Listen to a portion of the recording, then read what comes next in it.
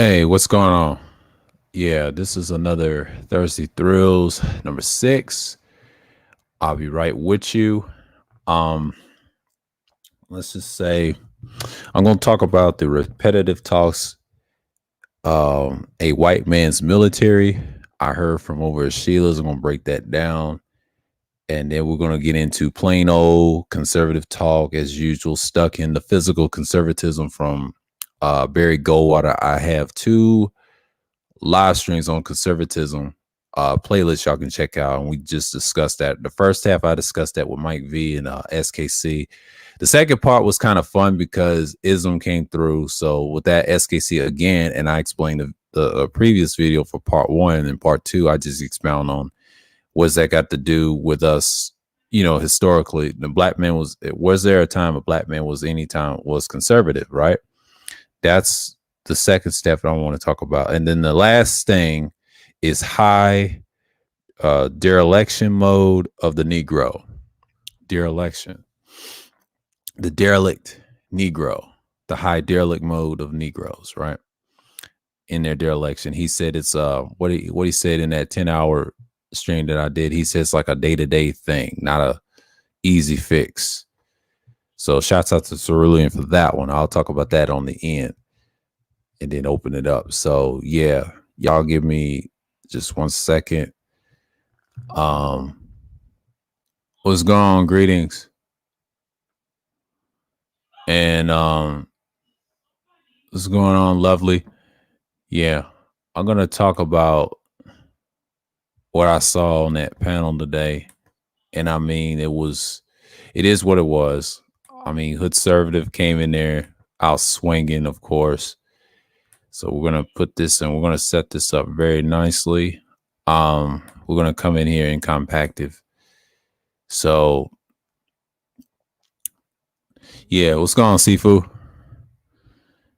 And we're just gonna be up in here for the day. So yeah. And what's his name? Gorgo. Hey, what's going on? So as what I was saying, I think the stream that we was talking about, like talking about the white man's military. I mean, some people get so sick and tired of talking about it. I think the general got tired talking about it. I think I did a stream with Cerulean. He got tired of talking about it. Well, 9 out of 10, it's out of hate. Yeah, we built the military in the country and infrastructure and the rest of the world to feed families. And yes, you got some black men in corporations and things like that. And that's just certain things that people you hear around the sphere talking about. But you got a lot of these dudes call themselves hood conservatives. They actually stole that from Thai City. Hood conservatives are nothing more than I know people use the term pookie, but pookie means lame. In etymology terms, it means lame. There's no such thing as an educated, L. It doesn't exist because you're basically calling an educated pookie deep down because pookie means lame. That's what it means because it was made up by a boomer woman. I forget her name. She made a book off of it. And I think Sergeant Willie Pete emulated that book. And that's what decimated the whole black sector of YouTube. So as I was saying, repetitive talks of a white man's military, you commonly hear this from amongst black people, and it's been like that since it's been ingrained in them for decades. So basically, you have problems with people saying it now. It's in a psyche. So what they're doing is it's like cannon fire. So basically, you're trying to see where they're going to go with it, right? The problem with that is like a lot of people know that's ingrained. That's to deter them to go into the military. So what you're going in as you're trying to figure out why it's like that. Well, number one, it's designed to fuck them up, and number two, they're trying to stay on course to task, and three, they're just trying to deter them to not serve their country, whatever. Yeah, it's their land. You're more American than the white man and the other races. They're Johnny come latelys. I mean, you built the infrastructure so they can have freedom of speech and things like that, and the culture. That's what we preach here, But me, it's more of a. I'm not biased, I'm biased on a few things. I will say probably I am pro. I ain't gonna say I'm pro moralist or all that. I'm pro what is right. I'll say that. I'm pro for what is right. And I'm actually pro fair and balance. I'm not picking no sides at nobody. Okay. I'm not gonna say I'm a neutralist. I'm a neutralist in certain areas, but outside of that, I have my stance on it as well.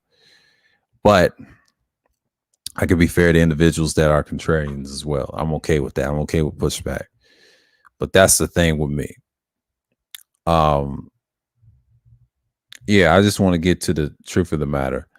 I hope Cerulean speaks on that part. Repetitive, the white man's military. Once repetitive talks with us Negroes talking about that for years. We get in this mode, and it's disrespectful to military veterans I see in these spaces and these spheres. You see this a lot, and it's very, very, very common. You know what I'm saying? And a lot of times you just, people get annoyed by it, but it's usually coming from guys from the conservative leaning guys, so-called conservative leaning guys. I'm not dissing all conservatives, but I'm talking about the ones that pretend to be conservatives, pretend to be physical conservatives. Plain old conservative talk as usual, stuck in the physical conservatism, because there's many levels of conservatism. Like I talked about this, I think part 1, part 2. But these dudes think they can go back to the Barry Goldwater days. That conservatism, it tried to work, but the outcome of it, you saw it in Bush. I believe you saw it in Obama and Biden. But the problem with that is it's a detriment. You know what I'm saying? Because I know Democrats got some and the Republicans got some now, but the original Republicans were liberal and moral. Now you got a lot of physical conservatism won't work on that party because that's not what the party was founded on. So the Republican Party is in a civil war split that you're going to see in 2024 already.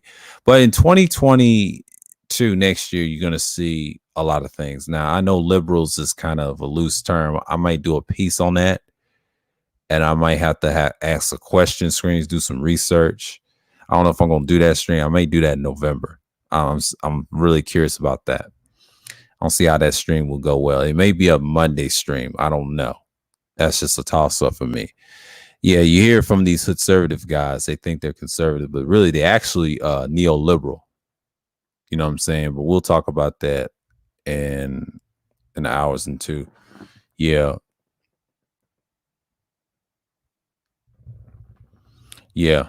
And I'm just saying, like, I'm kind of looking at it from what Sheila was saying this morning. I think conservative was trying to push that to Cerulean. That's the reason I did that. So I know there's different levels to conservatism, but I know there's a thing that's brewing. I mean, I know the space has got different levels to it because a lot of people say it's one vein. No, it's different levels to it. I mean, you do have your liberal conservatives, you do have your actual physical conservatives. They're actually being obsolete in this country because a lot of people don't even want to be that because most people are moderates. In case y'all didn't know, but liberals, they exist in certain degrees. So I'm kind of trying to build a foundation on this one. I ain't gonna say plain old conservative talk. I'm just gonna say as conservative talk as usual. I'm gonna say it like that. And why is physical conservatism is being pushed in the sphere like that? Because I think historically, black men's not really physically conservative. I'm just saying, only time you see that is in the household, but in politics, you don't see it as much. I mean, Hoodservative and his boy Trey pushing it thoroughly clear. I guess SKC got tight about that conservatism streams, but you know what I'm saying? And I think that's a build on words of what I did in part 2. So, we're going to get into that. The high dereliction mode of the Negro. And this is all cerulean right here. We talked about this in the 10-hour stream. The high dereliction of Negro males, going back to, I wouldn't say blame on the woman for everything, but that's their whole thing. They're gonna be surprised when they come down to the pipe. know what I'm saying? Now, we talked a lot for like 10 hours and we exposed that's a day-to-day thing. This is all cerulean, and he was saying that to me in those hours that people left and they trying to claim their red pill, but blame it on the one who won't solve nothing. But like I said, in the words of Ty City, if you trust a woman, it is your fault.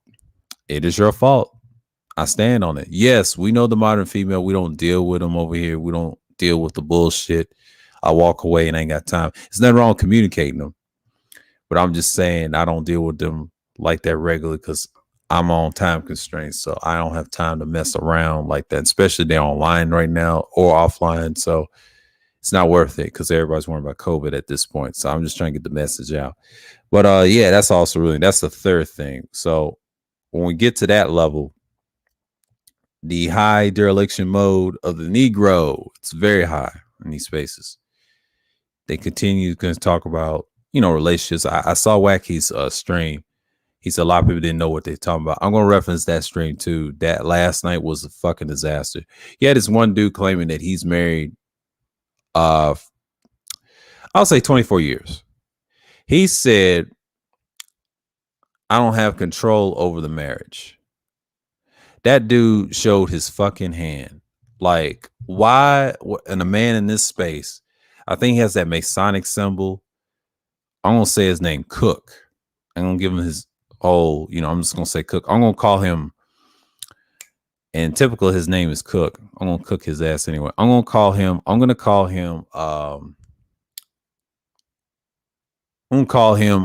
him Book. He thinks he's a book. He has a Masonic symbol. This fucking clown claimed, he tried to flex, right? But he acts like a goddamn simp. And that thing, that stripper, co-signs that Masonic shit. And I told her to shut the fuck up about it over at DJ Kudas. And I'm gonna tell this to Wacky. That's the bitch I was been telling you about streams ago. You finally met that thing that she actually got in it with Gay Babe a couple streams on the third shift prior in months. This is before I even had microphones and shit. This bitch thing, and she co-signs that nigga too. And I saw that in the chat, and she was timing everybody out. I can't stand it. Thank God for Third Ward, man. Finally, there's a lot of dudes can't stand it, but she comes from the beef sector. Yeah.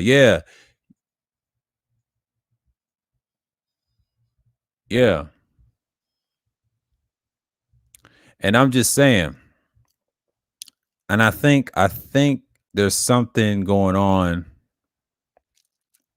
with her. And I mean, she's crazy. She got in with Third Ward. She wanted to be long-winded and trying to ball hog the mic. And she was just like, and I think she does co-sign it. And then I think and she said she was married. She used to marry another Mason too, but she has a white, she has a half caste child. I won't say mixed child. The child ain't even that dark, but I ain't gonna get into her like that. She don't need no shine on my channel. But she's the one perpetuates shit. And I've noticed that. I know a lot of people love her so much, but I don't care for her. I mean, I cut her off when she went at Third World over at Mace. I didn't like that shit. I don't like that shit. I won't call Mr. Book. Mr. Book thinks he's cute with his little despicable marriage, his 24-year-old marriage. Now, my parents been married, I'll say 30 plus years. I'll say it'll be 37 years. Well, actually, it's already 37 years of marriage. Yeah, they've been married 37 years in January of this year. I'll say January 84. For my example, marriage is not easy. It's tough. And I listen to my marriage, how they deal with their marriages. It ain't perfect, but they have two different ways of looking at it when it comes to money, right? Why would I listen to a person has less years of marriage, but then again brags about being soft? I mean, man has control over that relationship, period. I mean, it's just like, I don't get it, man. I mean, she's one of them types that, why would you co-sign a dude like that? And he's weak, and she likes weak men. Go on and say you're a masculine woman or so-called feminist, because there ain't nothing feminist about y'all. Just say you're a masculine woman. I mean, I'm just saying. I mean, I ain't trying to throw no shots at her, but god damn, I see why people don't like you. And the only reason you got subscribers is because of women. She didn't have 3,000. That bitch had 2,000. She was co-siding hoes, man. She comes from the beef and roast sector, and they dragging her ass right now as we speak. They've been dragging her since months and months. I mean, shouts out to Third Ward and DJ Cuda for that, because they be peeping, right? And this is what I mean about the high dereliction mode of the Negro. Shouts out to Cerulean again for that. I'm gonna use that at the tail end. It is so high that niggas talk about the dumbest shit. I don't care if it's relationships. They think they're experts, but in reality, they ain't shit, and their own lives ain't shit. They're cowards, man. This is why I'm talking about on my channel why I consider that stagnation content. Stagnation content is usually a bunch of bullshit. They'll talk about frivolous shit and trying to say, oh, I don't have no dereliction in my mind. But yeah, but y'all act like derelicts, man. I mean, Big J said the same thing on his stream. There's a lot of people say the same thing on their streams. But what I see is I've noticed, I mean, Sheila's a great person. I mean, I was on her panel today. We saw that bullshit today with Hoodservative going at Cerulean about certain policies and ethics and politics. There's a lot of problems in areas. And I read the Marco Rubio for boys, for black boys. I read that. I mean, it's a good piece. I'm not going to get into it. I'll get into it later and share it. And that's just,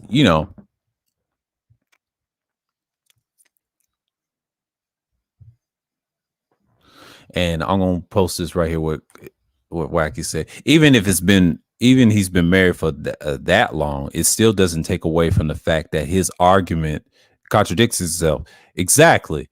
Because a lot of people like him makes me sick anyway. What's going on, Third World? Salute to you, man.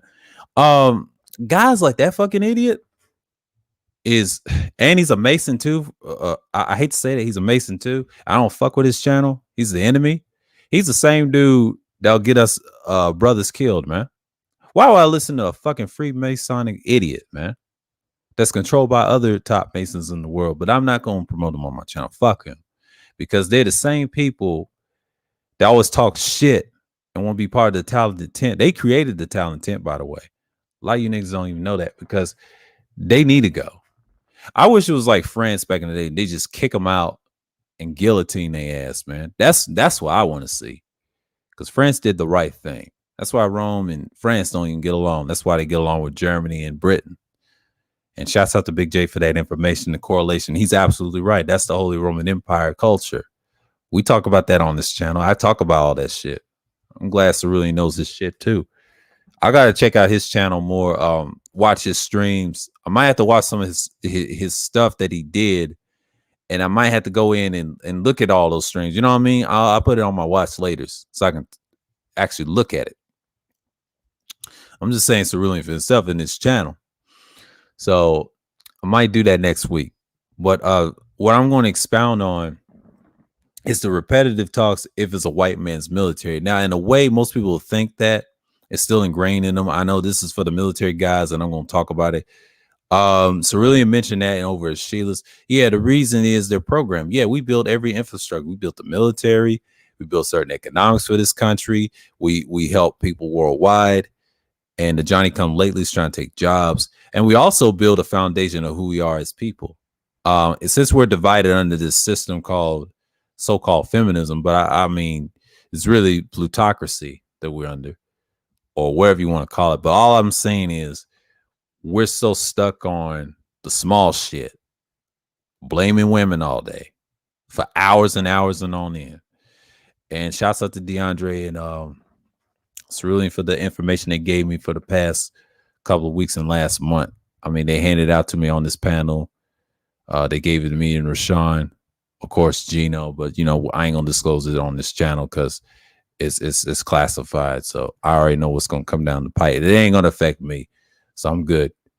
So I'm not gonna talk about women all the time, and that's not my thing. I do it on other channels if I want to listen to that shit. That's my choice. I just want to examine the BS that they're gonna spew. Oh, she did this. She took me to child support. I can't get my kid back. Same old shit that I've heard decades ago. I've heard divorced men had a hard time and then they want to go MGTOW. I do know that. And they ain't help them. That's the fucked up thing about it too, man. That's the fucked up thing about it. And that's just the fucked up thing about it, you know. But I don't see what Third say on this shit, so I can co-sign it. This nigga said he doesn't run the control. Yeah, I mentioned that earlier in the household. He said that the wacky and not able to control or run your household as a man, you might as well castrate yourself. Exactly. He's the type of dude, like I said, Third. This is a Masonic dude out of all people. Out of all fucking people. And this thing wants to co-sign that shit. I told her to shut the fuck up about that shit over at DJ Kuda's Third Shift. I was on the panel with her and Gay Babe. I forget what stream it was. And I told her, you can't be talking like that online like that, because them Masons will put a slug in your brain, man. They on that ritual shit. You know what I'm saying? I don't fuck with them heavily like that. The sad part is what's going on.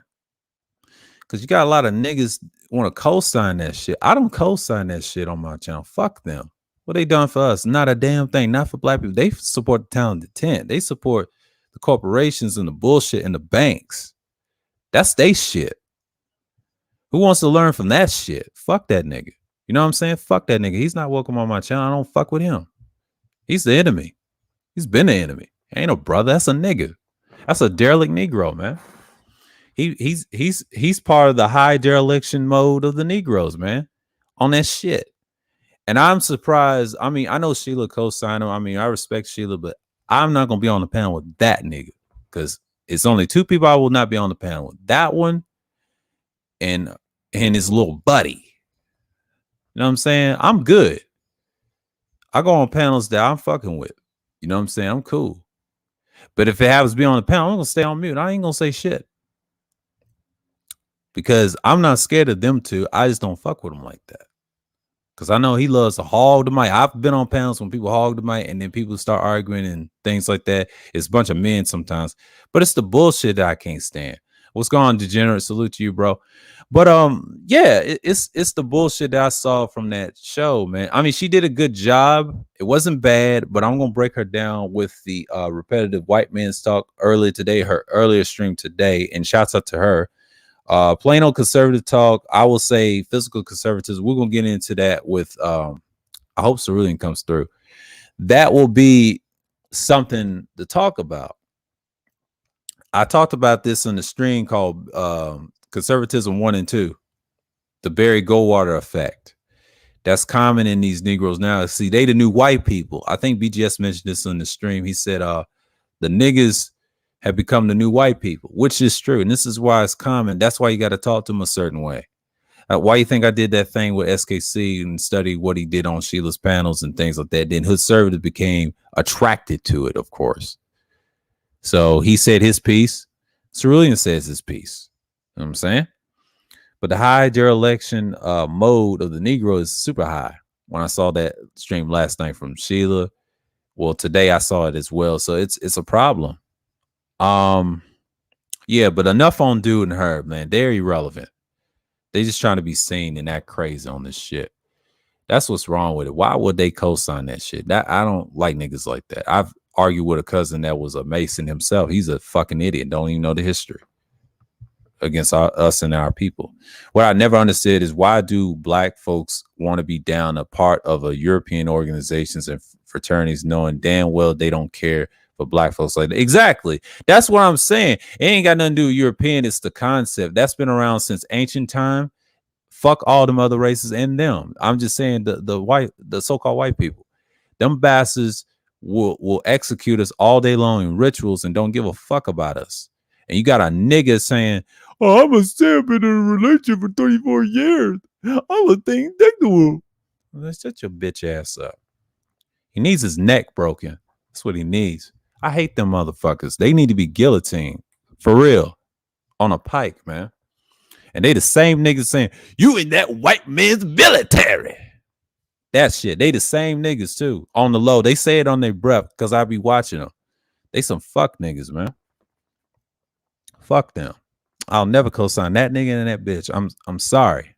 I'm sorry. I don't know who co-signed her. You know what she does? She destroys panels. Hell, she destroyed Mace's panel. Shouts out to Mace, but god damn. She destroys goddamn panels. And Third Ward knows who I'm talking about. She tried to insult you from the chat. I ain't forgot what the fuck she said to me. She can go fuck herself. I said it, bitch. Go fuck yourself. But as I'm saying, she's irrelevant. It ain't just her, it's people that have that mindset. But see, that's the dereliction of Negroes again.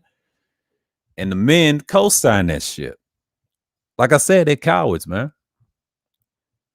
But she comes for that pathetic little sector. The beef and roast sector is pathetic, in my opinion, because they some suckers, to be honest with you. It's only a handful of dudes that I like in the beef and the roast sector. It's only a handful.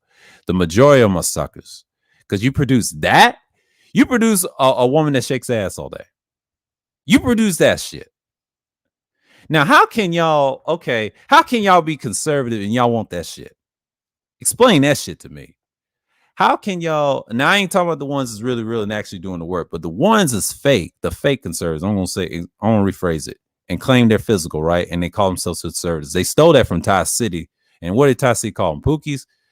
How in the fuck you fake conservatives, you neoliberals, co-sign a woman shakes ass all day? And this dude being a simp. Explain that shit to me. That shit is so retarded. It's just like, I see why I love Cerruti, man. Shouts out to the brother, man. And I'm glad he used the word dereliction. And they act like a bunch of derelicts, right?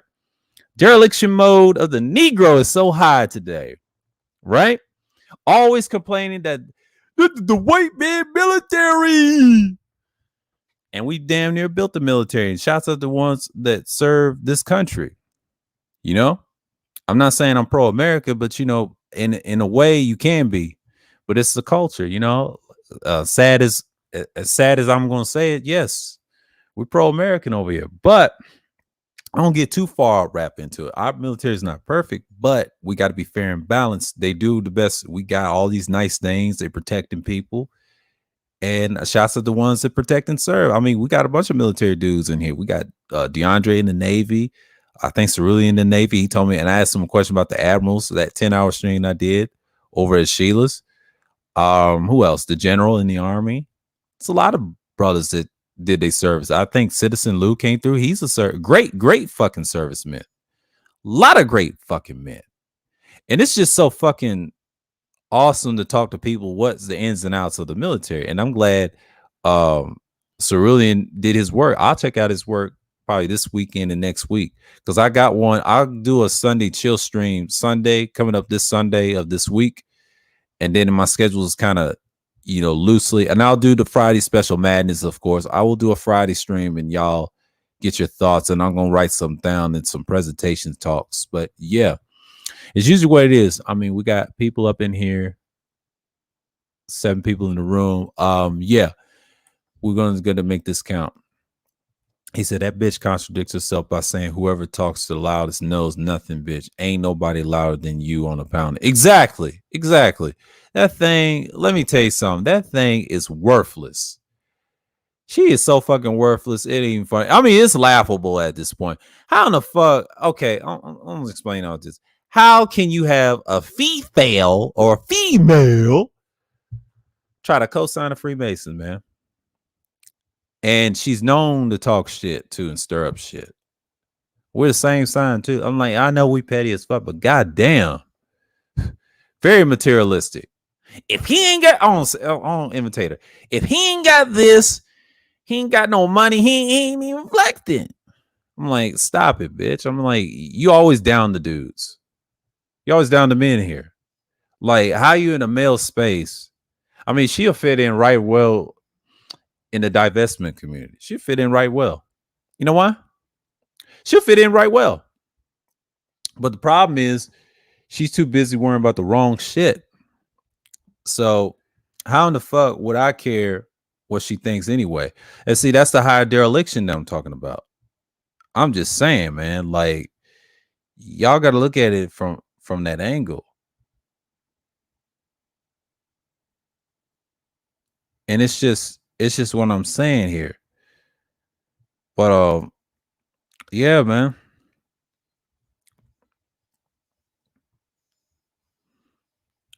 And I'm just like saying, like, yeah, I'm gonna and shouts out to DS1 today. There's American Nigga Factory. Factory of niggas, man. I mean, that's by Dale Jones, but the American Nigga Factory is real, man. And it's a lot of niggas want to be niggas, but it correlates with the high dereliction mode of the Negro. And they won't acknowledge that shit.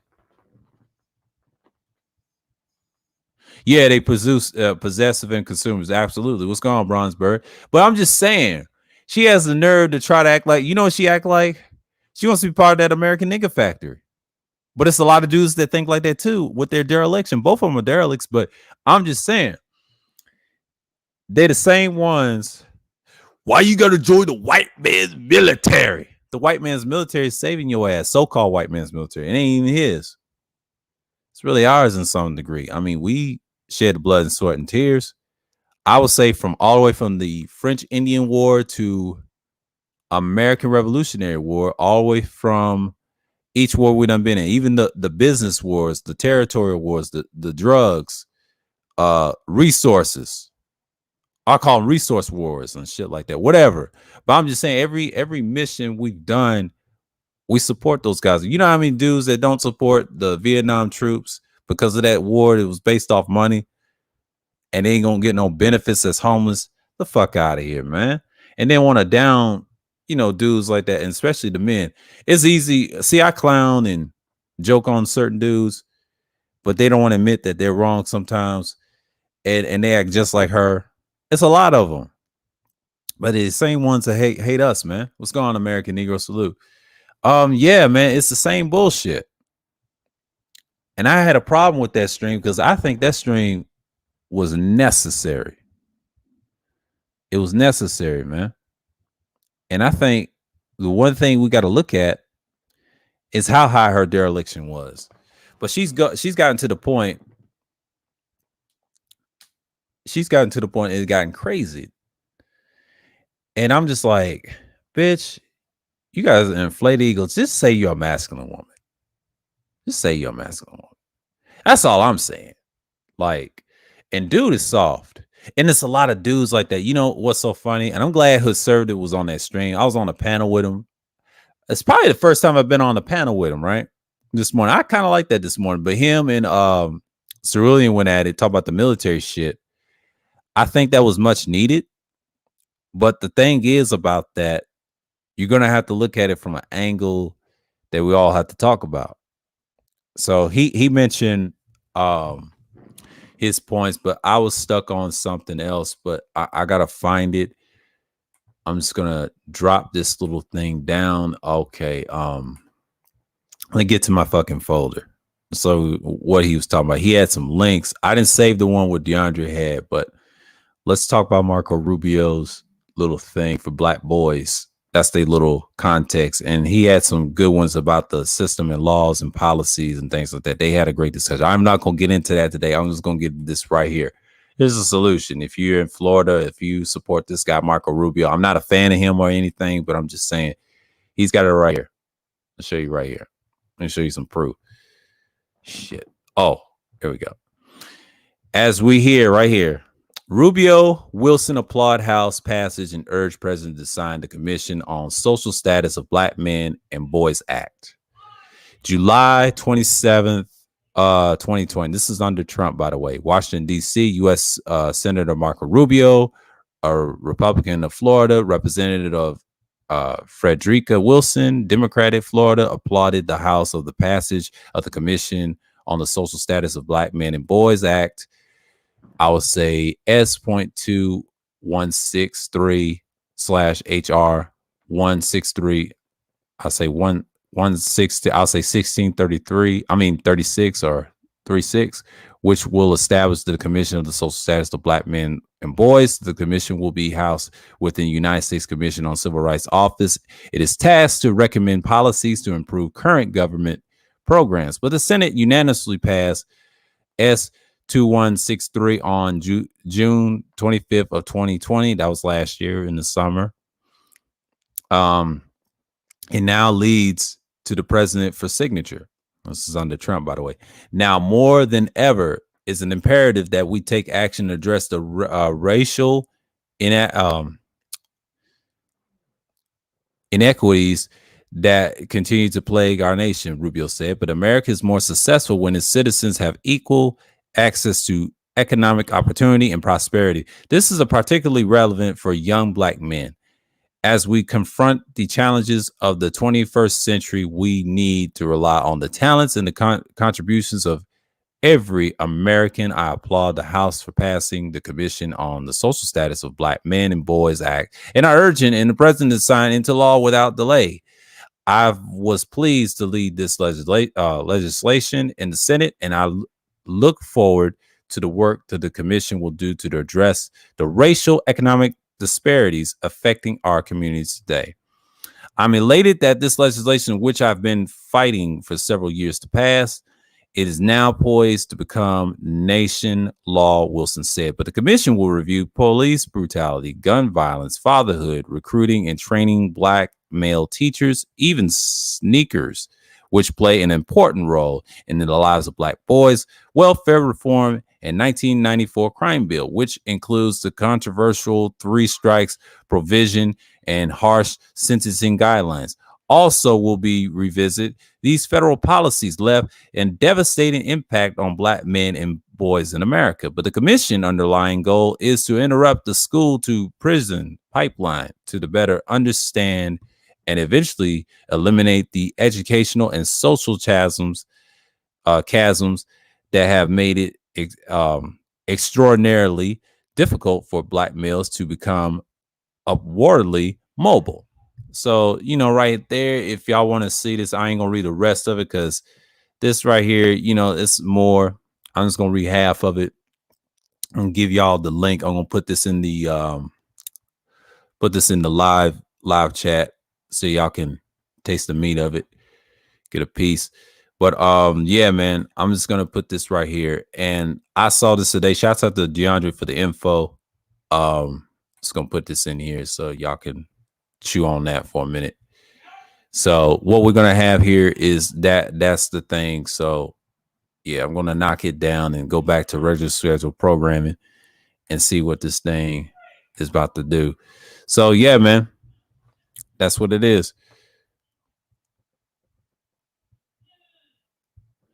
Bronzeberg, you know who I'm talking about. Third Ward knows who I'm talking about. She was over at Sheila's trying to dominate the fucking panel. It's just fucking crazy. But anyways, I know people are thirsty to get up here, but give me about, I will probably open this up. I'll say the 40-minute mark. Yeah, I'll get it to 40-minute mark. But yeah, as I was saying, I saw today's stream over at Sheila's, Hoodservative had a good position. He asked us really good questions to really push back on it, and he wanted to repeat himself. This is the same old shit that we see all the time, the same old Barry Water conservatism talking points. A lot of people use Lee Atwater. They ain't got nothing to do with Lee Atwater. This is called Barry conservatism, the physical conservatism of America. That history that they don't know, and they don't do research on conservatism. Conservatism, they want to conserve their own land and things like that, right? And the Democrats were the original conservatives, not Republicans. Because if you think about Jim Crow and Dixiecrats and things like that, see, I'm from the South. I know these things. A lot of these dudes ain't built like that, man. And I'm just saying, like, I know people push this stuff in this space, and it's great to give them some pushback, but that's why SKC was on my 2 conservatism streams and things like that. Greetings, Kylie Jane. Yeah. Oh, you know who I'm talking about. She co-signs a Freemason, Bronzeberg, but I ain't gonna mention her name. I just said it earlier in the stream. Yeah, she's a fucking waste. But I'm just saying, he's showing displays of the same old talk that I've heard last year. Him and Trey be running around thinking they're conservative. Really, they're not. They're actually culture warriors. They're actually culture warriors pretending to be conservatives. A true conservative don't act like that. He does what he does on his policies on merit. So basically, you have that on merit. I've seen in these spaces, but they use weak talking points from other politicians and things like that. I ain't saying they're politicians, but they try to do the same shit with everybody. But I think me and Cerulean and Pete, what they talking about, they're the same ones claiming black people should do this and that. But 9 out of 10, they're not really practicing conservatism. They just very culture warriors. But I'm so sick and tired of these dudes claiming there's something that there ain't. I mean, for real. Like, I'm just gonna drop this shit down. But yeah.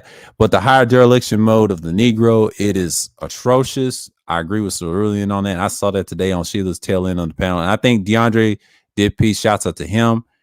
I like what I saw. And I'm gonna maintain power and an order. So, you know what I'm saying? Like, I'm just gonna, yeah. Damn. Yeah, give me this pen. Yeah. And that's what, yeah, I'm gonna pen it. Yeah, thank you. And that's what I'm saying. But you know what I'm saying? I'm just here to keep it moving, keep it pushing. So I'm just gonna put this up real quick. But yeah, it's a real problem. So as you can see, I'm gonna switch for a minute. I'm gonna go back to this. I'm gonna go to this mic right here. Boom. Here we go. But yeah, y'all can check out the Rubio thing with the Black Boys from last year. He was doing it. And it's a lot of politicians did it, and a lot of sources and things like that. But I'm just saying, what I saw this morning, he tried to push that talk on everybody and ask them array of questions. We see this a lot, and I think we see that from SKC and others. A lot of people try to push that so hardly. That's the problem with certain dudes. When they get in a mode, they're getting that fraction. So mainly what I saw today was he used the I think the white man's military and things like that. I think him and Nameless went at it, and I mean that's a good exchange. Nameless still stuck to trying to save everybody. No, this is scorched earth over here, bro. We supposed to save a certain few people. I believe in small unity, not big unity, because big unity 9 out of 10 we're divided over bullshit. And next thing you know, you see when Malcolm and those guys came together. Next thing you know, shit happens. It's only a few people that cared about him, but the rest, not so much. Because you saw what happened to his death and others and other leaders that died. And I've been saying this for probably about almost a decade on YouTube and certain circles and comments. And, you know, and I got in it with a Puerto Rican guy on a show on the comments. I think his name was, he was a rapper. He was talking about that big unity shit. And that shit never works. It's a small, minute minority is going to agree with you. I don't care if he's your friend, the 4 boys on your panel that y'all talking and building. You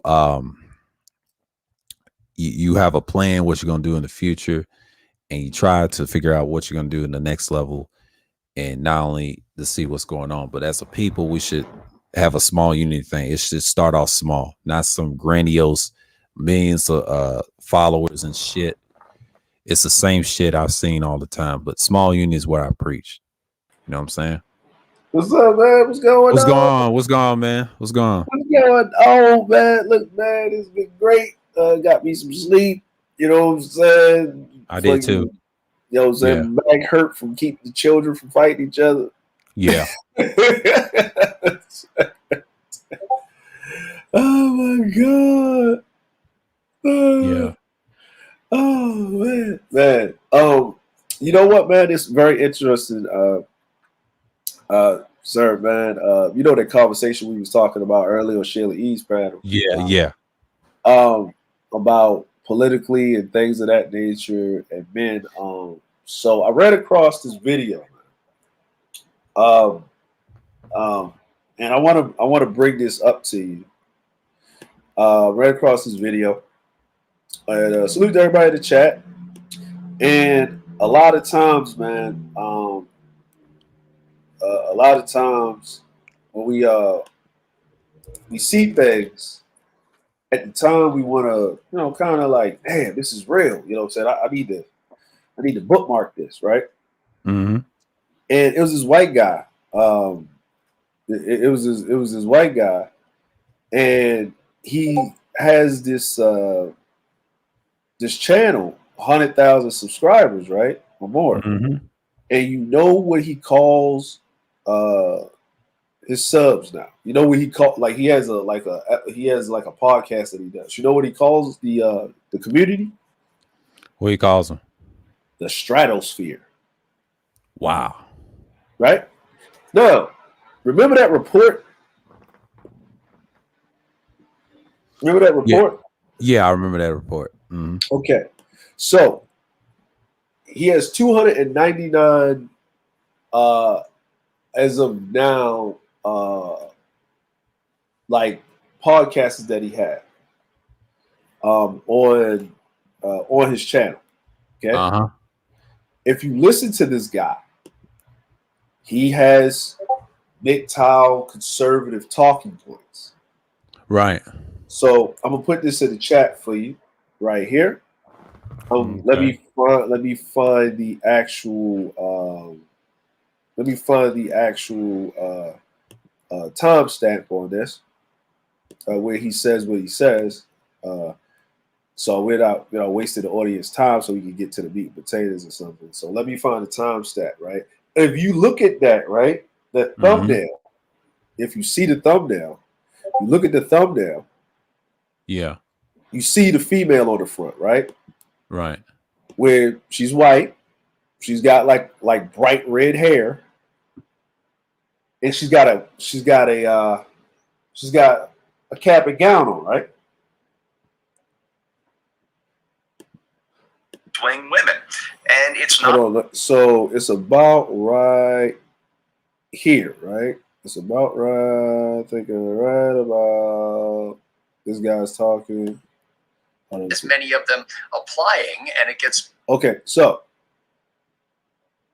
all right. So this guy. Okay. So go to 5 minutes, right? You want me to share it, or you got it? I'll go to 5 minutes. Hold on. Yeah. So go to 5 minutes, right? And if you go to 5 minutes, the whole context of the conversation is about no boys allowed. How 60% of people that go to college are female. Fair use. Fair use. You said a 5 minute mark? Yeah, go to 5 minutes.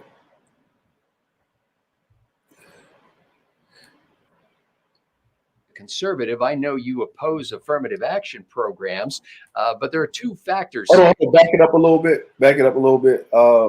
Maybe to put a thumb on the scale in favor of boys, just to because he said something. I know that you are conservative and you oppose affirmative action, right? But just so everybody can hear that, if you go to 4 minutes and probably I say 50 seconds. 4 minutes and 50 seconds. Yeah, and then play it from there.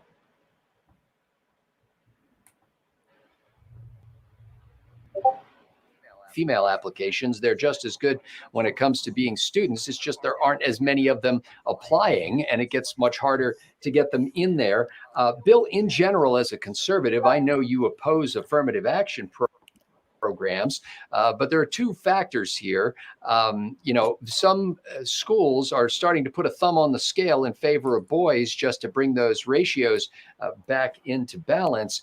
But it's hard to get money to proactively recruit more males to apply when a lot of people in academia believe that males have already had the leg up historically. And so there's just no political will to stand up and say, yeah, we need to start a men's center to focus on men's recruiting and men's retention and men's graduation among the recruits that we have coming here.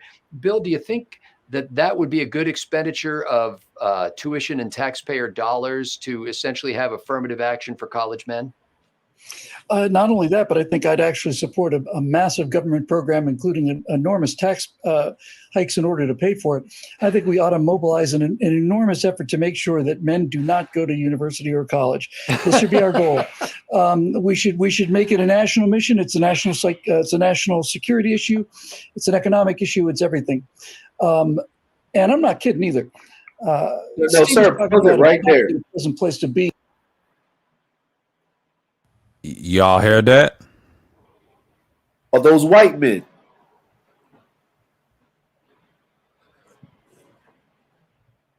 Those are white men, aren't they? Yeah, there's a white man. Yeah. Okay. Y'all hear that in the chat? You heard what he said, right? And he's a conservative. I think we did this before, sir. I think we brought this piece of information up before, right? Yeah, conservative streams. Yeah. Yeah. Right. But look at that. It's white men. So these white men are saying that they oppose affirmative action. Mm-hmm. But if there was affirmative action for white men, they would want it. Not only that, but what do Republicans and conservatives say? What do they say? They say all the time, no new taxes, right? Yeah, no taxes, low taxes. Yeah. He said, I'm going to take it a step further, a massive tax hike. Yeah. Right? Right. This is a conservative Republican telling you right now what he would do to save the men. They're talking about policy, right? They're talking about policy. This is very important that what we were talking about earlier over with Sheila Eaves about getting to the crux of the problem is the first thing out of their mouth was policy. What would you support?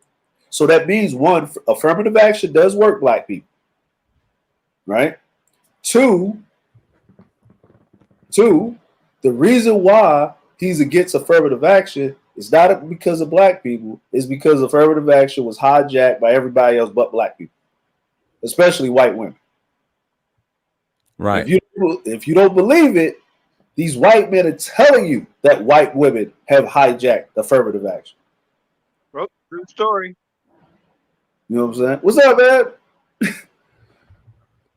know what I'm saying?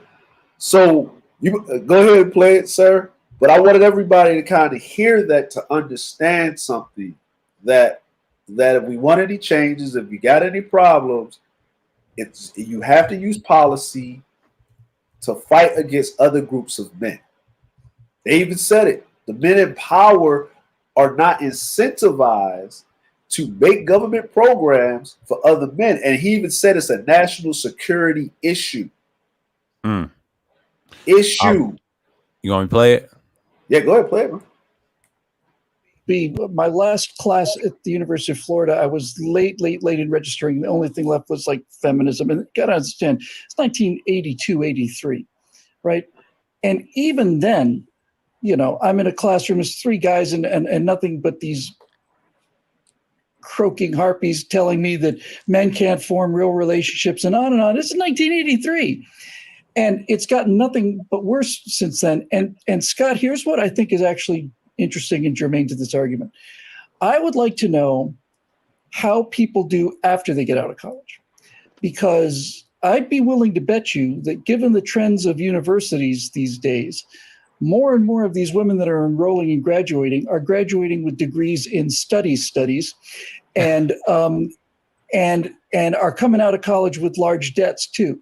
So it's not just a question of going to college. It's a question of what do you come out with? If there are, I'm going to just throw these numbers around just to make the point, right? If it's 60% women and 40% men, and of that 60% women, most of them are studying gender studies, and of the 40% men, most of them are studying engineering, then what is the consequence downstream in terms of college? Now, I'm not suggesting that's the case, but you get the idea, right? And furthermore, not only is college becoming less valuable and less fun. I mean, how many times do we hear on yearly basis of these false rape charges being leveled against guys and all of this stuff. So one of the most important points to make here is that when you come out of college and you have a $200,000 hole to dig yourself out of, you don't have money to put yourself into business. Presumably, in the old days, you would go to school and you'd study to be a doctor, you'd study to be a lawyer or whatever, and you'd come out of college and university and you would start a business. You can't get a loan to start a business if you've $200,000, $300,000 in student debt. So while I find these numbers not surprising, I'm not alarmed by them. I don't think universities, I think they're done. I think they're absolutely finished. I think brick and mortar and ivy walls are done. They've managed to utterly destroy the value of what they were selling. They were selling an education. They provided indoctrination. And now there is no chance I would ever send a child of mine, a male or female child, to an American university just so I could have the privilege of paying $100,000 a year per kid, so that they could be taught to hate everything I am and everything I stand for. Yeah. By a bunch of idiots who don't know anything about anything. Hey, Scott, can I throw in one last thing? Yes. When I was in Mizzou, I was So that's pretty much that. Like they just go into it, because if you look at it, it's the rest of the video and stuff. What I will do is do this. Y'all can in the chat. I'll drop it in the chat, and then y'all can watch it for yourself.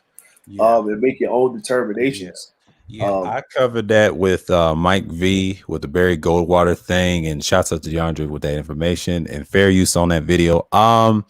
I'm just saying, like, we did a piece on it too, and I got a stream as well. We confirmed it, and the second stream, it was wild, but it was a little fun and entertaining. But hey, it's in my playlist too. But I'll show this if y'all want to watch. We talked about this on the channel too.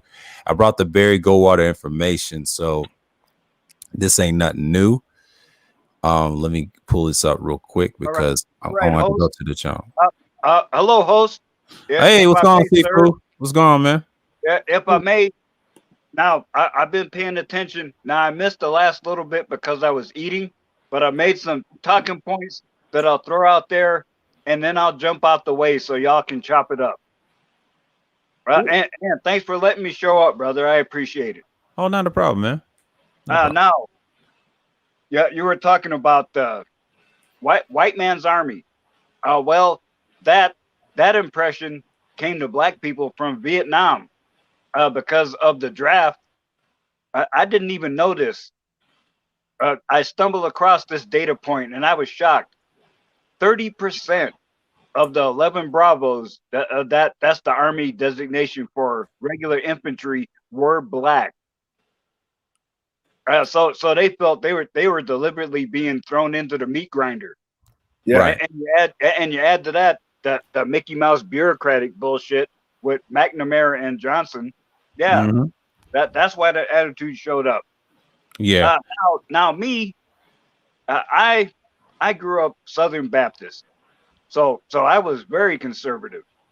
But as time has passed, I've gotten so much libertarian mixed into me that I barely register a single point to the right on the political compass quiz. Yeah, sure, I got hardcore conservative beliefs, but I'm enough of a libertarian not to want to force you to accept them. Right. Yeah. Yeah.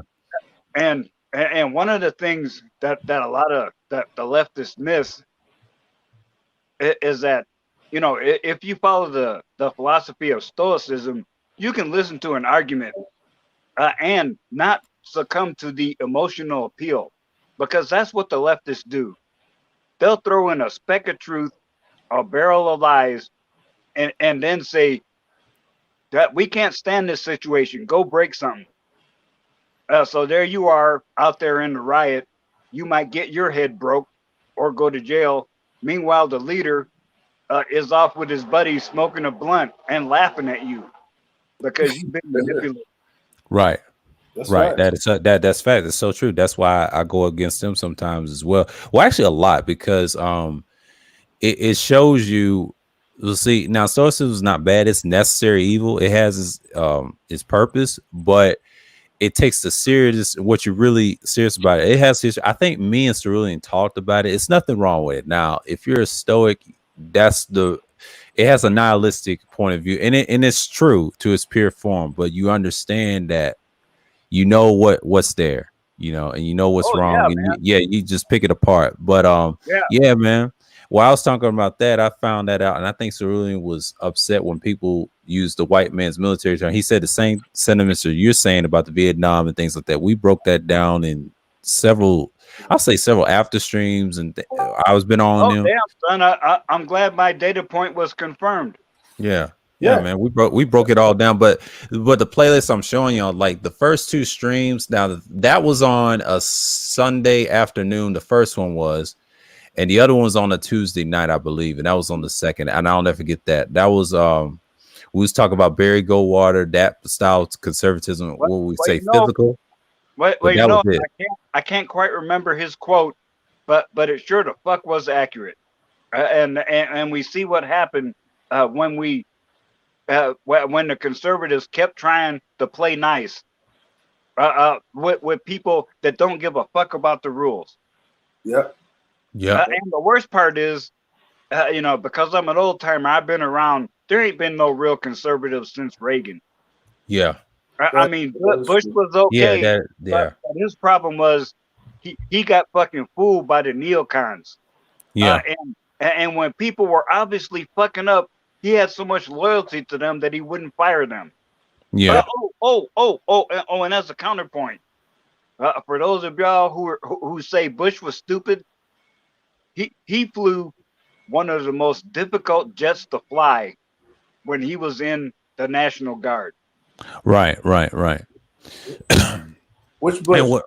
I think they talking about Junior. Yeah. I don't think. I mean, I discussed all of that. I think in the first part of conservatism, but what I was breaking down with Barry, that style that came from what you see from Obama and them others, and certain Republicans. Now Reagan, yes, he was probably the last true conservative that have his own policy. I know he wasn't perfect, but still, he still holds the mantle. Now I couldn't call Trump one because he tries to be like one, but see, like I said, that's standard. What Barry did back in the day, he went against moderates and liberals back then. Now his speech back then, in '64, wasn't popular back then. Yeah, he got blown out. We talked about that in the second part of the conservatism, and then I showed that map, and I said, he got blown out of the way. But the thing was, that style came back, I would say somewhere around the 70s and 80s, and I think Lee Atwater, they was trying to push that, but I think Reagan, I would say he popularized that style, and then people start following it, and then you have every president after that, and even George Bush Jr., he had that style, but it worked for like least, I would say, his first 4 years. Now the other years, I don't know what happened, but you know how it is, because I think the Democrats was trying to get in office then, but I saw Obama was going to win anyway. But that was the whole concept of what I was talking about. You know, some people think they're conservatives in these spaces, but they act like neocons. They act like liberals, man. Oh, I noticed in the talking points. Oh yeah. But you know, I'm just saying, like, yeah.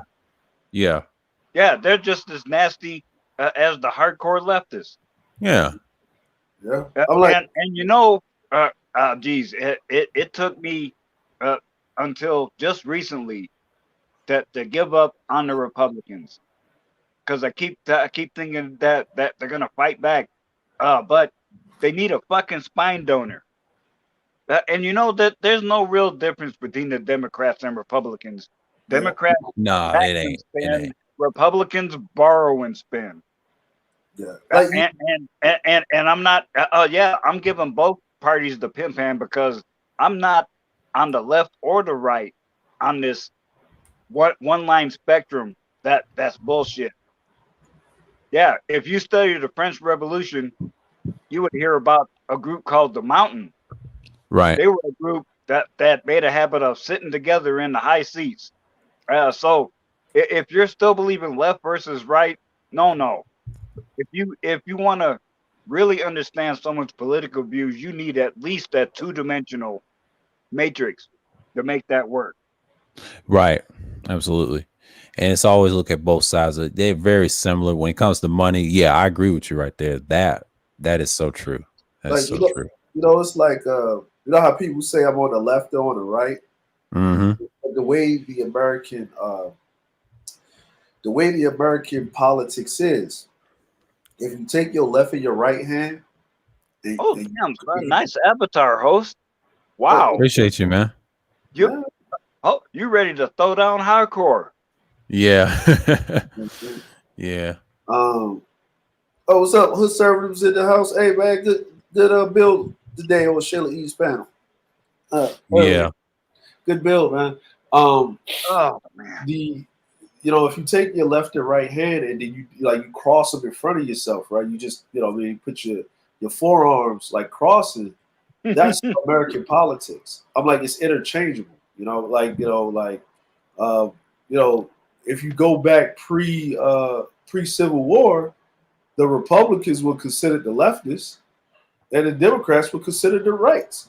Yeah, you mean Republicans was considered what they say liberals, and then Democrats were your original conservatives. Yes, that's what I mean by the Dixiecrats and the things like that. Yeah. But actually, you had two conservatives back in '64 fighting each other. It was Johnson and Goldwater. But see, they don't talk about that. Those neocons don't talk about him. No, he actually pushed that the envelope years ago. It wasn't popular until I would say somewhere around the 80s. Now the 70s, you didn't see much.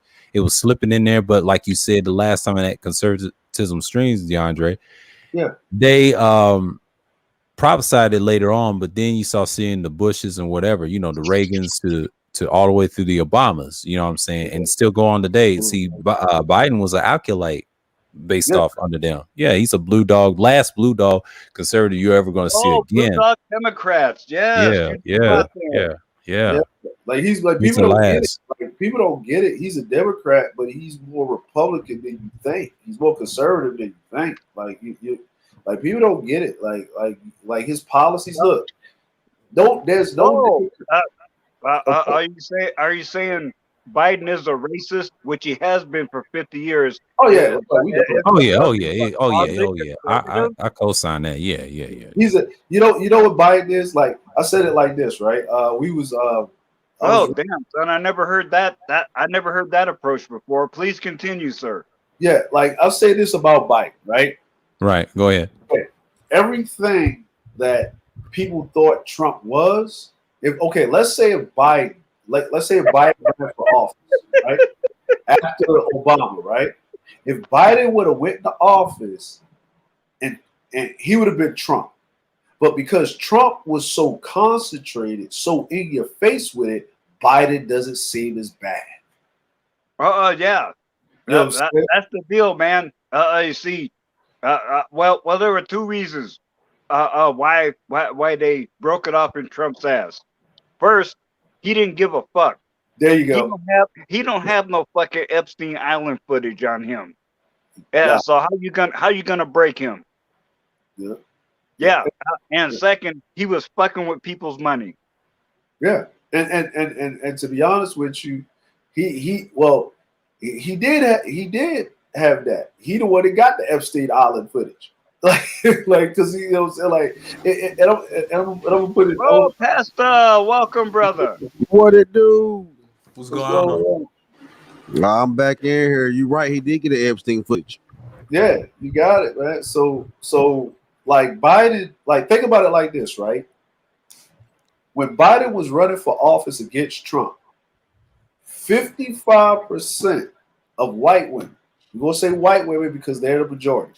We already proved it earlier on Sheila E's panel with the numbers and all of that, right? So 55% of white women voted for Trump. Then you had all of the black women. They would talk about the women just in that section, right? All of the black women, Asians, not all, but Asians, Asian women, Latino women, and black women. 55% of them voted for Biden, right? Now, no shit. Yeah, it's the numbers, right? And then Trump, think about this. I call him Tampon Trump because he grabbed by the pussy, right? But here's the thing, though. Women would rather you just go ahead and grab them by the pussy than sit up there smelling their fucking hair like Creepy Joe. Oh yeah, man. Although I'll have to admit I do have a hair fetish, but I sure the fuck ain't gonna do that from the jump. That's nasty. That's nasty, right? But think about that for a second, right? Think about it. This man was on tape. Trump was on tape, basically copping to a sexual assault. Copping to a sexual assault, telling them what he just do, what he does to these pageant women, these women with the pageant, right? So let's get out there way. But wait a minute. The obvious question comes to mind: how is Trump's actions an obvious assault, and how are Biden's not? Well, that's the whole thing, right? They both are the same. Exactly. But Biden is a useful tool. That's why they let him get away with that shit. Well, but eventually, he'll get the Weinstein treatment. His usefulness will run out, and he'll get kicked to the fucking curb. Well, he's just a placeholder because they don't got anybody right now. Right? Yep. So basically, think about this, right? The difference between Trump and Biden is this: if you take it to the letter of the law, right? Trump would have been premeditated murder. Biden would have been like manslaughter, right? Like he didn't mean to kill a person, but it happened. You get what I'm saying? Like it would have been like an assault, but he wasn't like premeditated to kill him because that's like murder. What Trump's telling you, I just walked up and grabbed by the pussy. I just walked up and shot him in the head because I already, you know what I'm saying? But think about the women and the culture, right? The women of the culture. Remember, people get canceled left and right. Not saying that he didn't deserve it. I'm just saying that's what it was. The women, remember your proponents of all of this railing against the male patriarchy and all of this shit, right? Mainly white women. Right. They voted for the very man that's the most misogynistic motherfucker walking in droves because they know that misogynistic motherfucker is going to protect them.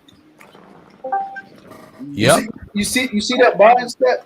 Like they don't trust Biden, right? Because he's a creep. But Trump is in your face. What you see is what you get. Even if he lie in your face, he said, "Yeah, I lied to you. What you gonna do about it?"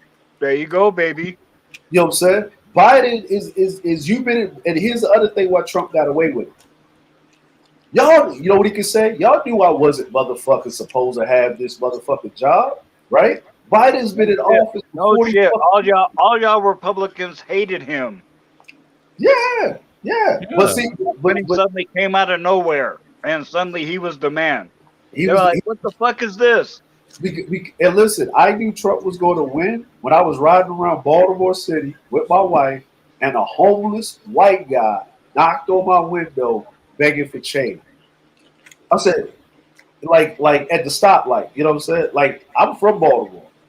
That is the first time, and I was like 35 at the time.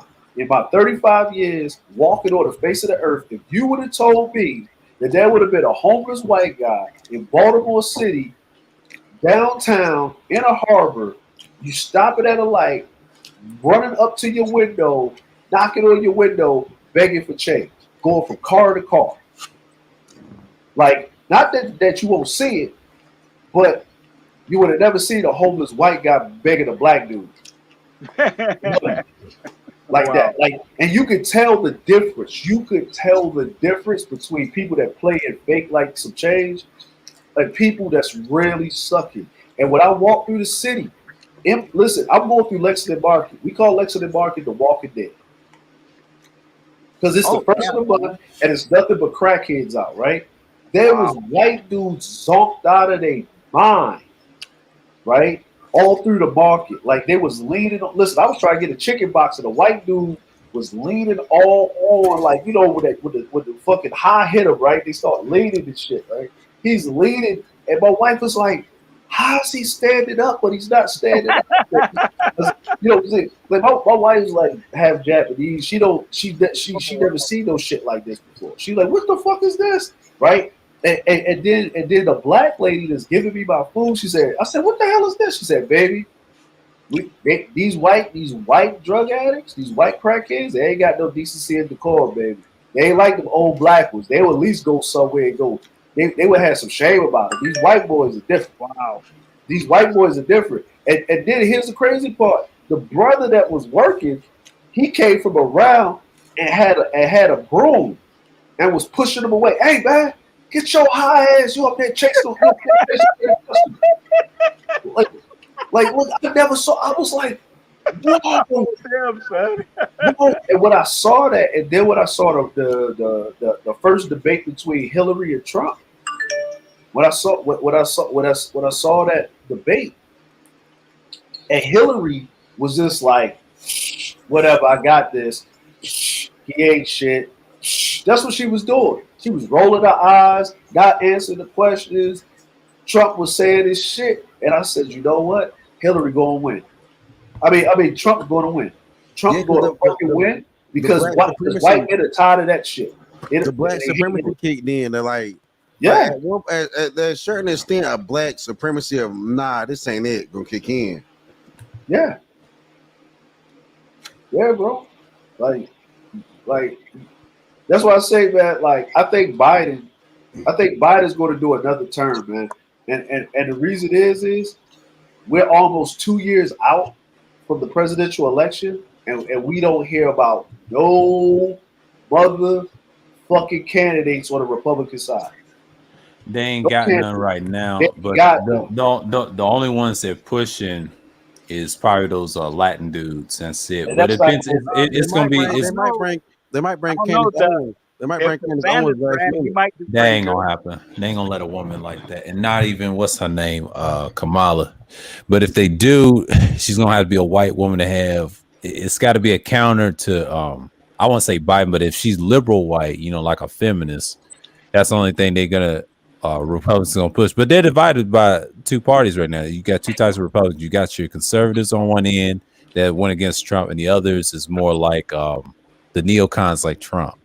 So that's what you got. That's why they don't want a third party. And I'm glad someone mentioned that in a recent couple streams that we talked about in these type of open discussions. And I said, yeah, that's part of it. And I think what's his name? Shatter Game said that to me. We was talking about it for like 6 hours, and he said the reason being they don't want that to happen because that give us a sway of mind to vote. Like my man Sifu said about the libertarian talk. That's a simply different beast. You know what I'm saying? Because a lot of people know that woman took half of Trump's votes in that election against Biden last year. She took like 5%. Yeah, it started at 1% during the running, but then it became 5% confirmed by Mike V, which is true. And that's what happened. And that's why Trump lost. Because if that libertarian woman was on that ticket, see, the guy in the Green Party didn't win the ticket. What's his name? Hawkins, he didn't win that. So it was the libertarian challenge to Trump's the votage and at the end, because it was a long count. I don't know if it was like a recount or anything, but it was a count. Because it took like the whole weekend to see who was going to be president. But yeah, Biden was going to win because based off, Trump and that virus, that was it. So yeah. I don't know how 2024 is going to be because I ain't going to give it to him just yet. But that guy that never missed a prediction, me and Wacky saw that video. He predicts all who's going to win. If Biden doesn't win in his prediction, it's going to be somebody different. Republicans, they got to get somebody like a white woman. Or she's married to a black man, for example. That's another excuse to say I can control a nigga. That's what they're gonna do. That's their options. I like, what they tried. This is what I saw them try, right? Remember old dude Andrew Yang, right? Yeah. Right. They tried to sneak into Asia, but this shit did not work at all. Right? This shit didn't work at all, right? So they tried to sneak into Asia, right? Then what they tried to do is they tried to use Larry Elder to see if they could sneak in a black dude on the Republican side, right? They can't. That didn't work because they keep picking the wrong fucking black dude. They have to pick an Obama-esque black dude, right? Where the black community can get behind the black dude, but he doesn't make white people feel uncomfortable, right? Hey, I'll be right back. I'll be right back. All right. Like, so if they do the Latino, if they do a Latino person, right? They can't use a Latino guy because every Latino you see in Congress is far right, like a neocon leaning, like Ted Cruz, Rubio, Nunes. You know what I'm saying? You go down the list, that's where they lean at. So they have to find somebody that's moderate, right? So and those guys don't even look Latino until you look at their last name. They don't even act. Yeah, like Ted Cruz, he's mixed with it. Yeah. Yeah, and they actually act white. Like they actually, if you look at them, they actually register as white, if anything, more than anything, right? They actually put down white. So with that being said, you don't have anybody really, right? Rubio's got all of that fuck shit happening in Florida. Ted Cruz ran out on motherfuckers in the middle of a crisis in Texas and his constituents. You know what I'm saying? So, and Nunes was Trump's fucking new boy. You know what I'm saying? So that's already shot. Then you looking at Kamala Harris. Well, now the motherfuckers is like, you don't want a woman being the fucking vice president because she don't even look like a strong vice president. She just there with she looked like she got deer in the headlights look. Like you know, she wasn't expected to have to do all this work. And then you can tell the person that was doing all of the work and really mentoring them was goddamn motherfucking Nancy Pelosi, right? Right. Then the only person that you may have, right, is who? You don't got anybody, right? Because they don't, and then you can't use that Boulder chick, and you can't use the other crazy Jew space laser chick, right?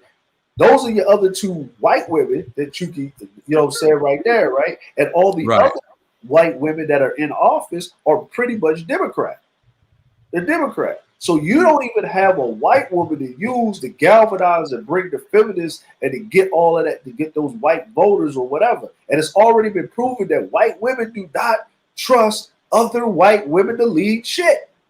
Facts. They're not voting. Listen, white women would rather vote, right? If you look at Obama, he had an overwhelming majority of voters, and most of them were women, and he had about 65% of the white population, of the white women voting for his ass on both sides of the spectrum. And then when he got reelected, it was like that again, right? So and he, you know, says so. The problem is they have a conundrum in the Republican Party, and you know what the problem is that run up on the Capitol is going to haunt them for a while. That run up on for a long time. It's going to haunt them for a while, and the Republicans are scrambling to get the Senate. The Democrats are going to get a higher majority in the Senate because they already work in the fucking primaries, right? And the reason why you can tell this is look at all of these states where you got Republican governors and stuff like that up there turning marijuana into from medical to fucking recreational. Like basically the Democrats is basically allowing states' rights to permeate. You know what? Every time they put out a mandate, then the states be like, states' rights, and then motherfuckers just back off and like, yeah, I'm like, we put a federal mandate, but it's your state, motherfucker. Your state, you got to get in your state. And if you want to be safe, if you want people to have those face masks, even though you know that people are dying left and right and shit, then you're going to have to vote to get that governor out of office. You're going to have to vote to get those city councilmen and those state legislators out of office. Come over to the Democrat side. Come on over to the dark side. That's what the Democrats are doing. People don't see it. They're playing this silent game of allowing the albatross that's conservative and the neoites to eat itself. Just like how their party they covert with it. Yeah, they go covert with it because that's what happened to the Democrat Party during the Clinton administration. Right? It was the blacks in there trying to do this, and it was those old Southern Democrats, those Dixiecrats, that didn't want the onset, and you saw this infight, and then the Republicans Rev Rapshaw. So they flipping it over, right? Because in history, we've never seen this would usually be down, right? If a Democrat does a full 2 terms in office as the president, right? Then the Republicans would get the next 2 terms. You've never really seen a Democrat get 2 terms and a Republican get 1 term, and then a Democrat go ahead and get 2 terms. You've never really seen that. Look at Clinton, right? Look at Bush, right? Yeah. Remember Well, that did happen with Bush Senior, because he fucked up and said he was going to raise taxes. He was only a one-term Republican. But you might as well say, but Bush Senior was an extension of Reagan. Yeah. You know what I'm saying? So yeah. Good call, sir. Yeah. Yeah. So you know what I mean? Because remember, he was under Reagan. He was over there with Reagan too. So it was just like they kept the Reaganomics going, and then you got Clinton, right? He's a different beast. Yeah, he extended it with the 1994 crime bill. But see, Biden, that Barry Goldwater acolyte came through Reagan, because see what it was, they extended it more. That was the new style of what you say conservatism, but they used it on the Democratic side. See, the Republicans, Bob Dole and them other candidates, they were weak as hell. They couldn't beat that was Clinton. Yeah, but Clinton was a beast because he played the saxophone to con black people and he did his thing. But that crime bill kind of crushed a lot of things. Then remember the Central Park and jogging incident with Trump. That's haunting them today. And them boys got off because they didn't do nothing about it. You know, at the time, you know, racism was so high. If you reverse the numbers, you know, flip it upside down, it reminds you of 64 instead of 94. You know, it's the same thing. It's just black people. Black was in. Shouts out to Cerulean was saying that on that 10-hour stream that we did. He said, yeah, black was in. And he mentioned the same thing you're mentioning, DeAndre. That's when you have Clinton. And then Bush had his 2 terms, because the only reason a Republican got 2 terms, that's the style that he was pushing. See, Al Gore was on that global warming shit, or should I say climate change. It wasn't even global warming. It was the gay shit. It was too early. Yeah, it was that, and it was a combination. A lot of people was just tired of it because at the time they didn't buy into the climate change, the global warming, the gay stuff. Yeah, that's part of it. But part of it was that too, because most people didn't like him what he was saying, because he didn't really. Here's the thing: he didn't campaign. He just kept running his mouth. Had no policies whatsoever, and I was a fool back then when I was younger. So I wasn't old enough to vote yet, but at the supportage, I supported him. I shouldn't have. But see, at the time, we didn't want another Bush, but Bush kind of maintained it after 9/11 until those terms. Yeah, he messed up the money and everything, but Obama just did the same thing Bush did. What did Gerald Celente say? He's out Bushing Bush, which he did. And I agree with that. Go ahead. But here's the funny part about it, right? Is that if you look at it, right? Look at it, Gore almost won. And the only reason he didn't win because Bush Jr.'s brother was down in Florida. Whoa! No! Down in Florida. You're missing a little bit of information. What you need to do is give the pimp handle to that fool who made that fucking butterfly ballot. Because you know somebody had to approve that. If it was that hard to read, so you felt you punched the wrong candidate. Don't blame him. Blame the people who made the form up in the first place. No. What I'm saying is it wasn't the ballot. It was the redistricting and the setting up the district right before the presidential election, a year before with the state primaries that were going on. Right? Yes. Remember what? Listen, I didn't hear about that. Think about it, and you know how it's true. Stacey Abrams pulled the same tactic down in Georgia. She did the same fucking thing. Yeah.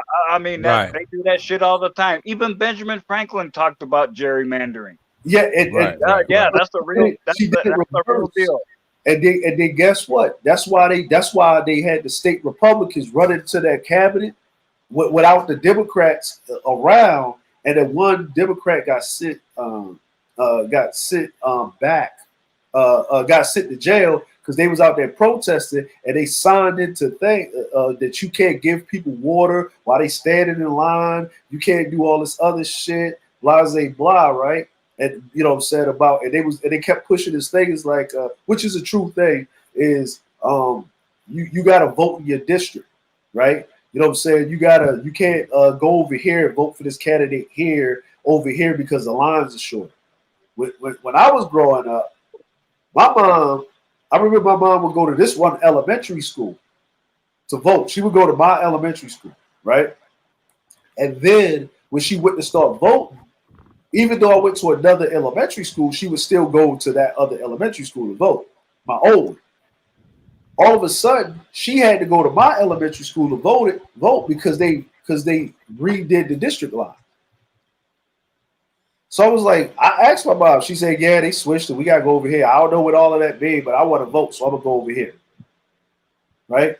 So they do this stuff a lot. We just don't pay attention to it, right? And like you said, Benjamin Franklin says it. You know what I'm saying? So that's what basically helped it. Well, you know what I'm saying? If Gore didn't say, like Sir said, if he didn't talk about global warming, right, and if he didn't sit up there and do the gay shit, then because guess what? You don't remember none of Bush's policies. The only thing that you remember is no gays. No gays. Like yeah. And no child left behind. Yeah. But here's the thing. Just like old dude, the Goldwater guy, right? Right. Barry. Mm-hmm. Okay. Barry Goldwater, right? Now, Obama is nothing but Al Gore. Yeah. It's the same policies, right? Think about it, the global warming, everything that we wanted, the solar power, all of these electric. Yeah, he took a few things from Gore, and yeah. And think about it. Who is the most protected group right now? You better not talk about those toaster oven people. You better not talk about LGBT. He made that happen. All of that shit, right? They the most powerful motherfuckers walking right now in America, right? Right. Then you talk about everything else. You know what I'm saying? No, think about toaster oven people. Yes, like what? Yeah. See, the reason why you call it. Listen, the reason why you call it. I call them toaster ovens, right? Is because everybody's got a toaster in the house. Everybody's got an oven, but sometimes you got something that you want to heat up, right? But it's too big to be in the toaster, but it's too. You don't want to fucking have a high ass gas bill or electric bill, and put it in the oven, right? Got to warm up the oven. So you need something in between. It's not a man, it's not a woman. You don't know what it is, but you know it's a human. But you can't call it that. So I just call it you got right. You know what I'm saying? Like they exist, they're there. They're not quite a man, they're not quite a woman. They don't have a whatever. So I just call them. Well, if you're cooking, you need to apply that libertarian swerve and use the air fryer. Well, no, see. So if I may, I'm about to fog out here, and it's tonight. So let me give my outro, if I may. All right, go ahead. Go ahead, Steve. Thank you so much for letting me hang out for a hot minute. I appreciate it. Oh, not a problem, man. You're always welcome. And for y'all haters, here I am. I'm a hardcore black-pilled monk. I got married to my sex doll because you bio-manifested women are not worth the time or effort. Yeah, I only talked about relationships in my last video, Incel and Monk, that to show y'all I'm doing just fine without you. So don't think. Well, sure, I'm still hurting a little because I want to fulfill that biological role that I've been imprinted with. But you modern women know that the little bit of pain I suffer from being alone and living my elaborate fantasy is much less than the pain I would have from associating with any meatbag woman. There you go. So brothers, have a great evening. Thanks so much for the entertaining and constructive discussion. Oh, yeah. Right. Anytime. Until the next time, remember, I still say, when one teaches to learn. Peace out, brothers. All right, peace. Peace out, man. Yeah, let me read this from the Degenerate. He said, you see the Afro-Latino moderate libertarian policies, whether he be on the Dems or reps and being in the White House. I highly doubt it because they wouldn't want that because number one, just like I said with the Kamala shit with BJ said, they wouldn't allow that. And they prefer a white woman that's more liberal bound or more in between because you got to look at what the Republican parties that split up. That split's gonna make a difference because what you saw with Joe Jorgensen, she kind of derails her things. What's going on, Absalom? Salute. And yeah, interesting degenerate. Yeah. At least he's honest about the sex, unlike some of these motherfuckers in these spaces. But who's that? Seafood. He comes from past the $40 channel. I've seen him, known as the Black Irish, you know, but he's an anti-BGS, so don't worry about it. But you know, no. I was just saying, like, I didn't because I didn't see his name. So he came on my panel one time when I did the Labor Day stream. I had a different mic on me, so you know it is. The white man, the small hat are at war for control of the planet. Yeah, they're one and the same. I mean, I could put the other J's in there, and I'm glad Cerulean talked about it for like who's on the 10-hour stream, and we talked about what we discussed.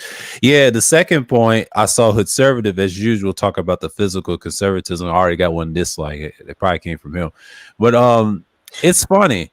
It's funny that Cerulean had to check in, and I'm glad you kept it balanced, DeAndre. You trying to tell him, look, you had your points, he has his points, and he asked him about the community. He said you should go to what you call a town hall meeting. He never been to a town hall meeting. And that's what they talk about in I think Mike can attest to this, to the Brain Trust. Like if you have problems with officials and things like that, and I think I saw Complex in the comments section today talking about the technocracy like thing. He said that in the chat. I was paying attention to it on my phone. And I was like saying, Hoodservative's up there, you know, spouting his nonsense, saying, I'm a conservative, but really he acts like one of these so-called conservatives. He's fake to me because he tries to pretend to be one. But that's them, you know, like they stole that from Todd City. Todd City, I forget what he did. He did a stream, he called them Pookies, which is funny to me. And his actual stream called Hoodservatives, they stole from him and Pookies. He did that on purpose. If you watch his stream, he'll tell you, you know, from the Logic Spirit, he wasn't having that. But that's why I saw, and I think, and then the last part, shouts out to Cerulean, high dereliction mode of the Negro. Don't know nothing about the military and politics. And that's why I referenced the top part, the white man's military argument. And that's what I was going to talk about. I hope he came through, but you know, I sent him the link to the thing, to the screen. What's going on, Mike B, man? What's going on, Mike? Yo, shalom, man. Peace of the panel, peace of the chat. Thanks for having me on, man. I just now catching up. I stepped into this outro from this cat. Yeah, that's Seafood. I mean, he likes his little, you know, sex. Hey, I know it's tough, but that's his baby. He's open about it. Unlike most of these weirdos in the space, they don't admit that. You know, he's bold. I can't say nothing about him. At least he's not one of them dudes like, I ain't gonna do a sex. You know, I think me and the general discussed that on Kuda's panel. I said, yeah, but he's older. See, that we don't worry about him on that. It's the younger dudes that I'm concerned about. Like, why y'all talking about these damn dolls? I heard it over, you know, I ain't gonna mention Oblivion over here and his little clowns shit talking about dolls and shit. I'm like, come on, man. Look, man. Hey, listen. Hey, listen. Guess what? I'm in Japan. They have a whole market for that. Yeah. They the ones that originated that shit. Yeah. And I can't even speak on that. You know, that ain't even listen. Yeah. I just look, man. Look. It to me, listen, all right, you know what I mean? This is just some little FQA shit. I'm a promoter. I take jobs all the time. I see some weird shit. Okay. We had a party. It was a tech party that they wanted us to put together. We put it together. We found a venue, all of that shit. And a lot of times when I do these contracts, when I'm finding venues, doing a promotion, going through the companies to do the promote stuff, putting the staff together, I had to reach out to one of my contacts to do like the NerdCon and the Comic-Con shit and all the other shit, right? And that's over here, like the Tokyo Game Show and stuff like that, the cosplay stuff, right? And I had to go down to Harajuku, right? I mean, not Harajuku, Akihabara, right? So Akihabara, just like everywhere else, they got their weird. I'm like, well, it's extra weird out of that bitch, right? So when you go on the other side, right? You go on the other side, I'll go to go talk to people and stuff. And when I'm sitting over there talking to people, we having this conversation. The guy told me, He said, what is it? Because I didn't really know what it was to this point. I said, hey, it's like an after party cosplay thing, blah, blah, blah. But there was certain verbiage in there that's coded words. And he was like, nah, that's not that type of party, man. I was like, what you talking about? He's like, all right, this is what it is. And he said, I'm going to have to show you. So we go maybe 6 blocks down the street. We hang a right. It's this glass building, right? It's this glass building. It looks really nice. Man, it looks like some like it looked like some futuristic shit, man. It's all white and shit. And then you come through and you know that little robot Pepper and shit? Right. So as soon as you come through, you know, the robot has got the little iPad on and Pepper and shit. You're like, oh, okay. And then there's another robot that's like one of them old school if you ever been to Disney World, Epcot Center fucking animatrons and shit, right? Sit there, right? I was like, oh, okay, this is a robotics thing. So I'm interested into the tech behind it, right? And then we take the elevator and we go up to like the 3rd floor. He talks to somebody. We walk in, and it's these motherfuckers making these robots, but they look damn near like, you know, they're not mannequinish. They look more and more human. You get what I'm saying? And then they're like, and then I saw the motherfucker working on like the pocket pussy. There's a pocket pussy thing, but they stick it inside inside of the robot, right? And you seeing this, and you know what I'm saying, and they're checking, like they're doing like voltage checks and putting like their chest and rubber seals, all of this other stuff. And he said, this is the party that you're going to. And I said, what you mean? I said, these guys are hosting it. So I'm actually meeting the guy that runs the company for the goddamn motherfucking robots, for the sex dolls. Like, I'm actually meeting this guy, right? And the crazy part about it is, by the time it caught on in the U.S., this has been a big thing in Asia, especially China and Korea and Germany. Like, this has been a big thing, like for like a decade already. So yeah, the general mentioned that on Kuda's panel. I forget what stream, but he said the same thing you said, man. He said that's a big deal. You know, it's like big business. Deal. You know, America's so far behind a lot of stuff. It's just I like, didn't talk about that shit, but I don't mean to talk about it either, but I think it just came up. But it just came up. Yeah. No, as soon as Sir Udayu mentioned his server, if you got a thumbs down. Yeah. Go ahead, man. Go ahead. You got it, Mike. You got I was just looking at that. I was like, damn. You know how it is. They mad over the SKC thing. That don't worry. No, because all week you've been piping hot, man. 15, 20 plus people up in here, mad views. I was like, damn. Yeah, I had like 20 at the last stream with the Cerulean 10 hours. It like 24 was my max, and that was it. And then it dropped down to normal, so it was up and down. Yeah, people was excited. Well, like Douglas Protagonist was over there on Sheila E's panel with Conservative and Cerulean. That was Conservative and Cerulean. That's the SKC effect. I told you he's upset. He's upset with that video, and I did a thesis on him. And you know they upset. You know Sheila won that. Is this on Sheila E's channel? Yeah, it was on Sheila E's channel. They've been coming over there regularly. I mean, I would say she's growing, but she came out with the political stuff, and that got them hyped. You know how they do. But I try to type her name in, man. It keeps bringing back a R&B artist, Sheila. But you gotta put Quiet Storm. You gotta put the Sheila like with the A at the end with the .E. Okay. And then you have to use Quiet Storm too, and they'll come up. Matter of fact, hold on. We should hold on. Let me. I think we got her. No, we got her. I just dropped a link to her channel in the chat for you, Mike V. Yeah, she's a mod over here. Hold on, Mike V. Did you get that? Did you get that report? You got the report, right? Yeah. I got it. I try not to speak, publicly about things like that. So. No, I don't know. Yeah. But just a quick, a quick thought of what do you think, man? Not even going into detail, but what are your when you start reading? What was your initial reaction and feelings?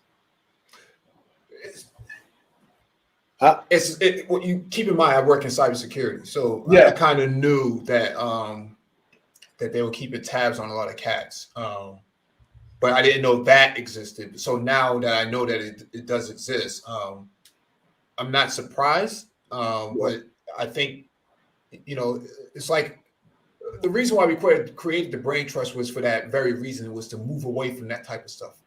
Yeah. I agree. You know, we were seeing the space moving that direction, and we was like, nah, man. We had a deep conversation behind the scene, like maybe 4 hours, man, on offline streaming. We was like, yo, man, we gotta move away from this type of stuff, man. This isn't the business, man. And so we kind of came to the conclusion we need to start our own platform, and it was Young Grizzly who came up with the name Y'all My Black Brain Trust, and we kind of ran with that, and so that's kind of, you know, it coincides with our perspective when we saw in 2017, 2018, like, yo, something's got to change around here. This is too much. You know, people catching flights and, you know, trolling people and all that stuff, man. That stuff started getting out of control, man. Attacking guys' wives and stuff like that. I said, that's not the business, man. That's not what the space is supposed to be about. Money. The monetization really started killing the space. That's what I noticed. And we kind of made a pact offline that we're going to disable the super chats and we're not going to have a cash app. We can't get involved in that type of stuff because we see what it's already doing.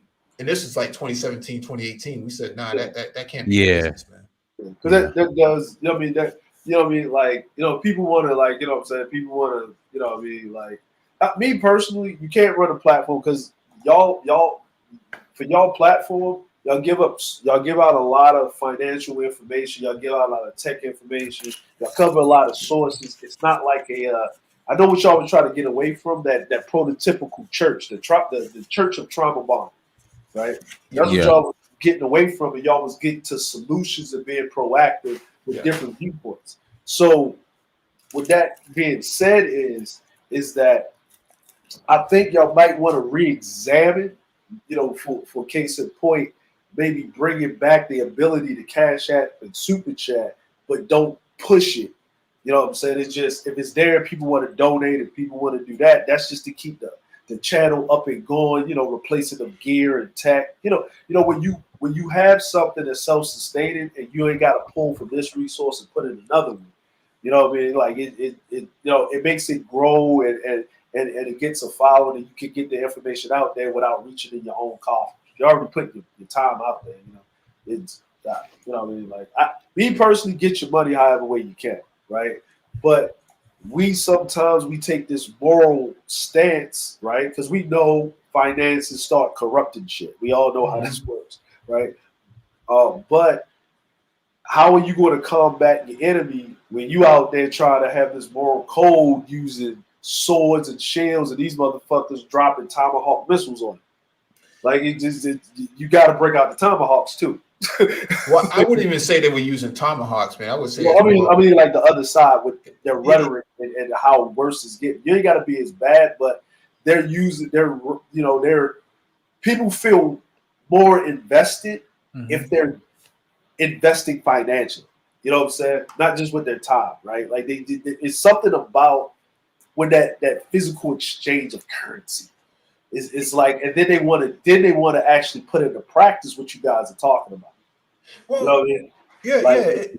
The channel was supposed to be altruistic, though, right? It's supposed to be a repository of information that brothers can actually use, and that's why we kind of shied away from the monetization aspect. So that if we do it, it's out of that nature, right? And so, because if we start doing it for monetization purpose, people are going to expect that something in return, and so we got to continuously produce. And so, I think that the results spoke for itself. And when people started making money off of our information, that's when they really started supporting. And so, the support for me, you know, getting up every Saturday morning and doing the tech talks and stuff like that, seeing guys go from washing dishes to, you know, being help desk and IT people and stuff like that, IT personnel and stuff like that, and making 60, 80 grand, you know, right off of our information. That was more rewarding to me. And we kind of, it kind of gave us the momentum to, like, okay, we need to really follow up on some of these some of these mentees that come through. Yeah. The email, because sometimes some people are a little too shy to come onto the panel, so they'll email us behind the scenes like, "Yo, what do you think I should do? I'm still living with my moms. Just trying to make it out here." Yeah, if you enroll in community college, if your household income is less than $27,000, that's free, right? Oh, yeah. Vocational school. There's up to $10,000 on a Pell Grant. You can get that if you're a minority. And that's what I'm saying is this, right? And that's the thing I'm talking about is that information need to be disseminated. But why is this guy sitting over here? If you listen to why is this man and this woman saying things that go against the YouTube, community guidelines, allowed to say these things in such fervor because they're getting this amount of money in super chats and YouTube's taking 20 and 30%, right? 40%. 40% right now. They're taking 40%, right? Whereas your information, no matter how well you put the algorithm in, no matter how you get your hashtags right and all this other crazy shit, why is your shit getting pushed down to the bottom of the spectrum where it's taking more time to get it legs to get the information out there? Because YouTube's not making any money off it, right? Yep. Off of the channel. So if the super chats are coming in, whether you guys decide to just take the money collectively and put it into a fund where you're funding these things or picking a subscriber to basically say they're going to do an IT thing. Y'all probably already doing this, but let's just say for instance, right? The sub is going to do they trying to get that IT cert, right?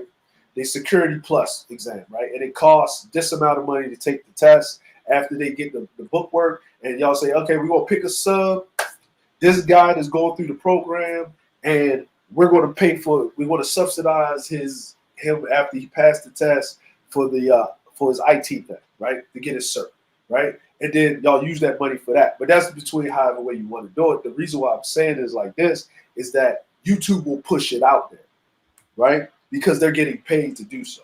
You know what I'm saying? Sometimes we don't want to do things, but we want to be in its purest form, but we also understand that it's the nature of the beast. You know what I'm saying? It's like you got these nonprofit organizations that are doing this work, and they know that a lot of people that they go to these damn Meta Gala, right? The Meta Gala itself is basically that, and you get these philanthropists. This motherfucker is running $1 billion company, and he's dropping what's new? Steve Bezos' ex-wife dropped $1 billion for some charity. Yeah, Jeff Bezos. Jeff Bezos. Mackenzie Scott. Jeff Bezos' wife dropped $1 billion because she made so much fucking money. She dropped $1 billion for this charities, right? It's better that she gave away $1 billion. You know what I'm saying? So, but that charity, notice Amazon doesn't have unions. A lot, what I'm saying? They're getting their whatever's going on, but the charity don't give a fuck because it needs the money to run the charity to help the people. You know what I'm saying? It's just nothing's going to be in its purest form. There has to be something where even though you guys are doing it out the kindness of your heart because you want to see men grow and be better, and that's how you get it makes me feel good. But for you to reach more people, right? The model itself has to make money to promote it so you can reach more people so it can grow and touch more people. It's just, what I'm saying, it has to happen for it to be more effective as what it needs to be. And then y'all can work out the nuances after that. But No, I agree with you 100%. I think we've had those discussions, in the past, and the way we set it up, it was basically like a co-op, because YouTube has a way that you can have multiple hosts. So it was like 5 or 6 of us, and any one of five or the 6 of us can actually fire up a live stream at any given time. So most channels are not set up like that. So everybody had the opportunity to post and do things on a community tab and do stuff like that. It's just, we didn't really think that to take it to that next level, because not everybody was in agreement to what you're basically saying. We were kind of, some people, like 1/3 of the people who agree with what you were saying, then there was 1/3 that disagreed with it, and then there was another third that was just like, you know, in between, that was not really absolutely sure. Yeah. So, you know, it's just one of those things. I just think the space has radically changed into a way that it's unrecognizable from what it was before. And I think Sir Badayu, you know, he's been around for quite some time, so he's seen things, you know, during the Obama era versus the Trump era versus the Biden era. So he's been around 3 different presidents. So I guess what I'm saying here is that it's hard to understand how some of these guys can be backing up a Canadian white boy in the debate, but will throw brothers under the bus who are, you know, victims of state-sponsored terrorism. You know, but because and we was talking about this earlier about how Cerulli says it like this. He says the American Negro is the most conservative American in America, right? And you know, he went into his he went into the understanding of when he said that. So you know, what I mean, you know what I'm saying, and he, you know, that was the conversation, because let's not let this get mistaken. When we was talking about on Shayla E's panel, it was an open air topic. It was an open air discussion, and there was no debate to be had. It was a discussion. There was, you know, there was no debate to be had. It was all a discussion.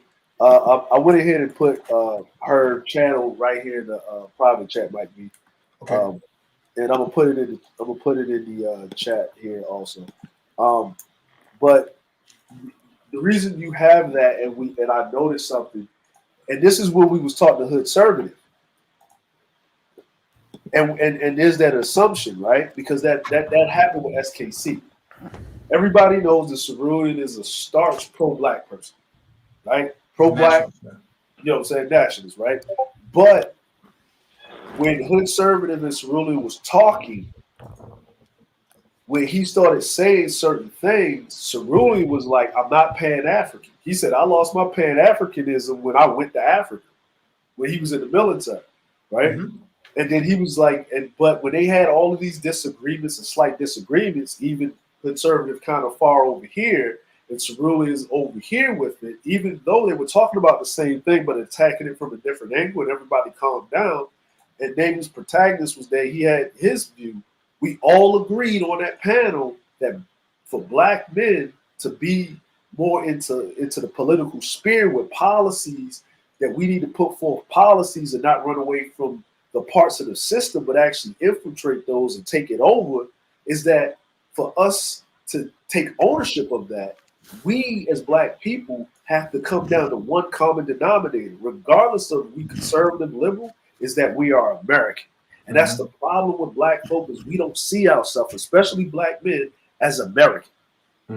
Because for you to vote, for you to push policy, for you to talk politics, for you to move the needle, that's your right as an American citizen. Yeah. And all agreed. Yeah, and we all agreed on that. And once everybody had said it out of their mouth, and everybody agreed with that, because I think Hood Conservative brought it up, and it's really, I see myself as American. The energy calmed down on both sides, and now everybody was I saw that. Everybody was willing to listen to each other. Yeah, but their reasoning for being conservative is different than a nationalist is conservative. See, and to me, that fraudulence is just too much. It's too blatant, right? It's too obvious. Right. It's too obvious. Yeah. It's not genuine. It's actually disingenuous to say I'm a conservative, but only because a black woman took me to court for child support. No, that's not a legitimate position. Right. That's their thing. Yeah, that's not because their conservatism is anti-black, though. It's not actually about nationalism and upholding the community, because not from what we saw last night. Chatter Games. Yeah. Not what we saw last night on that other channel where they were debating and they supported this Canadian, meth head. Oh, you talking about they went against TVA? Yeah, they TVA would be more of a conservative than they were, but how can they find common ground with Cerulean if they can't find common ground with TVA? That didn't make any sense. See, here's the thing. Cerulean talks right through him. He intimidates them, and they play up to him. It's kind of like it's like a dad. It's like a dad they never had. He said this channels ago, like panels I've been on with him. And he said that with SKC, they're the type of dudes didn't have a father they wish they would have had. That's how they think, and it's sad too because it's black men. That goes along with white boys too because that's that mindset, especially in the suburbs like that. Because I grew up with guys like David and what's his name, SKCs in the worlds, your Trays in the world. They had that mindset, and it's really sad because then they mislead the young man that thinking doesn't take you that far. I mean, it's okay to be conservative on some things, but don't try to be fake with. Don't try to act like a neocon. It's bad enough black people dealt with too much neocon and all this fascist behavior from corporations and policies. They just want to push that on. They're promoting slavery. That's what Cerulean said. And he said that on a 10-hour stream that we was on. And yeah, they were. And we talked about a lot of different conservative men. And what's his name? With the broken window, him too. In particular, he said the generation of the incarcerated people, that's what they were trying to push. And they don't even realize that you have a white mindset, not a black mindset. It's just with black skin, with white minds. Yeah, treat them like white people, man. Yeah. You can't even talk to them as a true masculine black man or a black person in particular, no matter where you're from.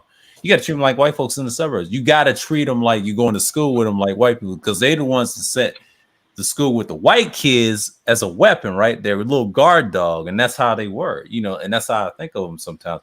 See, when you try to debate SKC or talk to him, you got to treat him like a white person. If you don't, he's just gonna come in disrespectful, like I saw in that debate with Big J. But see, Big J wanted Little Big Nate.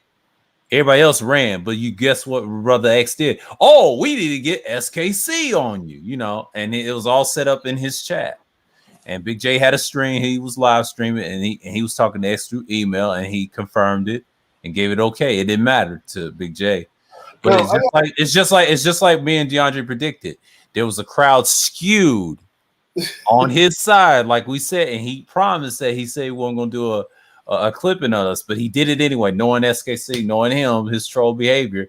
He went on and did his thing, but I had no shots to him. But I'm just saying, he didn't realize the crowd was skewed to him. Then he tried to use this catchphrase, percentages are real, because he trying to say Bomb don't believe in percentages, right? He used a clip, right, on Sheila E's panel, right, and try to throw it at people. And then he used in that debate, he said percentages are real, he tried to use that the pro-black stance against, the anti-pro-black stance. He used that Art of New Style. But the funny thing was, he tried to reference that video, and then he thought he was going to scream and yell, but Big J was calm. But the biasness of the crowd, it was going to go for SKC.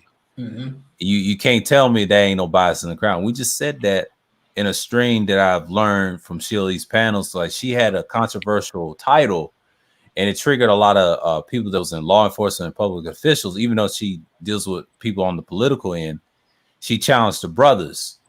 But he came in that stream, did what he did, classic SKC style, and I'll say his so-called hypothesis, but he used that to go against the women.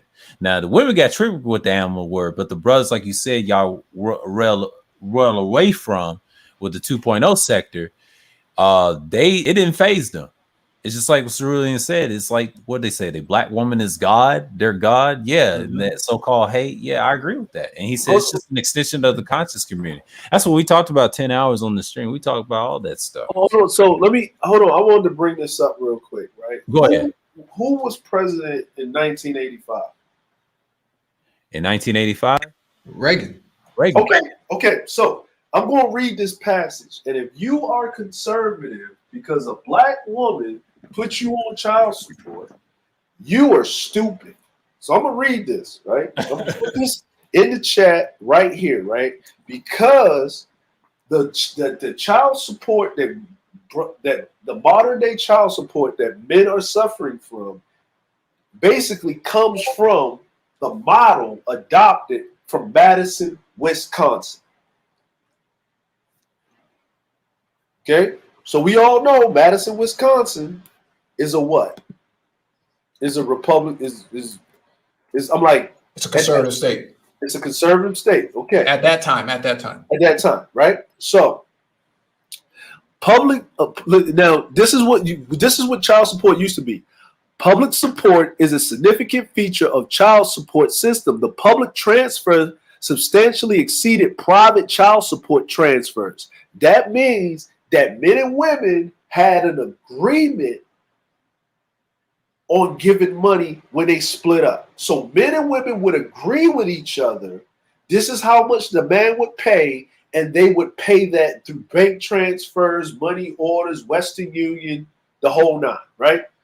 So, and public transfers substantially exceeded private child support transfers, whereas slightly over $7 billion in private child support was paid in 1985.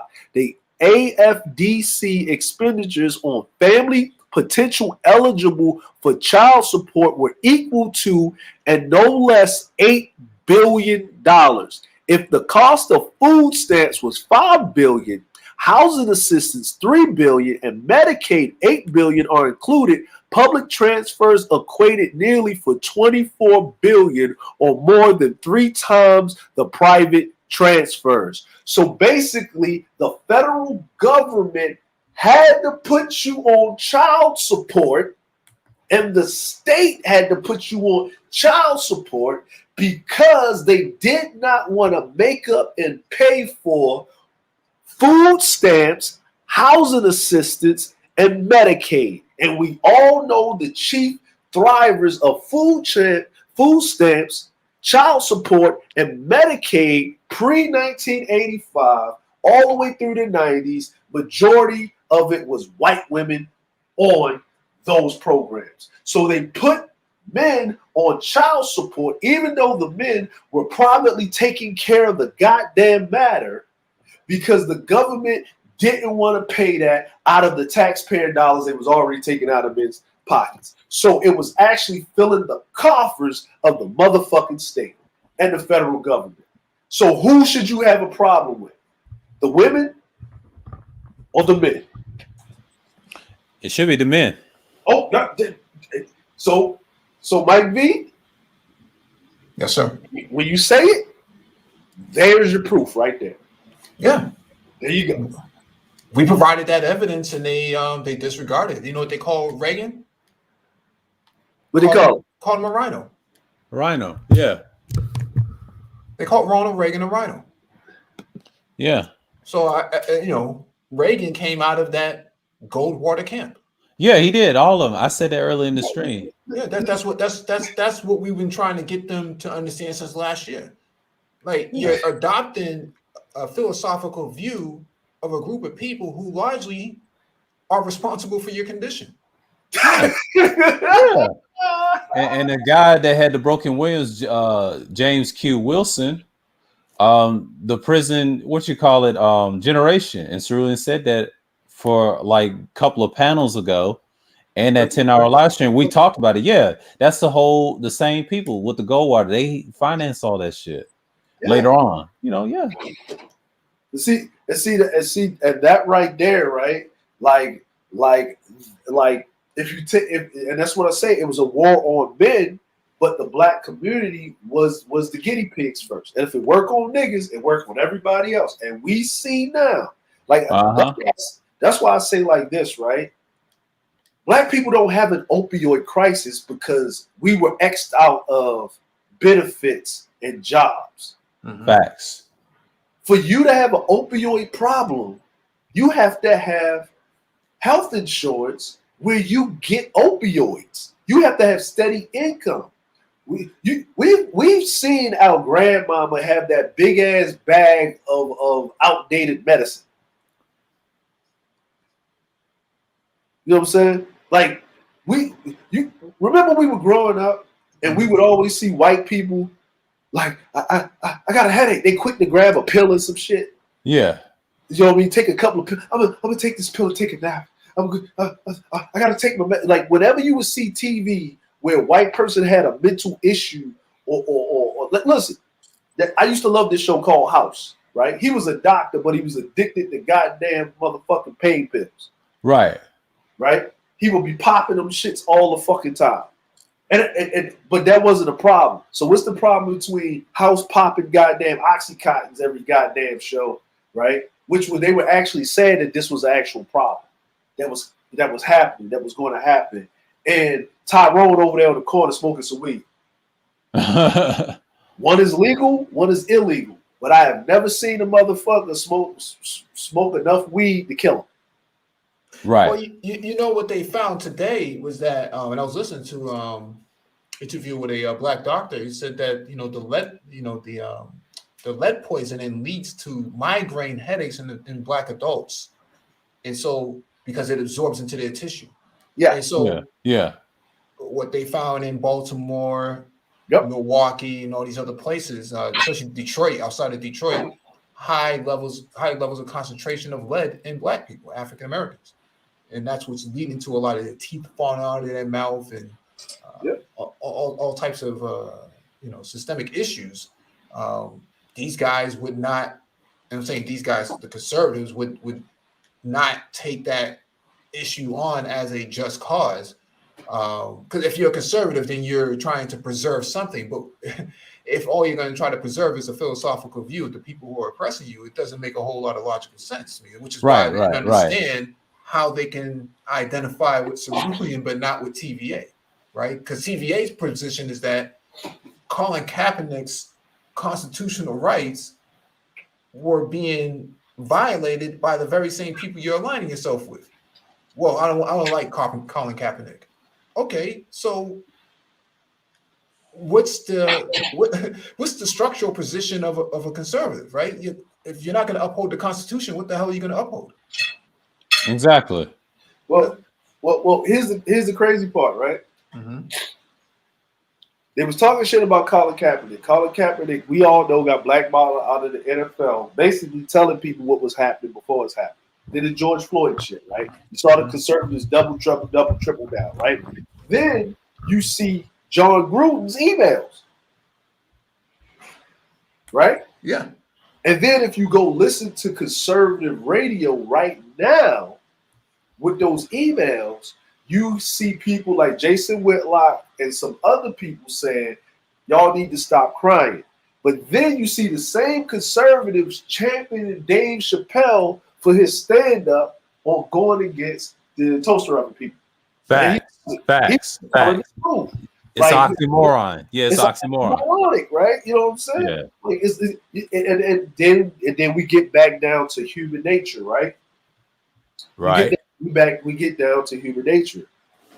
When people are suffering, the people that tap into that bonding experience, they're going to get the swell. Mm-hmm. They're going to get the swell. We can look back to all the liberals and all of that, people liberating and whatever, right?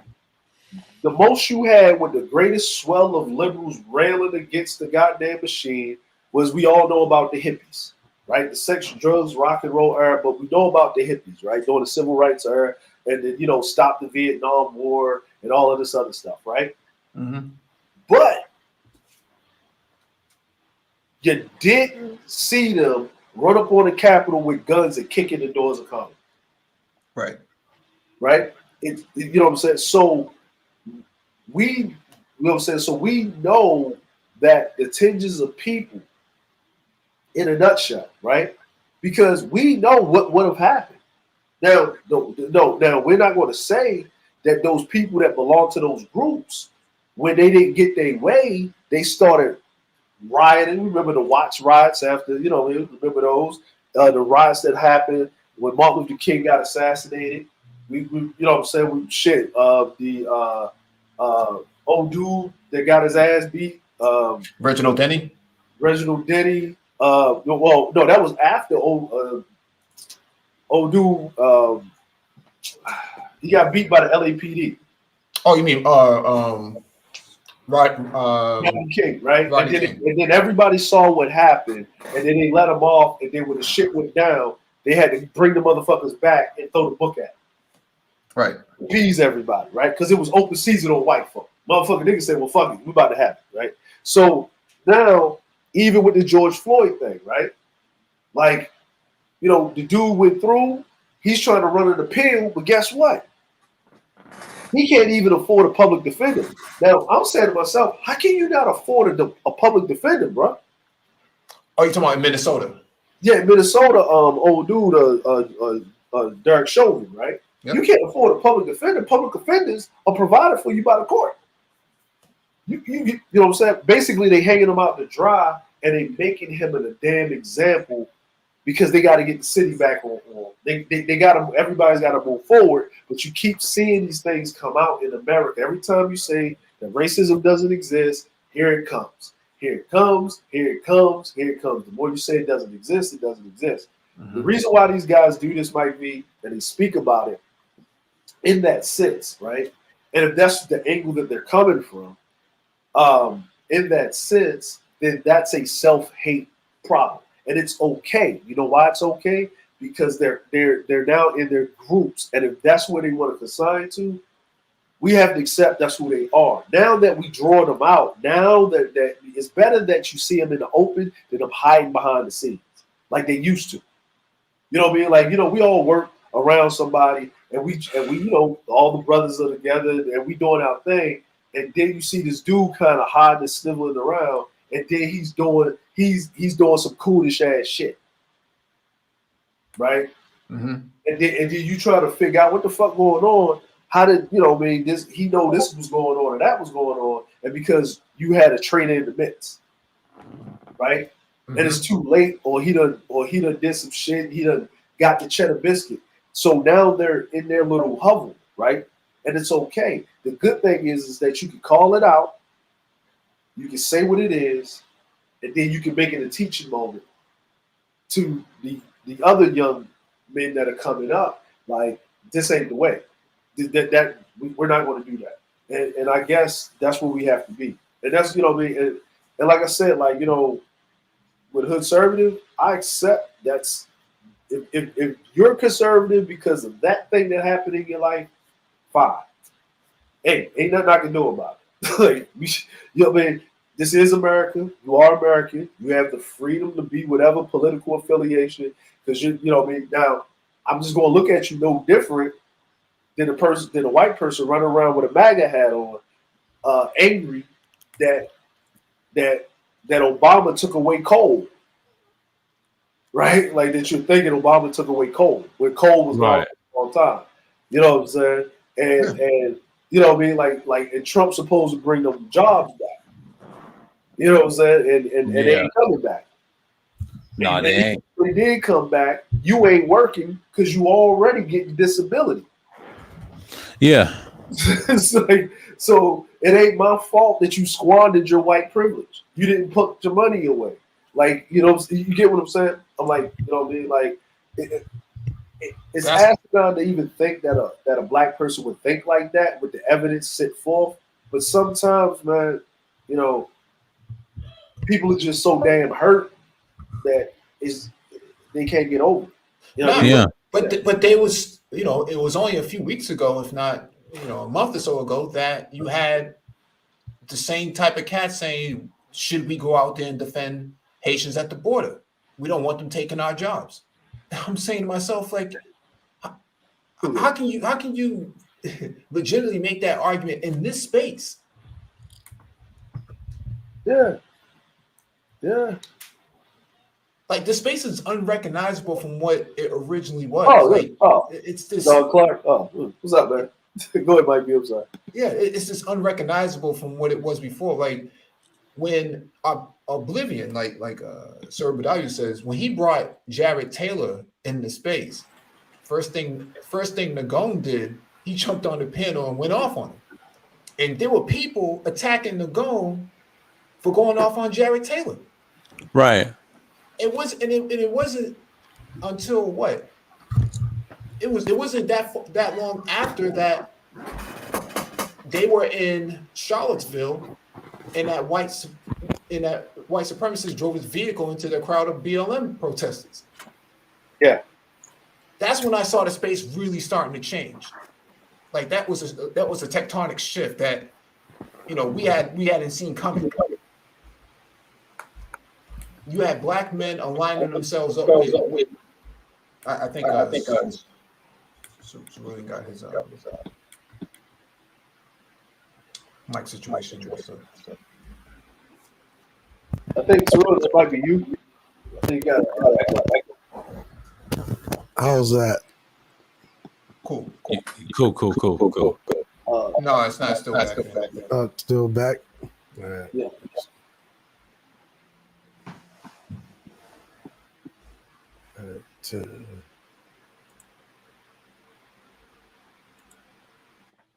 Let's go on, Shar. Oh, no problem. Simply Neat. Yeah, so I was seeing that tectonic shift, man, happen right around that peak when Jared Taylor came around, and guys were propping him up in the space as if he was somebody of credibility. And I'm like, yo, the same argument that this dude was making the night before about, you know, the woe it's me white male, Jared Taylor's making the same argument a few years ago in the space on Oblivion's channel. And I'm like, we have nothing in common as you know, ADOS or African American, whatever you want to call yourself. There's nothing in common with these cats, man. Yeah. And he was on a panel with Reg. I call him Peg Leg, the bad guy with that duct tape chair, and he was trying to say something about the boys. And then he was on another panel with Mr. Palmer, and I shook my head. I'm like, same old stuff. I'm just like, dude, just give up, man. Ain't nobody feeling you no more. And he forgot his post, like what DeAndre said. Mm-hmm. Yeah, he forgot his post. And ever since that magazine situation, he dipped and did his book. And, you know, Ramil got emotional. And, of course, Fantastic got emotional over that. And then O'Shea tried to be a saboteur, that my boy DS1 would be saying. And it just went left. But the doctor shouldn't have went up there. He should have just stayed out of it. You know, he's from Houston. And just fall back and let DS1 and Kendra talk. So, yeah. No. All right. How am I coming in now? You coming in great. So no echo? Yeah, you no echo. Hoorah, man. Hoorah. Hoorah, man. Hoorah, man. Greetings, esteemed gentlemen. Mike V, man. Salute, big brothers. Salute. You're. Who's gone the glorious peace? Yeah, man. Earlier this morning, I had the privilege of watching one of the slowest moving yet quite entertaining shit shows that I hadn't seen in a long time. And it's coming from our esteemed brother X, right? And now people know how I feel about a lot of those Manosphere niggas, okay? But I have to say, look, gotta give credit where credit's due. That nigga, the Village armchair, arsonist. BA, yeah. Let me just call him arsonist. It's fucking too long a goddamn name. Arsonist gave that nigga to work. But the thing that I find the most interesting is you had these fucking derelict Negro males. I know y'all knew it was coming. Still saying that the white dude won. Oh, hold on, wait a minute. Stop, Cerulean. Listen. The trims. Yeah, oh, right. Yeah, they're part of the trans community. Yeah. And goats are not humans. And goats are you know. And I eat my own hair. Oh, right. Right. Now we get to the part where high dereliction mode of the Negro is high. Go ahead, Cerulean. On the last part. Yeah, so you know, interesting thing, man. Like you got these trim ass niggas still trying to say that the white dude won, and it's so fucking interesting to me that these same niggas for like 5 years, right, last 5 fucking years, have been telling the noble Negro to quote unquote stop acting like a victim. Stop blaming the white man. Now, mind you, people have saw me cede to that very sentiment. We do have to stop blaming the white man, but you're not going to like who must take responsibility if we don't blame who, in fact, inflicted or made the initial step that caused that domino effect that put us here. Because now, the only people we can blame is ourselves as men. And see, I have such confidence in the mighty last great hope of America, this Negro, that not only do I think, but I know that we could turn it around. But I also think that this mighty Negro has the strength and might to become the preeminent man of America.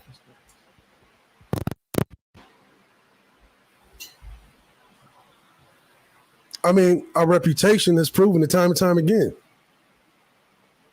We come from a lineage of fucking heroes, of innovators, of transformers, reformers, conquerors, destroyers. But yet at the same time, we also come from lines of coons and Sambos and derelict Negro males. See, we got to take the good with the bad.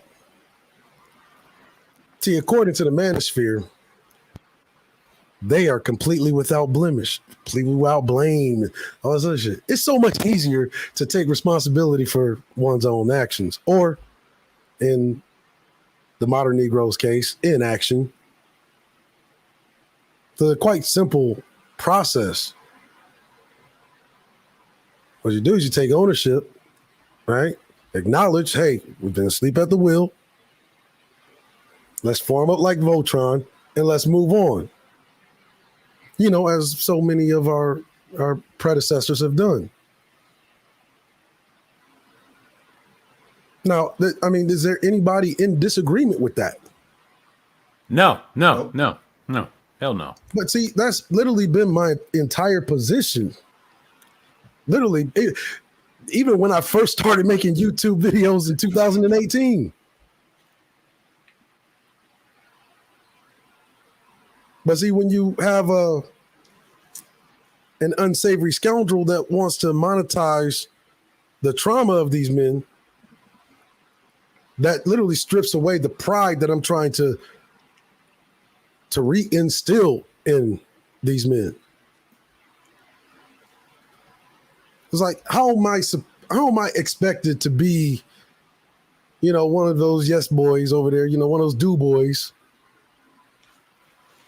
and just like corroborate the fuck shit? And that's why a lot of these guys, like in the space, are like completely mad at me. And you know what's funny about it all is even before the fucking actual fallout happened, right? So Dre had already suspected it. Our Lady Char had already suspected it. So many had already suspected it. But yeah, my brother Complex and the Gone suspected it.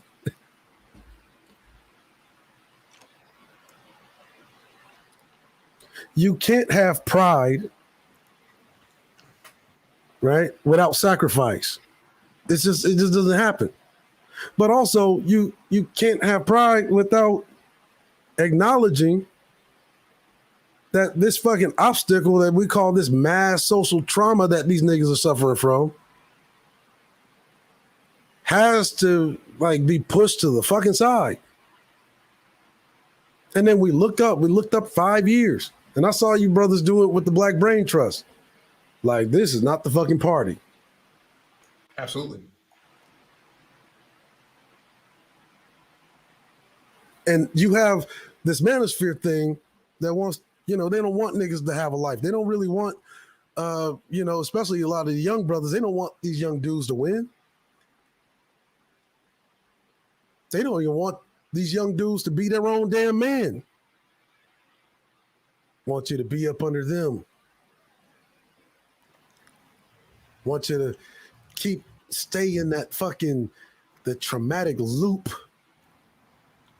of literally just being invisible to the rest of the world, or at least the fucking object of your desires, right? The invisible man. I was never popular in high school because apparently you got these niggas teaching them that masculinity is some kind of fucking popularity contest. No, you can't be your own man and establish what to you is your own form of masculinity. No, you don't have the mind of see, we know what's good for you. See, you got to stay in this pain right here. And hit the link. Appreciate you. Turner. Hit the link.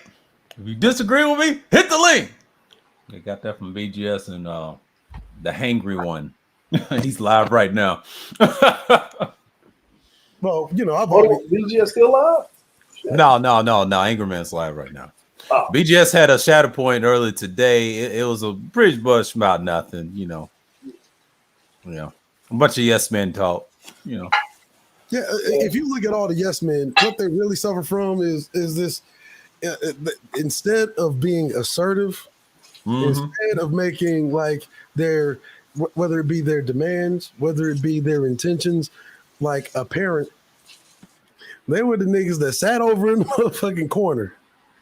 Right. They said, well, one of these days she's gonna notice me. And then you let that shit go for 20 fucking years, the bitch ain't noticed you yet. And instead of taking responsibility, it's her fault. I mean, y'all heard earlier, and I don't have any kind of animosity towards the nameless protagonist, or I don't really have any animosity towards old boy's name. So conservative. Look, yeah. If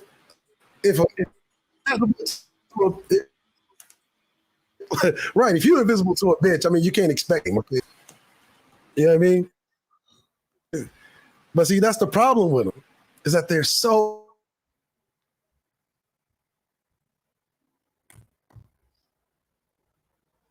Is it me or did his sound go out? Oh, he's in and out. His sound went out. Oh, they got him. He was about to go in. But yeah, man. You got a bunch of them. No, he's right about what happened last night, man. On that panel. It's just like, how did that happen, right? How is it possible that you can support, Basketball Diaries, Leonardo DiCaprio actor on a panel in a debate who couldn't cite any of his sources, but could blame black people and couldn't see the racism in what he was saying? Yeah. That's the type of white people they got. It's just like the Mazunga shit last year. And then I think Jay Shine was extremely angry. When I saw that stream, that response, I knew then that this space was already been messed up with that Trump shit. And then when I was listening to, I always call Mr. Fitnelli. He likes to use the word all the time. But this dude, he said, I don't care if George Floyd died. He said something. He said, I stand on it. I said, all right, bro. Like, damn. Man.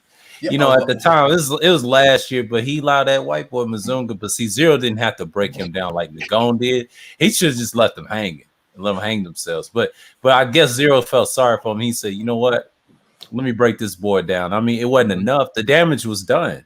Like anytime a white person got you and you react to it, you already lost. Because I understand what Jay Sean was saying, you know, in that y'all's little stream in that playback. And I think Wacky did a response stream on that too. He said he was disgusted with the audience and the panelists. Yeah. It got so emotional. And the way he said it though, last year, that's when I knew the space was already dead then, and I agree with it. And I exactly agree with him on that.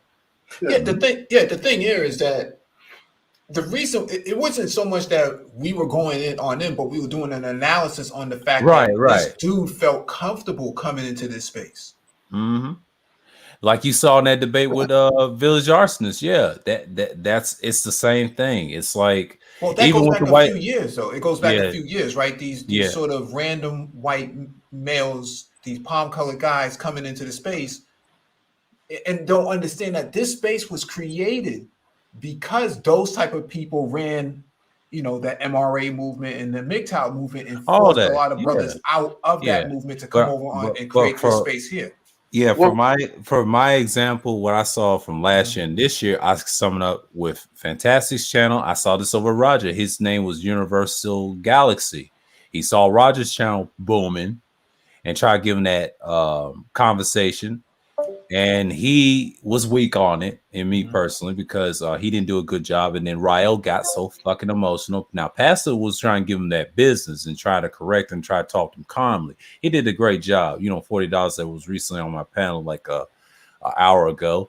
And I was saying, like, okay, Rael, you supposed to be a Moorish dude, but you got so fucking emotional like a little bitch. Like, that white boy got the best of it. He tried to use the gay stuff on him, you know. And that's the strategy. The reason he did it, you know, when it's talking about females and he interject that and the pedo stuff, that's what got him emotional. But you fell for it. See, he wasn't serious about it. He laughed at him everything, and then he got off the panel. That it reminded me of that of Fantastic's panel, and I've seen this too many times on several panels. These dudes on, and this is that 2.0 space. And I'm shaking my head like, y'all ain't ready. Y'all fucking stupid. Well, I would like. I'll interject this real quick, right? Go ahead. The reason why they feel comfortable coming over is because they're invited over, but they're actually being excommunicated by their own kind. Right. And this is the only place, the last vestige, where they can freely say the same shit that they were saying, because these and it's a double whammy, right? Because they're talking about their own women like that. You're propping every other woman but your own up. They hear that, then they get to rag on your women and their women while you're trying to suckle underneath the cheddar biscuits of women that they're railing against to tell you that they ain't shit. Help that make sense to me. You see where is they got removed from their position. They're being invited in. You name the people that allowed them to come in. You look at Brother X's channel. You know what I mean? Look at the how that is going on, and then for a simple fact of the matter is look at that. So he comes in. And he's white, and he's automatically the boss, even though he's a bottom feeder of his actual society. Yeah, derelict in his own masculinity. And there you go. There you go. To your point, and to Cerulean's point, the other camp back in November of 2020, that channel was popping because they took the side of Trump. But once Trump officially lost, all those same palm-colored people took off. Them views went down. The super chat, them cash apps went down. Business wasn't looking too well, man. So they had to switch it up. And so the grift changed, and now the grift became the conservative movement. And you know how, and you know, you see it all around, and I'm glad that you said that the grift changed, but being a coon, right? If they didn't see what happened to Jesse Peterson or Sheriff Clark or matter of fact, old dude with Jason, Larry Elder. And Larry Elder, they got banished like Candace Owens. She didn't even go to the Republican convention. They used her as a battering ram against niggas. Oh, don't forget what they did to Jason Whitlock. Yeah. Oh yeah. Oh yeah. Michael Steele. Go back to Michael Steele. Yeah, Michael Steele too. Yeah. Like, and look what they did to Jason Whitlock. They removed him off of his show and then replaced him with what you would consider two far left brothers, and the ratings went up on Fox Sports, which is a part of Fox News. Yeah. This is like it's this mind like he didn't get the memo. Like he didn't get the memo. And the funny part about it is now he's got his own show that he has. It's on YouTube. You see it, but guess who he's got there to watch him so he doesn't say some too egregious shit. He's got a white dude and an Asian dude to sit there on set like they're his partners in crime, but they sit far enough away from his ass that if he says some shit, they're physically not a part of that. And they're basically using. Oh, they did that on purpose. That ain't nothing new. Yes. It's several times. Before he had that show, I forget what it's called. Like it's something, but he lost that shit, and then after that, yeah, they've been doing that. But look at what happened with ABL. Yeah. Oh my God! Look, I am glad you brought up that motherfucker there. Yeah, man. ABL. Yeah. Hey, yo, so this motherfucker tries to admonish, right? His pure and pristine and blameless white audience, right? Tried to pound cake him for the January 6th thing. Ooh. Like, see, this is the problem with coons, right?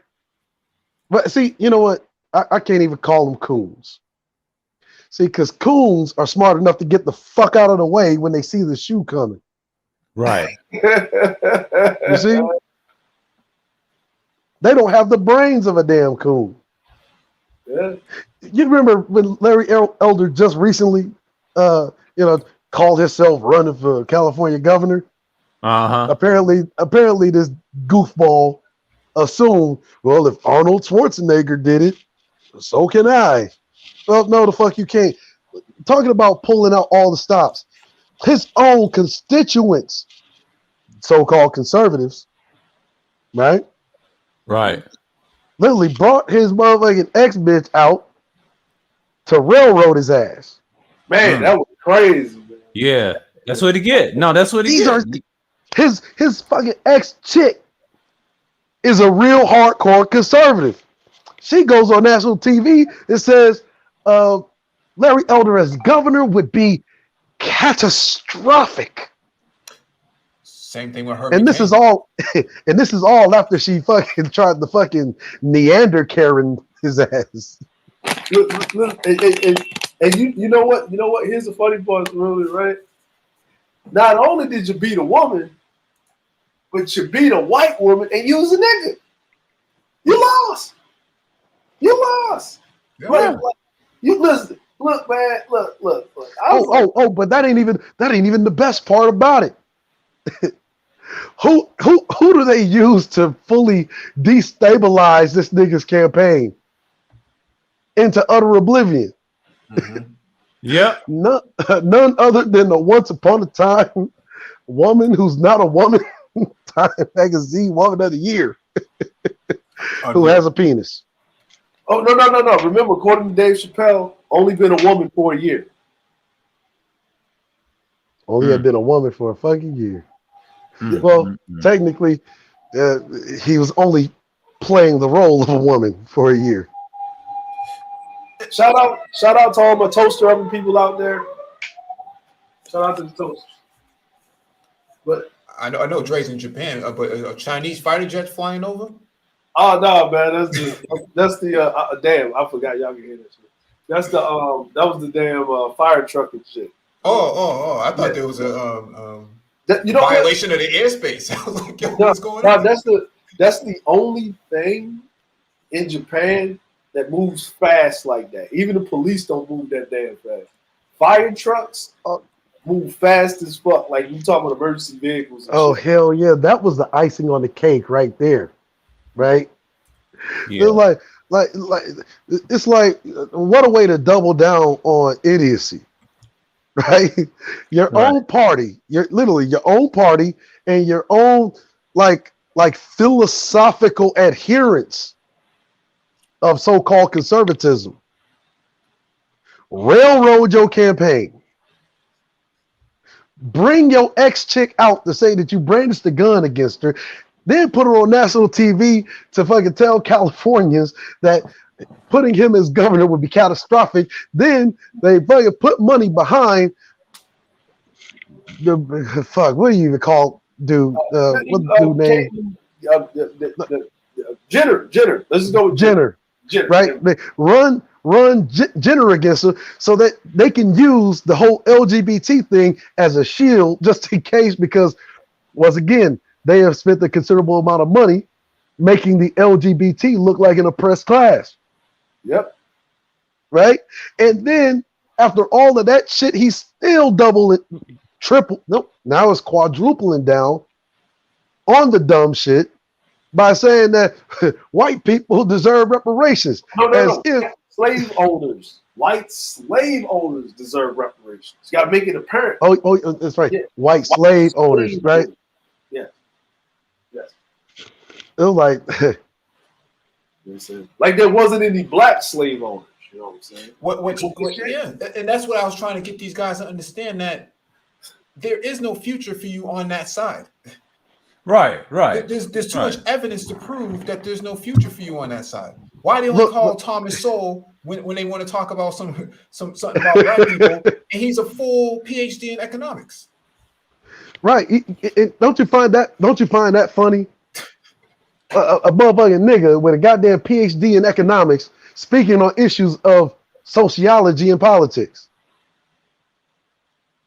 Right. Hey man, that nigga. And if you have like anybody that's familiar with Thomas Sowell, this nigga got more books on fucking philosophy than he does on actual economics. So true. Yeah. Well, Cerulli, we do have a lot of people running around here that got doctor's degrees in Black history. PhDs in the 2.0 sector. You know, they got to love our PhDs. This is the thing. Hold on, Cerulli. I like to say this. Okay, all right. I like to give a public service announcement. The views of Just DeAndre is not necessarily the views of Sir Obadiah, Mike V, and Cerulli and Gray. Please buckle your chin straps because I'm about to say some shit that may be a little bit controversial to platforms. I am excusing you from this, and if you do not want to be seen in the chat, do not type for the next 10 to about 30 seconds about what I'm about to say. I'm a little bit long-winded, so you have 5, 4, 3, 2, 1. All right, you're still here. So check this out. How are you over here railing against the black community, and you have a doctor's degree, a PhD in African American studies? Let that make sense. And matter of fact, for you to sit up here and say that marriage and all this shit is fucked up, you had a successful marriage because your wife died while you were still married. Because a marriage is only successful until a person dies in the marriage, till death do you part. That is all. Continue. I'm sorry. Go ahead. Yeah. Don't they go against the tenets of SYSBM? Oh, sorry. My bad. Trims. I mean, if you listen to these dudes, like let's just take, Supreme Goat Fucker for a second. Right? The nigga literally said that he would fuck a goat if he could have his kids. All while calling himself being a contrarian against me. Now, I'm literally bringing up facts about his Asian boo thing, right? Like, stop acting like we don't know that she's a fucking Pinay or a Pinoy. We know the bitch is Filipino, okay? We know that. I eat my own hell. Right. They see only niggas like that believe these bullshit origin stories. Like I can't hear with nothing. I had to eat on hair. It's like only they believe this shit. To such extent that he goes off and marries her, not understanding that what I'm saying as he's talking about all this animal shit that he's still up in his feelings about for some reason, that he's the living example of that humans devolving into animals. Because what is a fucking immigrant, especially one from the Philippines?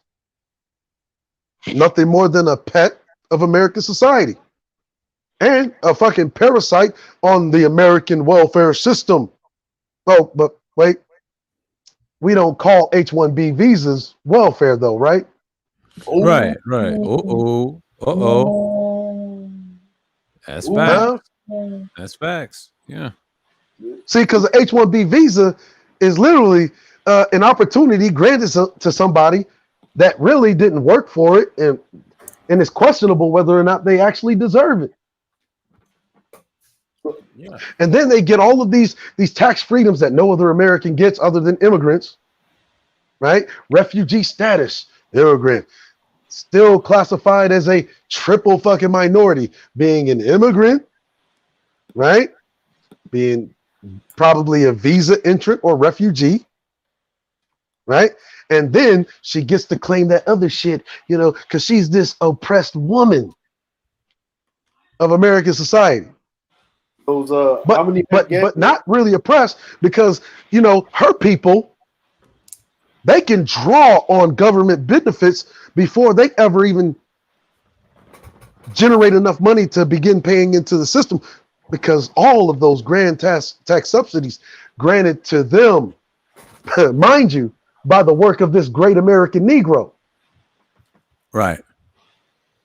So in essence, you don't have any kind of confidence or esteem in yourself or your group of people to the extent to where you think putting this bitch on a pedestal, laying down with her, having children with her, venerating her, while her entire existence is brought to you by the very Negroes that they fucking downplay and fucking shit on every goddamn day. See, who's the animal?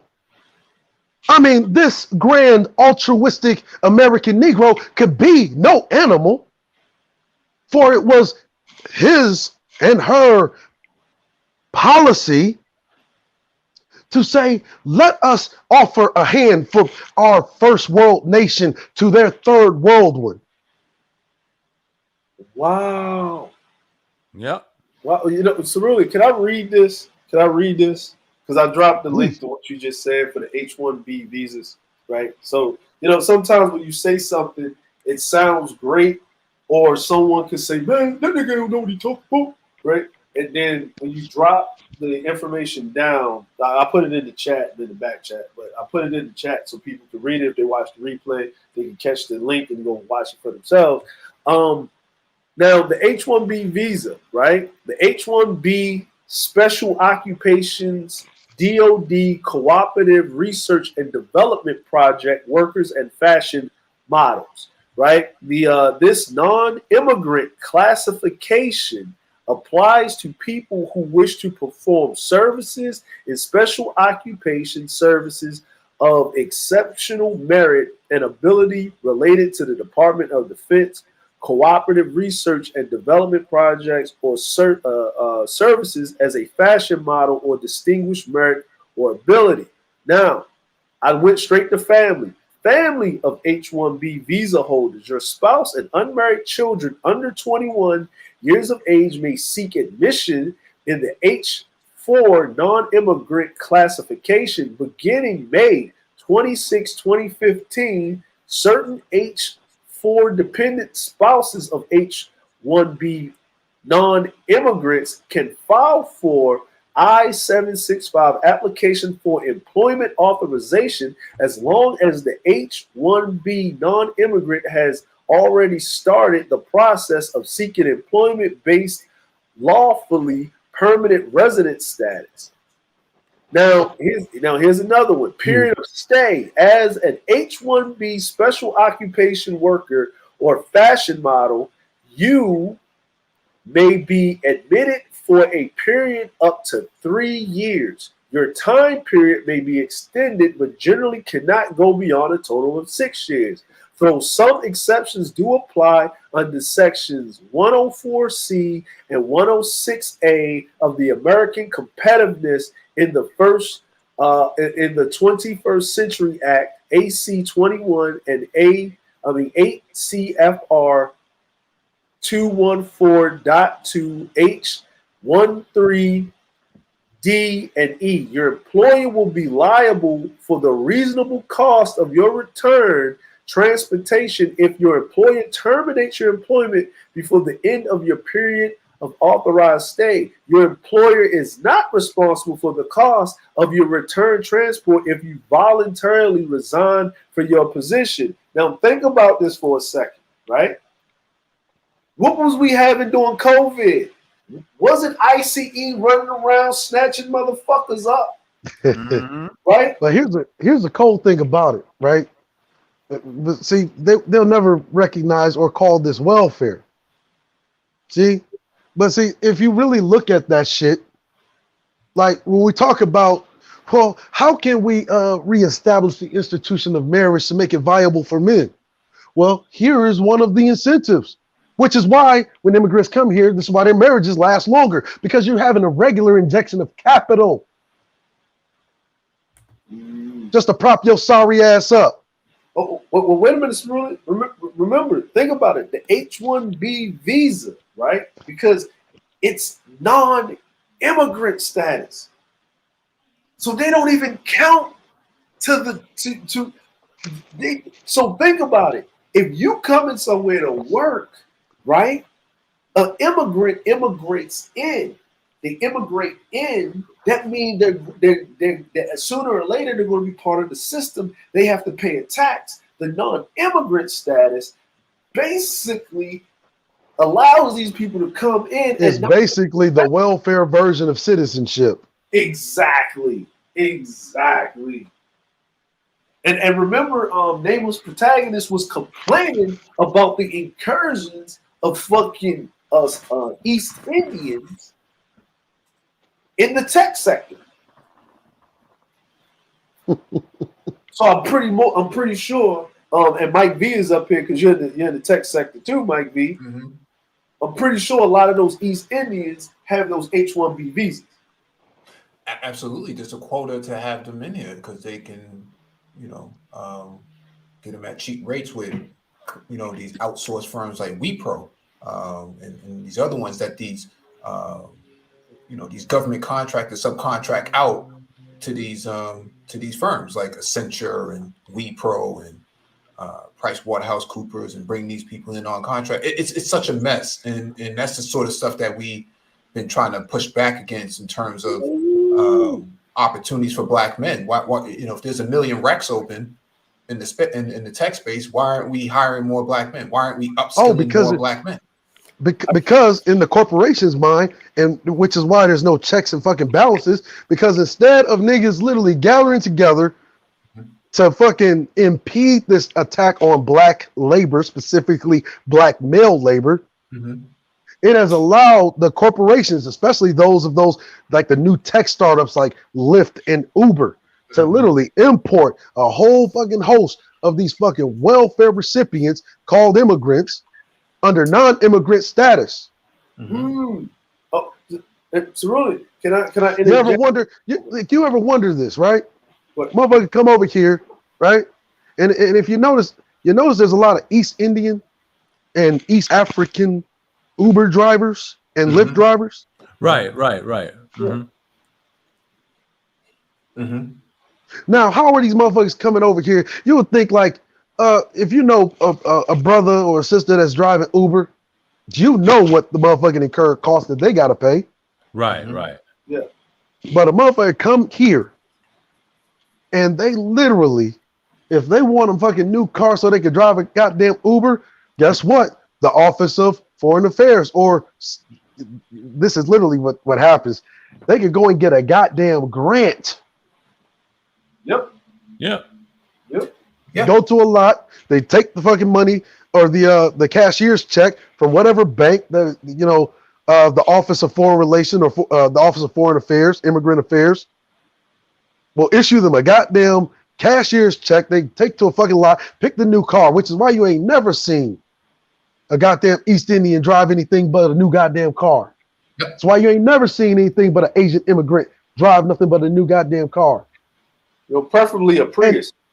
And I want you to keep in mind, that's your money, American.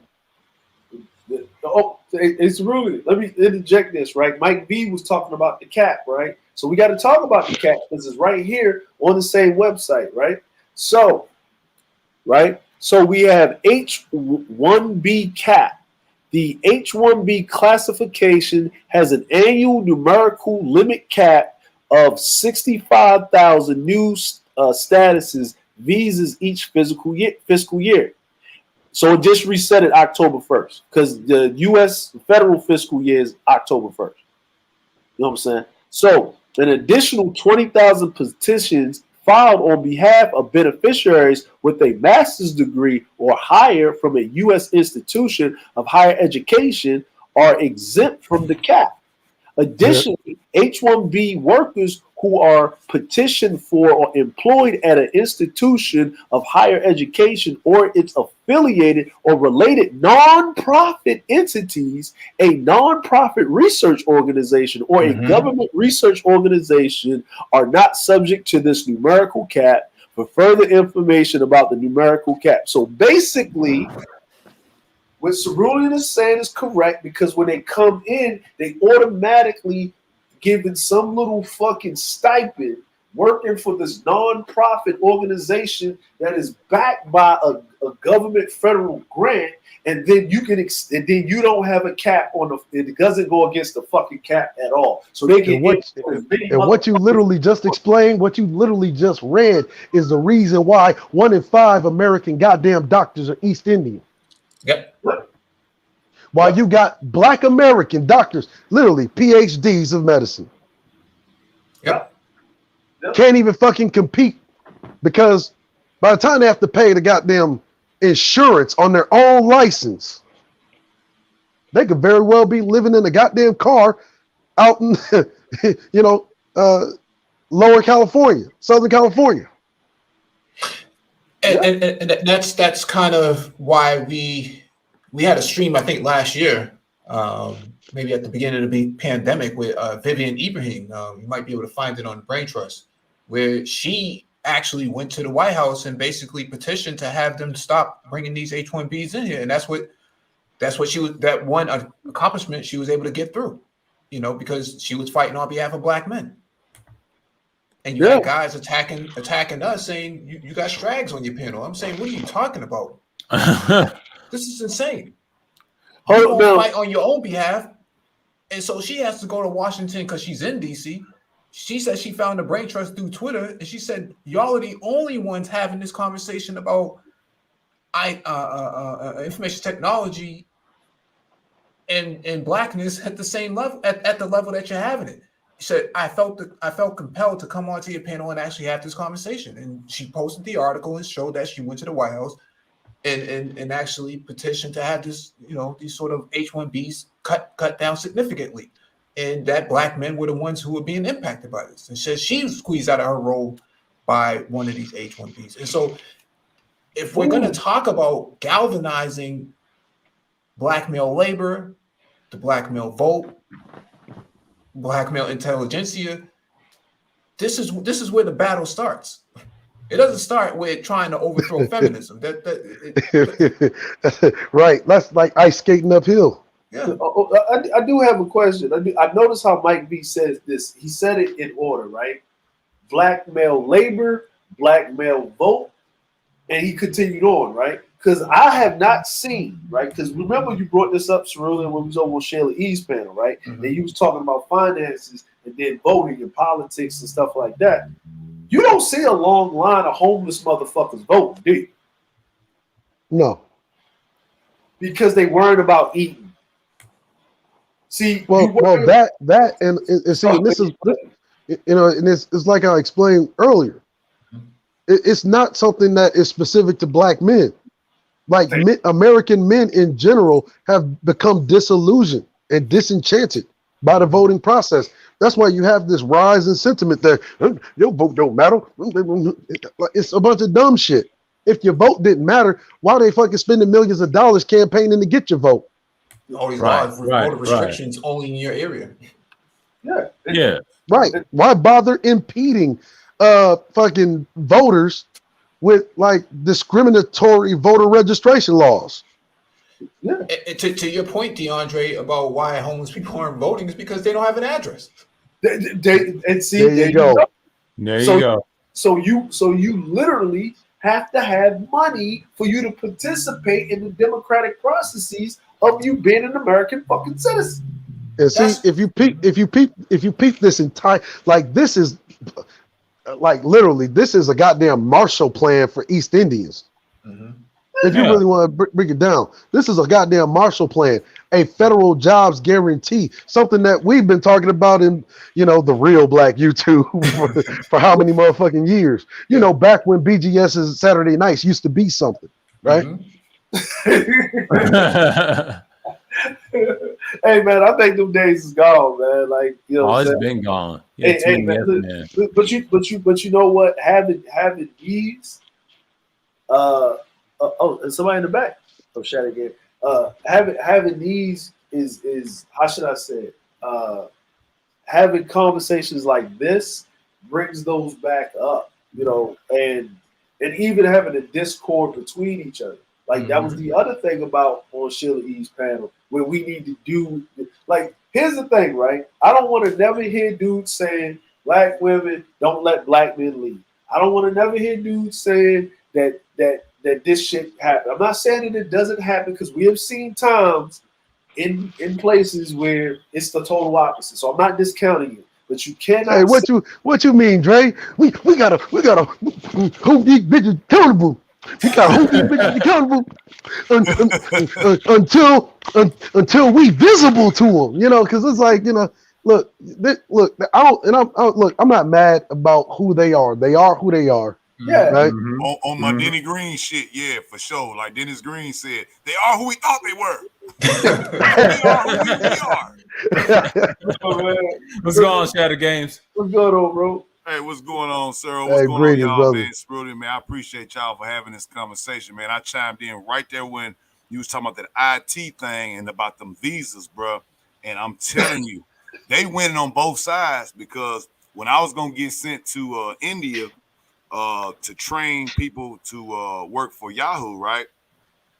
The people was telling me that my trainer, he said, man, look, you know, they're paying them, they bust them. First of all, he's like, these not stupid people, they got degrees, right? And they was shipping them in to Yahoo's call center to do all the stuff. That's before AT&T bought the whole world again. And basically he was like, they're paying them $4. And I was like, oh, they paying them $4 an hour? He was like, no, they paying them $4 a month. Yep. I was like, oh my God. Hey, but see, ain't that some cruel ass shit? That you, a fucking real American Negro, is sent to goddamn India to train your replacements? Bro, that's why they didn't send me, because I seen my trainer and I asked him, I said, this was years later. He actually didn't like what they were doing, because he was the head trainer, and he had said that he'd seen them, that they would bust them in, and he was like, they weren't stupid, they had degrees, they bust them in, pay them $4 a month. And then he was like, well, he told me, he said, they're going to fire y'all back in the States, so beware. And eventually he got tired. He was telling the Indian people to move to America. And at that time, the starting rate of their pay would have been like $10, $12 an hour. And he told them that corporate figured out what he said. He got back to Yahoo higher-ups, and they was like, fire Dave. And they fired him. He didn't come back to America. They cut his pension. They cut everything. He moved over to the Philippines. And right before the 2005 mega tsunami they had, he created his own business in the Philippines and was doing his own thing. And I met him, after that, he came back to the States and he said, yeah, I created my own thing, had 3 babies with my Filipino wife. And then I went to work. And when I came home, all my whole house was destroyed and my family was dead. My wife, all my kids. And that's that big ass tsunami. Yeah, man. Yeah, I remember that. That's when we had to do that. We had to do that damn relief thing, man. We had to do that. And so to chime in with what you were saying, where that makes sense, what you was talking about, they are winning on both sides. In India, where some of these visas come back, right? So now he told them, all right, come to America, you get paid like this. They get the visa, they come here. Now they get paid, $14, $15 an hour starting off, right? Mandatory overtime, all this shit, pension, medical, dental, everything. And then you start to notice the younger brothers, the younger sisters, and even just regular old Americans. Like you said, it's American thing, American men, period. They are starting to be out competed, and they don't even hire you. They fire all of them, and then they hire the foreigners. And that's why because it's cheaper, right? See, it's cheaper to do all of that, right? Spend thousands of dollars to send, right, native-born Americans to fucking India, right, with the smell of open ass cheeks all over the goddamn place, to train their own fucking replacements. And mind you, they don't want to pay the experienced Americans who have already been working this, because understand, capitalism, this is why you're seeing this major push for a more socialist heavy economy, right? Because the capitalism demands there be a permanent underclass, and it always begins and ends at the cheapest possible dollar point on labor. Well, yeah, and that's what happened. So right before, and this was at the cusp of when AT&T rebought the world, okay? Because if you remember, okay, they had Ameritech, that was for the Midwest people, right? You had Pac-Bell, of course, that's West Coast. You had your Atlantic Bell. SNET was the South New England telephone. That was like Boston and the surrounding areas. Yep. Bell South was like Florida, Georgia, Mississippi. Then you had Bell Atlantic. And then you had Bell Atlantic. And then they had the other one was Southwestern Bell, which originally came to SBC Global, and then they did the deal with Yahoo. And then right after they fired all of us and hired all of the people, and then they did, AT&T took over the whole world, making themselves a monopoly once again, which no one said anything about because they got in bed with the government. And they bought Singular. Right. Yeah. And look, AT&T said, well, we're going to go ahead and let the government put a router in our shit so that we can get every single piece of data without a warrant in our building. So now they say, well, we ain't going to do the antitrust on y'all because y'all giving us all the data. Yep. So now they let them take over the whole world again. And now when you call to AT&T, and I even got on their ass the other day because I used to work for them, and I had such a problem trying to get some stuff done on this fiber. I said, man, y'all need to rehire me because, man, I was on the phone for 4 hours with people in India, and it felt like I was talking to one of them scam artists that was talking about, I can fix your computer for $300 right now. It felt like that's who I was talking to. I said, man, y'all is destroying y'all business. Y'all why not just pay the man who can do the job? Now, I'm on the phone 3 hours with this person overseas telling me that their name is Tony, and I know it's not that. I'm like, that's not your fucking name. You know what I'm saying? And 3 hours later, you paying them whatever you paying on that contract. 3 hours later, the damn contract still ain't done. Now, this is a building where every month, if you counted each one of the damn customers that was in there, is worth at least $10,000 a month. And you mean to tell me it takes 3 hours to get people who already bought the equipment to get the shit fixed when you could just have one guy that's handling 100 calls a day, fix all of the shit, pay him his regular salary? No, they would rather get the slaves to do it and just say, fuck it. If it fucks up too many times, then we'll bring it to America. But, you're going to be 4 hours talking to foreigners before you get there. But see, if you look at like this rise, right, this new emergence of conservatism, they told you this bullshit about meritocracy, but yet you have AT&T destroying already established men's lives and their families that are going to be impacted by the unemployment. This is why you're seeing like this is why you're seeing this the unemployment shit that was already going on before COVID. Mm-hmm. Look at the Midwest. Because they aren't the only ones that was doing it, right?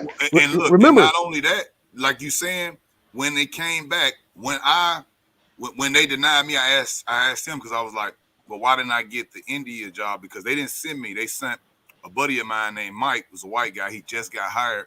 And, you know, I had found out that I was doing a higher rated job title, right? And I looked at my pay and I said, well, hold on, my raises. And anybody that works in corporate America that deal with PeopleSoft and IT, you know how PeopleSoft works. Yep. So at the end of the year, based on your performance, and then they can make that variable anything. They can make it how many times you're late from lunch, how many times you're on time. It can make how many times you worked overtime mandatorily, how many quality checks you got. Then they'll say, okay, at the end of the year, you're QC. And that's what you always shoot for, right? Which is quality contributor. So that means that you are going to be lumped in with the 30% of the people who get the maximum raise for that year based on your job title. So what they do is that once you're in there for 2-3 years and now you're doing a big job, bigger than what you would originally have done, they'll get you on hours for that. They'll call you out and say, hey, look, you know, go over here and do this. But really, they're supposed to be paying you $20 an hour to do that. But they got you on a clock for $13.99 or $14. So when you finally figure it out, you'll be like, hey, let me talk to HR, man. Y'all done missed my raise. They're like, oh, yeah, we did. When I did that, marked for death. Yep. That's a part of the neoliberal policies that started with Reagan, man, you know, pushing all these jobs out here and pushing all the industries out. Check it out. How long have you been hearing me say that all the problems that we have in today's America literally stem from Reagan? Yeah, Reaganomics, man. Reagan cut all of the social services that help Black people advance, and the government is the biggest employer of Black people in this country. Wasn't Nixon trying to be like Reagan 1.0 though? Wasn't Nixon doing that same dumb shit? He never made it that far though. Yeah, right. No, see, if you really understand something about Nixon, right?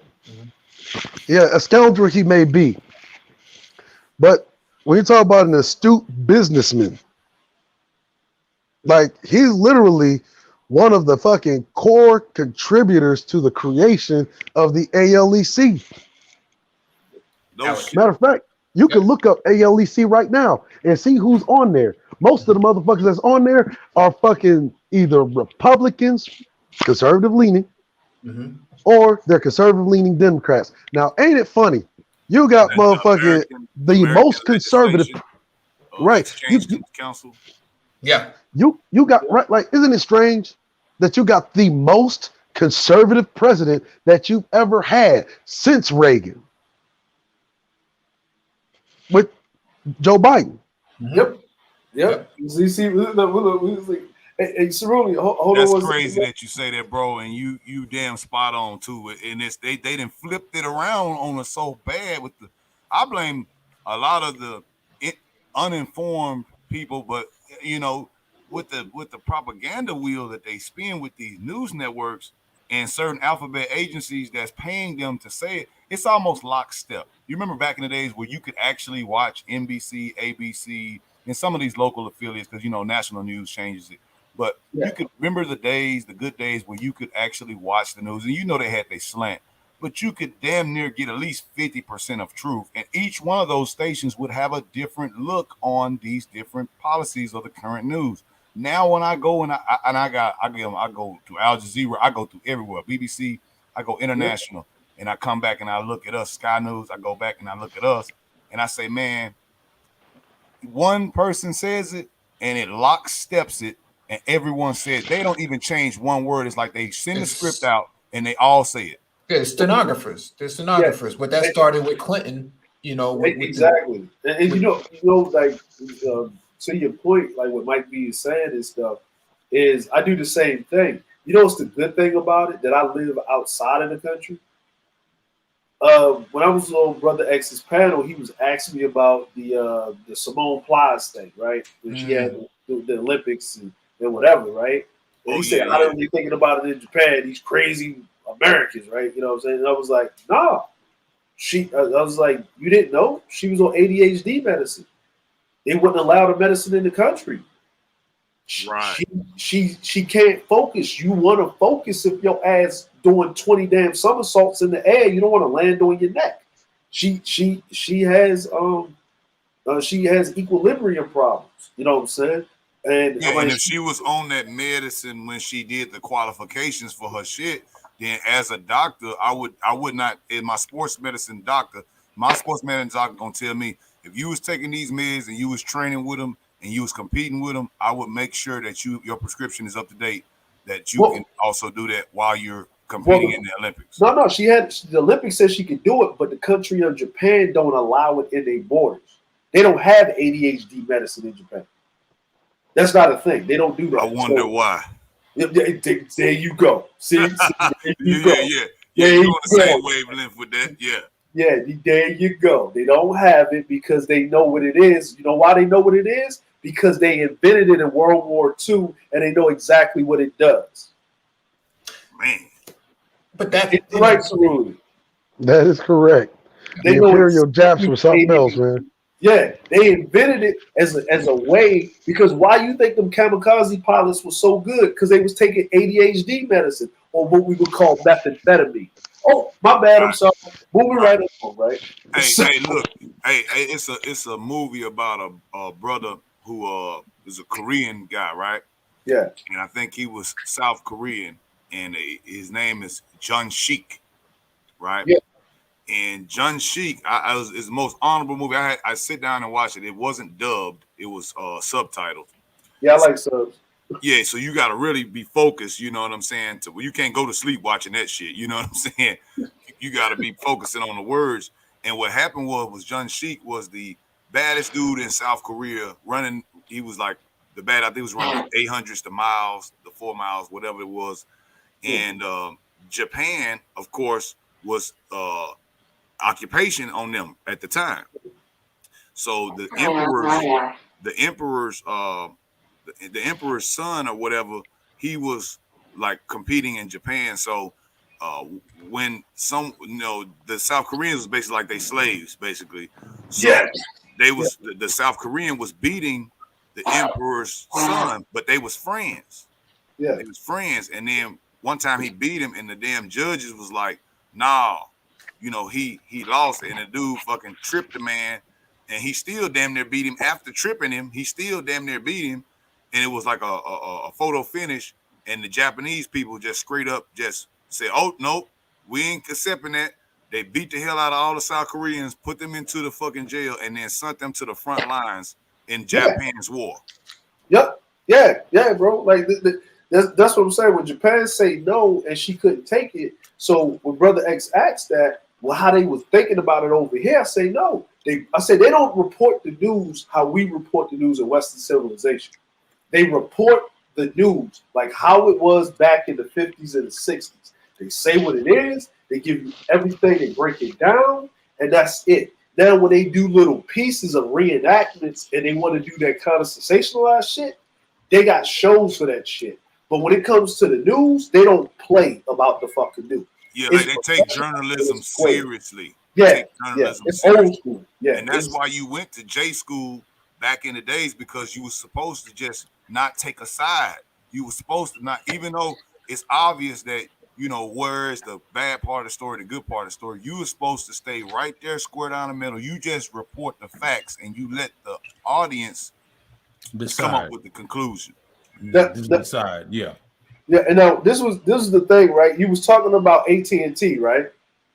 So for a lot of people, for a lot of people that know, I know everybody on the panel knows, and people probably in the chat, but for people that are watching and the people that are watching the restream, the reason why AT&T can do what they want is because it was founded by Alexander Graham Bell, right? Right. That was 1877.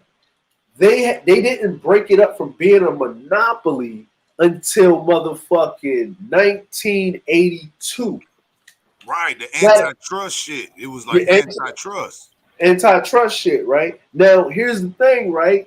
They didn't even kill him with the antitrust shit. They agreed to allow AT&T to retain Western Electronic and entered General Trade's computer manufacturer and sales in return for its offer to split the Bell system by divesting itself of ownership of the Bell operating companies such as Illinois Bell Telephone Company. Now, here's the funny part. The reason why they were able to do it, if you look at it in the Singular Wireless deal, and they basically AT&T didn't get the world back. They just got back to shit that they already owned.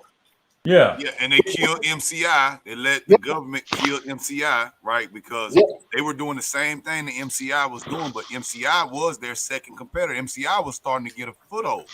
You feel me? WorldCom, they was doing that WorldCom shit. My mother was even working for them, and she was showing me how if you was able to convert just 50% of the AT&T customers, which at that time was the Bell diaspora, but what I was under the understanding was on the original tip when I was talking to some of the early provisioners, some of the boomers boys that been there from forever, right?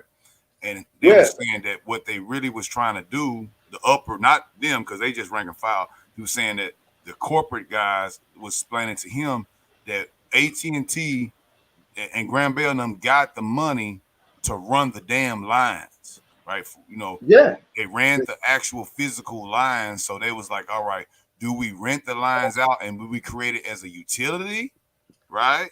Where the government is backing it up and subsidizing it, or do we keep the access to the lines? And then when the antitrust came in, which at time, man, y'all boys has got some knowledge, man.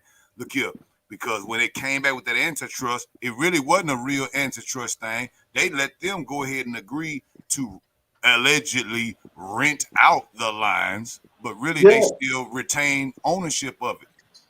Well, yeah, they created several subsidiaries, right, so that they could get beyond, which is how all the companies really get, around the whole antitrust thing anyway. Hey, Cerulli, 1 second. Hey, I put something in the private chat. Nobody say nothing, but didn't we call it, Cerulli? Wow.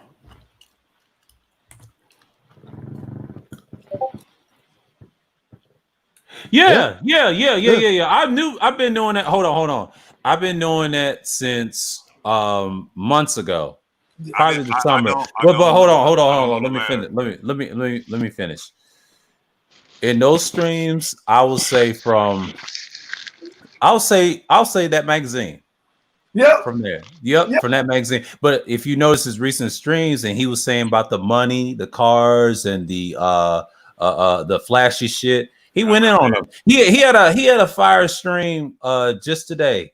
It sums it up. And I'm not surprised. That's why they fell out, because here's why I like him. He's the only one out of all those group make more sense than him and Ronan. Those are the best two. I mean, everybody else is okay, but if you notice, they fall back from him. You notice that? And then he said, I don't want to be a part of that magazine. I just let you know right there. I knew this was coming. AM. Oh, yeah. Yeah, I knew that. And then I'm gonna tell you this about Grinch. Now, Grinch is co-signing this nigga, right? But why is he going against my man's, right? An A game, right? I'm tell you why. All those nihilistic videos that Grinch was making, and then DS1 said, you're not a nihilist, and cutting at him. That's been going on for months, man. That's been going on for months. This is after Father's Day. Every time, the family shit and the ones that's not family, the whole space. That shows you right there. A game is A game is pro family, and them other niggas is not, and that lets you know that nihilism stuff, man. Like I say, bro, I just got a small raindrop of it in a hurricane, right? Yeah, I didn't even know it was that prevalent. I even got into it with a couple of the nihilists. And I understand as brothers, but it's common if you notice why Master Mercenaries don't exist, because of that shit right there. Because I know DS1 is pro family, everybody else is not, and that's what he had trouble with. He came from the conscious community. He exposed them. He was opposite of Sidnet and them. They ran him out of there. But I'm just saying, and I knew y'all called it, but I've been calling that way before that. I knew that was going on. Well, I'm definitely pro family, but I had my kids at early age, but even if I didn't, I just know the beauty of family. Even if I don't like some of the stuff that we as people, black people, women and men, do to each other, and while we can't have the proper family unit, even if I didn't have any kids, or if my family unit was totally fucked up, I still not gonna get so nihilistic. And that's what we got into, because I'm like, how can you be so nihilistic if you just had somebody that you cared about? Okay, yeah, letting the system burn is one thing, but man, when you just say fuck it, if that's a whole nother beast. That nihilist, you can't be that nihilist, because you do you not want to live? Do you not want your family? Yeah, nihilism is destructive, man. That's another form of stoicism. I mean, you have these dudes preach that shit, right? But their leader is fucking utilitarian. That's what I'm tripping off of. Your infamous leader call himself, the black pill God is utilitarian. He made that video with Owlman and Batman. And why is he promoting Batman but not promoting Joker? But see, these followers want to be Joker, which is weird. But your man's with the lace beard co-sign with Joker, but which is weird. How can you be pro-family and you calling yourself a nihilist? And it's the hypocrisy. I'm glad she pulled his whole card on it in a recent stream by herself with that SM7B he got. He been going at him. So I saw it. Him, Grinch. But see, I knew it was coming. I didn't know it was that bad.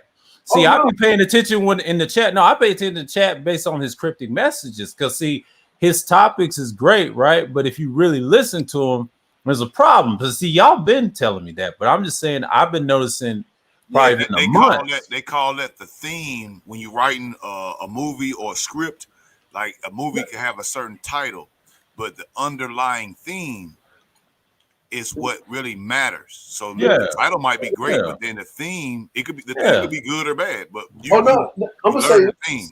When they was the masculine mercenary, right? Yeah, and they was all lock and step. But when Kendra had to have that stream, right? I call it the suicide watch stream when she was fucking with Cluster B, right? And BGS, not once, not twice, but 3 times, had to go up there and basically give her a stimulus package of stuff, right? If you notice, BGS single-handedly helped push Kendra's motherfucking channel. Yeah, he did. I remember 2 years ago. Remember when Angry Man was like, fuck BGS, and then Kendra had another dip because she was trying to fall out from that. She was trying to like do some other shit, trying to figure it out. She was trying to go away from black women ain't shit, but since you here now, you in this box, right? Like you gotta beat around the bush now. You gotta beat around the bush. You know what I'm saying? But the problem is you beating on black women, but you beating on yourself. You know what I'm saying? Like you're basically telling on yourself. It's no different than the dudes that be sipping after women that hate black men, and then they in their chest, like, you know what I'm saying, like that, right? So you beating against yourself, but the problem is you can't kind of tone it down because you ain't pretty enough to tone it down. So you got to beat on yourself even more. You know what I'm saying? Like, and here's the thing: men don't give sympathy dick. Women give sympathy pussy. Woo! Say that shit again. Woo! You know, we don't give sympathy dick. You know what I'm saying? We give sympathy pussy. Women give sympathy pussy. Men don't give sympathy dick. I've never even heard of the term sympathy dick, but I've heard of sympathy fuck, and that's usually coming from women when I hear it. Yeah, exactly. You know what I'm saying? Exactly. So if you look at it, think about it. All of her, like that's why when she got with that chick, with the crown on the titties, I call it crown titties. She got tattoo with the crown on the titties, right? Oh, you talking about damn, is it Danica? Danica. When she Danica, right? Danica can do that because Danica is fucking, she ain't ugly, she pretty, right? Danica lost subs and shit because they found out that she had a nigga. Oh, the reason why she talking all good about men because she got a nigga and he got a jawline, right? Like, if she didn't have a dude and she was just talking good about men, okay, she may be a thought, but maybe I can save her. No, a nigga already got her. She got a good nigga, so she ain't talking about you niggas. She talking about the nigga in her home. Mm-hmm. You know what I'm saying? And you don't meet the burden of performance with her.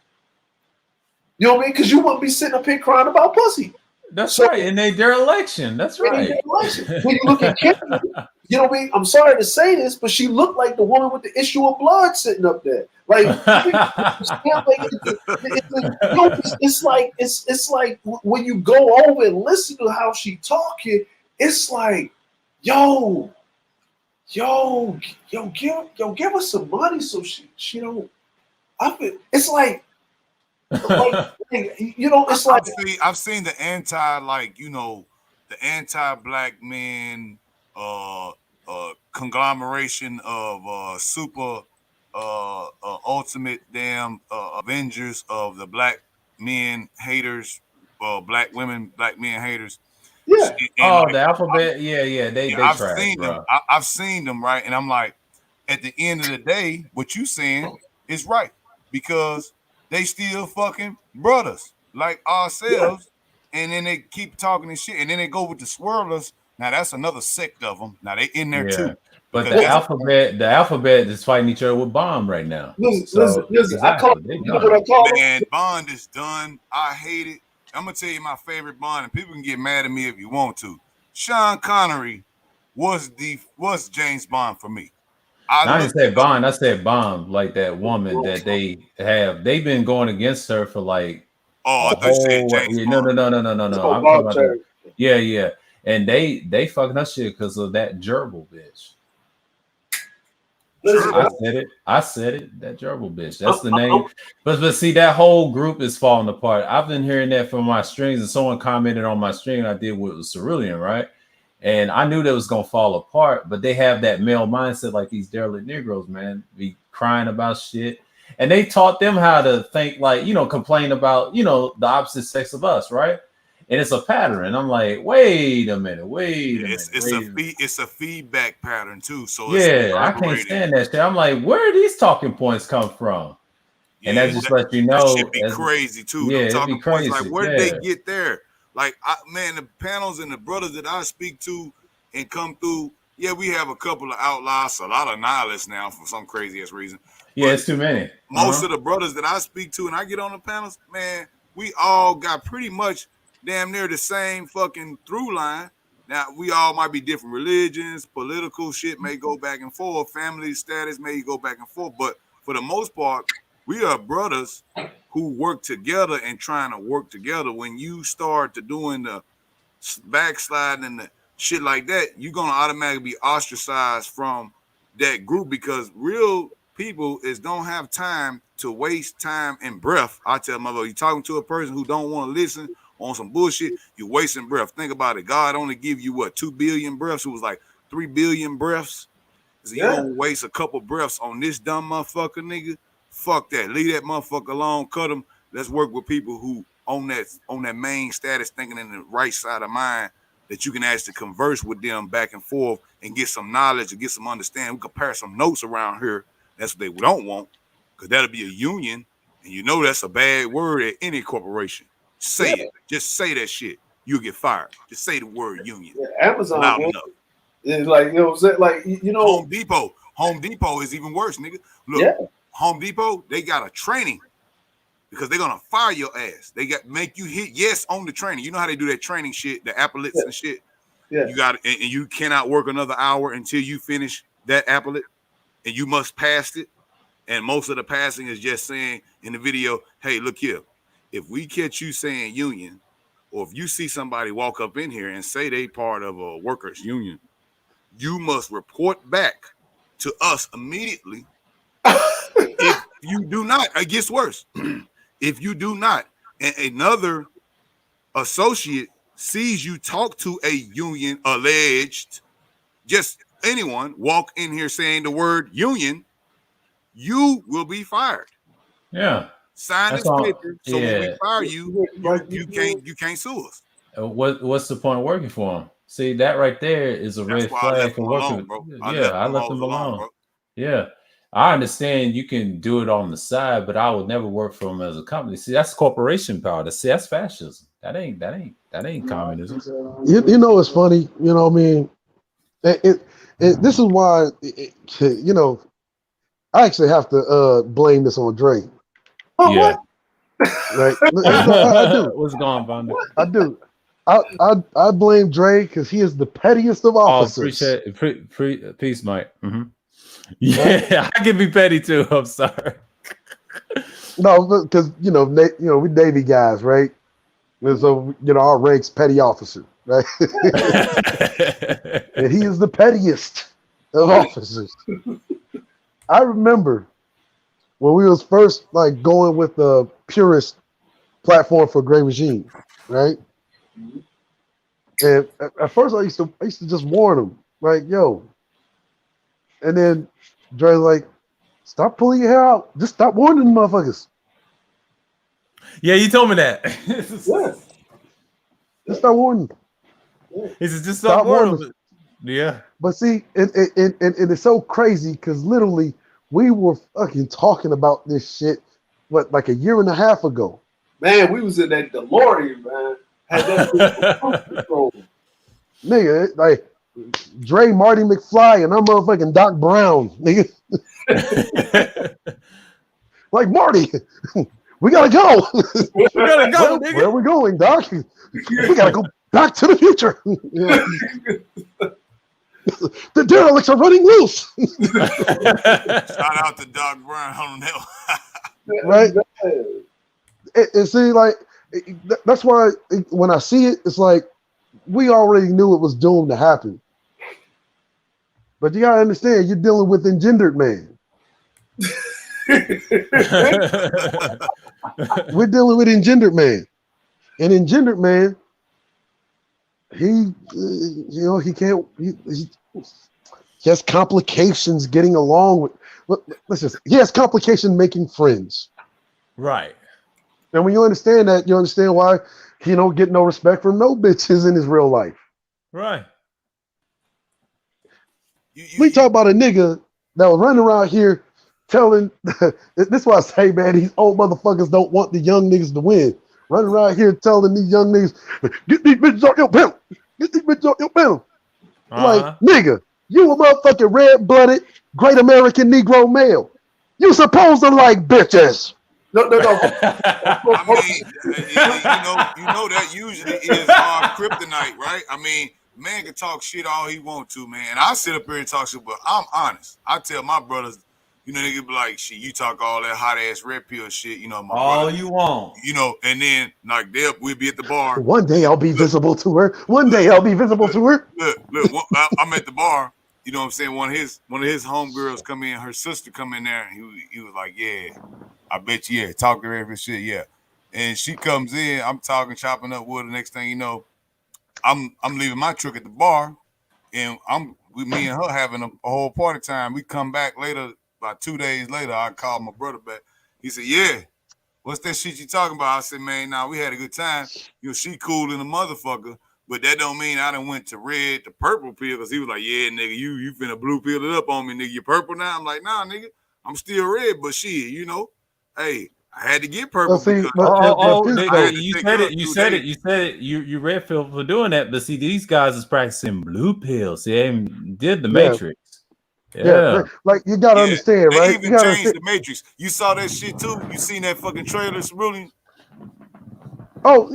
Look, did you see that? How they giving Neo the blue pills and he's eating the blue pills just to stay alive now? It look like, I don't know, I ain't seen it, but man, it looks horrible. Because I was like, Morpheus original, Larry Freeman, Larry Fishburne. I want to. Look, we broke this down yesterday, right? Yeah. 10-hour stream I did. We broke that down yesterday to that fool's nab, man. Hey, he right. He looked like Larry, not Lawrence. That nigga, man. You see, Larry Fishburne is different than Lawrence. No, I think he changed it to Lawrence when he was in Hollywood, right? Because he did the Yeah, Now, yeah, I know it was Larry, young. but I mean, people call him Lawrence. But you know, I was like, how did he change his name? I was like, no. I mean, the way that nigga looked like he 9 months pregnant and shit. That nigga looked like a Larry the Cable Guy Fishburne. oh yeah. He's fucked up. Yeah, he's fucked But up. see, what like we got to peep it, right? Because we broke this down yesterday. The niggas that's running around here, you know, crying about hoes and telling us keep them bitches on your panel. You know, because Engendered Man, every damn, you know, see, niggas like Engendered Man, they cannot go anywhere outside of their own little natural habitat. Facts. That's why every time Engendered Man went somewhere, that's why every time Engendered Man went somewhere, that nigga never got no motherfucking respect. Right? So you even had the leader of the what they call themselves, the TTA, whatever it is. The acronym, Verbal Assassin, right? Yeah, she ripped him apart. Oh my goodness. Good, I saw that shit. He said, I got books, I got this, I got I didn't see look, that shit right whenever Verbal Assassin was done with that nigga, he went from the angry man to the mild-mannered man. I don't believe that, man. But that's what they did. But see, but she didn't have to do that. But here's the thing: even though I gave her the W that day, I said wacky. No, she told his ass a new asshole, but he made himself look like a fool that day. He couldn't go back on Kuda's panels and cause explain that. Kuda said, "God damn," and he even said it himself. He said, "God damn, angry man." Listen, hey, you know what's funny is you can hear the nigga sucking his teeth like. One thing about it, man, the brother did give me some good knowledge, man. Also, I didn't know it was a brother that created this one of these hardware wallets, and for the Bitcoin, right? And you can use it as you can use EPC tokens. You can use they add a new every day. You mean like a secure wallet, like a cold storage? Yeah, cold storage wallet, and it was one I was using. It was more akin to a USB stick, very unstable. And it didn't receive a lot of coins. He had put me on one. I had grabbed one too, the SecUX, and that one right there had a lot of EPC tokens on it, and it was only like $75, I think, and it can hold up to I think $500,000. Each one holds $500,000 worth or whatever. So I was like, okay, because I use virtual wallets and a lot of little different kind of wallets from my mining, and that actually is good because let's say your exchange Coinbase does it all the time, and Robinhood, oh my God, don't get me started on them. But like they'll when your coin goes up or when your stock goes up like extremely high, the GameStop people know about it and the AMC people know about it. Or clacking his teeth. Pepe, you ain't is, bro. You might have went from $400 on Doge. You go for $400 of Doge to fucking $4,500 of Doge or $5,000. You know, oh shit, let's cash it out right now. Yeah, go ahead on Robinhood. They gonna say, you cannot cash this out right now. Technical problem. Up and until that number goes all the way down. So you just won 4,000 off 400. So it'll go down to like maybe you only winning $1,800 off of 400, and then they'll start to do transfers.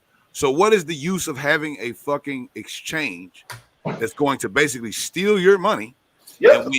And when you get the big money, when you actually make the big shit, your knowledge and your group. Not to mention, see, this is why I don't fuck with those. This is why I don't fuck with those as far as investing platforms, because they actually stunt. Right, they can stunt your investment growth. Like, if you ever notice, if you get too high of a margin, if you get too high of an earning margin, the stocks that you would normally pick, or say the currency that you would normally, say buy bulk of, it would literally start becoming more limited availability. Yeah. Of course, because they gotta see, and that's why they gotta have these banks behind them, because that's why they had to go public, right? Because they had to get that ledger to go in a circle. Because what if a GameStop happens 3 times a year and we call up margin and everybody got to be paid out? Because you're just doing ones and zeros, and it's ones and zeros at the bank. So your credit is what's worth, not necessarily how much money you have right now, because it's liquid. People are buying, selling as it goes up. So let's say 100% of all the people who got GameStop want to cash out off of $400 they put in it. Now they got $4,000 at one time, and all of them are pressing sell at the same time. They have a stopgap in their program that when the percentage gets so high, it's going to automatically deny you from selling it until it gets and then not only that, right? Because see, it's almost like they force you to reinvest, open a business the next day. Well, Cerulli. Right. Really, here goes Cerulli, right? Fuck him! Sell! Yeah. They're trading places when that motherfuckers say, sell, Winthrop, sell. Look, they was, and Eddie Murphy gave him that money, remember? In the other movie, and Coming to America. It's like, Mortimer, we're back. but you know the funny part about it is people don't realize the house always wins, right? It's like it's a casino. It's a casino. There you go. Like, and you know what the funny part is? I don't know why niggas don't understand this, right? And this is what I tell niggas. I explain things like this. I said, you should invest your money like you side betting when niggas playing craps on the street. You never get matter of fact, in the shit that they invest, like this fucking, like it's like some kind of cryptomania. The shit that they invested in trying to bet and when they got their money back in the crypto, like they could have literally put in a goddamn real estate CD. Yeah, man, listen, I'm gonna say this, right? We got our brother in Sharjah. Shout out to Sharjah right now, right? And he over there doing the damn do. And I talked to him, man. I can hear the anger because you know what? He's jumping down the money red pill rabbit hole, right? And he's up there talking. He's like, and these hedge funds. And I'm like, yep. And he's like, why aren't you angry about it? I said, because you're mad about the hedge funds? Yes. He said, yeah, but I make my money from the hedge funds. So you're telling me they're doing their job. Cool. What? But the system is set up, yes, for the band. But see, like you got to blame that on Greenspan and shit. Because remember, he deregulated all of that shit. Exactly. Remember they had that fucking like that photo up. I think it was in Time magazine where they had the fucking big ass scissors with them stacks of paper. Yep. Like, we're cutting all the regulations. Listen. This video right here, Sir O, I just posted in the back. If you can check it out, and maybe I started it at 6:08. That's exactly where we were talking about how the casino effect of it all, right? Yeah. And like you were saying, the crypto maniacs, right? I know a lot of them, but most people, I'm gonna tell you like this, and I've been doing this, and what I always tell people when I was trying to get early investment and people to stand up with me during the crypto baby steps, right? I would always tell them about it, but most people don't want to invest some significant amounts of money on some internet money shit, right? Yep. And they're right to do so because this shit can go belly up at any time. Right. But the key is to be able to put a $400 something that ain't gonna hurt you into something that's a fraction of a cent. You know what I'm saying? And then it'll fucking work. But most people don't want to put their money down to even do the damn due diligence, so they don't do it. What it is like, it really is a lack of scholarship and research into a lot of these currencies, right? Like, what do you think the most stable cryptocurrency that's available on the market right now? Buy weight. See, now I'm gonna bring weight up, right? Buy weight. I would say BTC is stable by weight, right? Nope. But Not even close. I'm not done. I'm gonna tell you why I said that. Okay. Then I would bring up really a tie because they're both tied together because of the smart tracks is ETH. Because ETH makes the network. When I mine, I don't mine Bitcoin. I get paid in BTC because I get paid in the weight of it. Okay, so less amount of it. If it makes a big move, I make big profits on money I already made. I didn't worry about buying it at the low and selling it at the high. I mine the same amount of Bitcoin every day.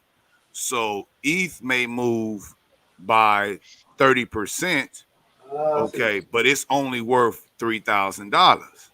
So if Bitcoin moves at 30% and it's worth $70,000, now you can see where I mean by weight.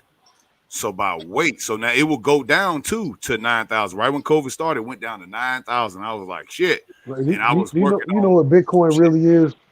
Like you know how the banking system works, right? Fractional reserve lending. Right. Now, yeah, Bitcoin flips that on its head. Now you're like doing a type of fractional reserve mining. So you literally you're only mining a fractoral of the actual Bitcoin. So what it does is when mining first started, let me tell you like this. When mining first started, I had a guy from Canada, right? And a dude from Iceland. I used to play Eve with them, some real hacker types. And they was telling me about it, gave me free wallets, right? To like 30 coins. And I was like, this shit is bullshit, like mining. I don't know what the fuck. They just was giving me free coin. I didn't know what the fuck it was. Literally, it was like 2006, 2007. And they were just telling me about mining. It was all processors. It was theoretical. So when 2012 came around, they had came back where they had the processors that was mining. GPUs weren't mining, just processors. And the processors, once they doubled it, it became harder to solve. So Satoshi, right, which is people think it's one person. It's not. It's a conglomerate of people. And but if you notice, right, in the early phases, right, you see a direct like a direct kind of parallel to between say the mining, early on 2012. Now I'll tell you this, I was never exempt from the goddamn crypto fucking mania either. Shit, back in 2012, you know what I mean? I got to what they call the Ant Type D miners. The Ant miners. And they were the Ant miners. Yeah, the Ant Type D bit miners, right? That's what they were. Them motherfuckers were more expensive for me to run, right, than my indoor fucking greenhouse. See, now here comes the key. Okay, so now the older miners, like let's say for example, they make these ASIC miners, which is basically what an Ant miner is, right? The ASIC is a application. The Ant miner is basically self-contained, plug and play type shit. Right, but what the problem is that it creates a fuck ton of heat, and the older models they use damn near 1,500 to 3,000 watts per second. So let's just say, as much as an HVAC. Right, if you got your AC running, right, a regular 1 ton, 2 ton machine is going to be right, which is why you end watts. up getting that. Right, exactly. So which is why you end up getting that $700, where, $800 goddamn energy bill. Because you're running the Ant miner, which is already running you up $1,500. What was your? And then you're running your HVAC. Kilowatt? What was your price? That's a double. What was your price of kilowatt hour? Well, that I don't even know. That was fucking so in Texas, more right, than almost 10 years ago. What I get in Texas normally is 9 cents per kilowatt hour, right? Oh well, I'm in the upper Midwest, and this is a hell of a lot more expensive than that. You with ComEd? No, that's Excel.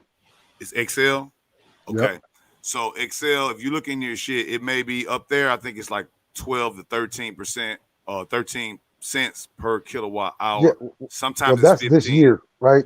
This year it's like about 13 and a half cents per kilowatt hour. If you're running one of those Ant miners at 1,500 watts, plus your HVAC at 3,000, right? Just to keep that bitch cool.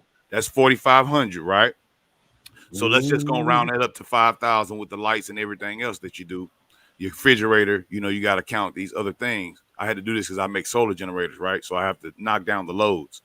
So as I was doing, I get a watt. It's called a kilowatt. You plug it into your wall socket, and you plug in whatever device that you have. So whatever the computer or whatever the Ant miner is reporting the wattage to be, that could be accurate, but it could be inaccurate. You want to test the wattage at the wall.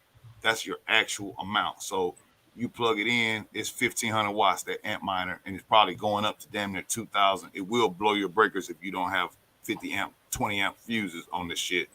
So sometimes you got to split it with a PDU.